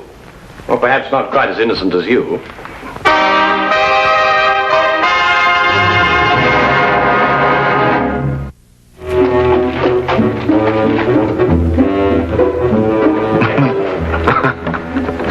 What can you possibly find to be so amusing? Huh? Oh, I was thinking about Lestrade's face when that young scamp called him an idiot. Holmes, do you really believe that young man's innocent? Strychnine, Watson. Combined with the fact that young Vernon's a chemist. Tell me, how quickly does strychnine act? Oh, matter of minutes. Half an hour at the most. Exactly. He did not know that the house would be empty when he went to visit old Mr. Herringway. He fully expected that Mrs. Dugan and Janet would be there. Right enough. Mr. Dugan indicated that.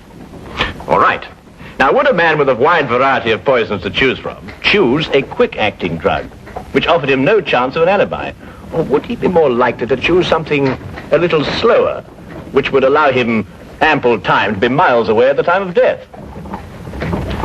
Yes, I follow your reasoning, Holmes, but surely you don't accept that as conclusive. Oh, I didn't. Until I spoke to young Vernon. Well, you didn't learn anything from him, did you? Ah, here's the mortuary. Shall we go and have a close look at the victim, Watson?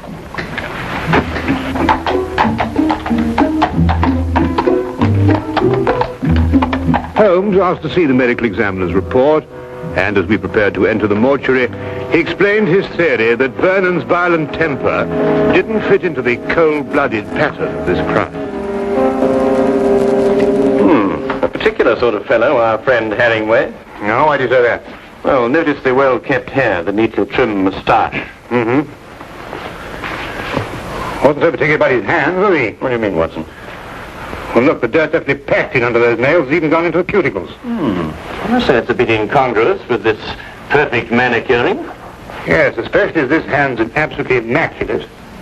Wait a minute, Watson. What? This isn't ordinary dirt. This is soil. Well, amateur gardener, perhaps. These hands never did any gardening. They display a lifelong devotion to immaculate cleanliness. And this hand obviously became dirty too near to death to be cleaned. Mr. Holmes, here's the report you asked for, sir. Oh, thank you. What are you looking at that for, Holmes? You know the cause of death was strychnine. This should interest you, Watson. Listen. The blood test indicated an extreme leukocytic state, sufficient to be diagnosed as advanced leukocythemia. Well, Mrs. Duggan said he was ill, but not to that extent. Watson, tell me, how long do you estimate Herringway would have lived had he not been given that dose of strychnine?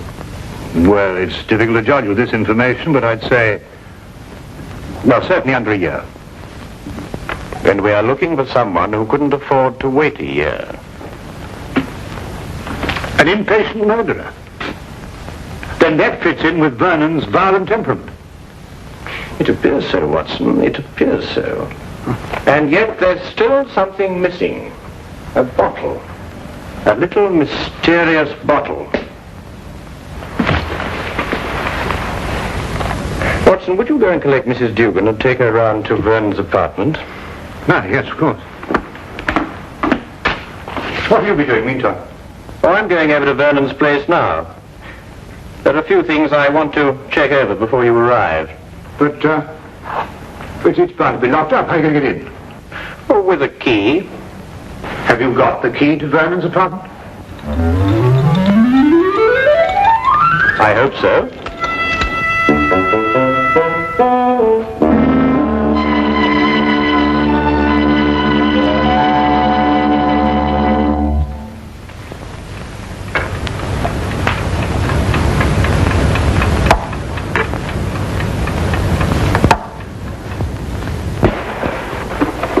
We came as quickly as we could. Thank you, Watson. Do you think it's proper bursting into a strange man's apartment like this? Well, it isn't proper in the least, Mrs. Dugan, but if we're going to help young Vernon, I'm afraid there's very little choice. What is it you want me to do? Do you believe, Mrs. Vernon, that you could identify the bottle that he took from his coat pocket on the day of the murder? Yes, I think I can. Good. Then would you mind examining these and take your choice, if any?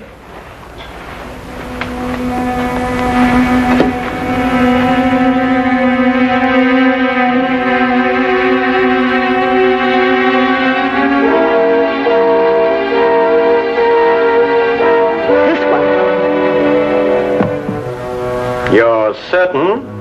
I am absolutely certain. Thank you, Mrs. Dugan. Thank you very much.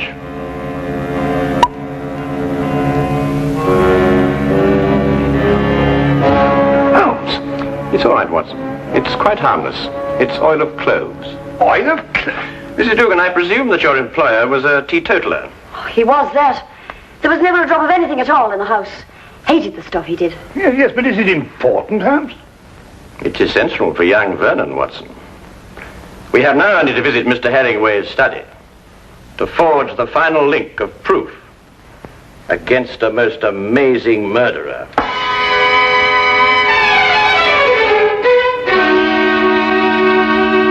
Really, Miss Herringway, I hope you realize that in this case I find myself in a particularly difficult position. But as a police officer, I have no alternative. I must follow the dictates of the law. But Tom didn't do it. He couldn't have done it. It just can't be. Precisely the opinion I expressed to you this morning, Lestrade. Holmes? Oh, Miss Janet, this is Mr. Sherlock Holmes, and this here gentleman's Dr. Watson, his friend. It is because of me that they're here. You see, I went to them begging for the help. Help? It was your fiancé's arrest that prompted Mrs. Dugan, I believe. I see. Sit down, please. Well, really, Holmes, why do you persist in this? I've always had the greatest respect for your ability, but in this case, well, you astound me. Oh, now, come along, Lestrade. Well, it's true. Vernon had access to poison. He was here when it was taken. And above all, look at the motive. Just look at the motive. Who else had such a motive? Who else? Inspector, you didn't know my stepfather. He was a tyrant who loved nothing, no one. His whole ambition was power, and his whole pleasure was to rule. To my stepfather, my marriage meant only a loss of power, part of his kingdom, and he fought it in every way. Life here became unbearable after I met Tom. Mrs. Dugan can testify to that. Well, 'tis true he was not a kindly man, and he did begin to get a bit odd of late. I see. There were some flowers in this room. Where are they? Flowers, sir? Holmes. Now he's interested in flowers. Petunias, perhaps? Mrs. Dugan? Why, sure, I put them out in the yard to get a bit of sunlight, sir. So dark it was in here. Then there were some flowers. Mrs. Dugan, would you be kind enough to fetch them, please? Yes, sir. Holmes, what have flowers got to do with... Watch. You know, Inspector, your difficulties in this case really must be overlooked. Do you know that you've been deliberately duped? And very cleverly, I might add. I haven't been duped at all. I've got my man. Now, you see, you were looking for a murderer, whereas, of course, there isn't one. First it's petunias. Now there's no murder. There's a body, but no murder. You see, Mr. Herringway committed suicide. There was no indication of suicide whatsoever. No message, nothing. Well, naturally there was no indication of suicide, because it was deliberately planned to look like murder. Are you serious? Completely, Miss Herringway. You see, your stepfather was more of a tyrant than you imagine. Losing you to Vernon meant losing power. And so first of all, he tried to bully him. Then he tried to bribe him. And when that failed, he tried to kill him. Mr. Herringway tried to kill Vernon? Yes, Watson. By committing suicide in such a way that Vernon would be blamed and executed for Herringway's death. The stage was set, the heart attack was feigned, and Vernon was sent to get the medicine. If Herringway took the poison himself, where did he hide the bottle? Of course, that's right. The poison acted too fast for him to dispose of the container. But he did dispose of the container, Watson. And if my theory is correct, it should be in one of the two flower pots that Mrs. Dugan is holding.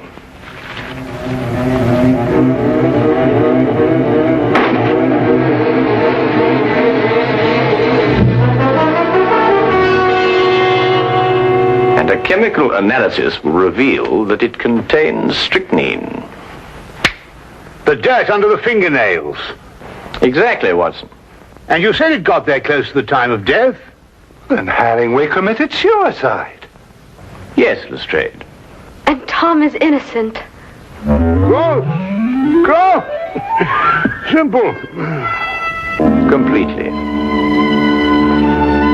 Holmes, you never did explain to me what the oil of clothes was for. Oh, you mean the mysterious little bottle that Vernon removed from his coat pocket? Yes, man. Oh, it's really quite simple, you know. You see, Vernon stopped at a pub for a few stiff whiskies to brace himself for his interview with Herringway. But the old man was violently opposed to the use of alcohol, so he had to do something to remove the evidence from his breath. Oil of cloves is quite common for that purpose. Ah, I see. Tea? No, none for me. No, I've had some before. My digestion is not quite up to it. Your digestion? Yes, I forgot and mixed our tea with some of that rare Egyptian poison.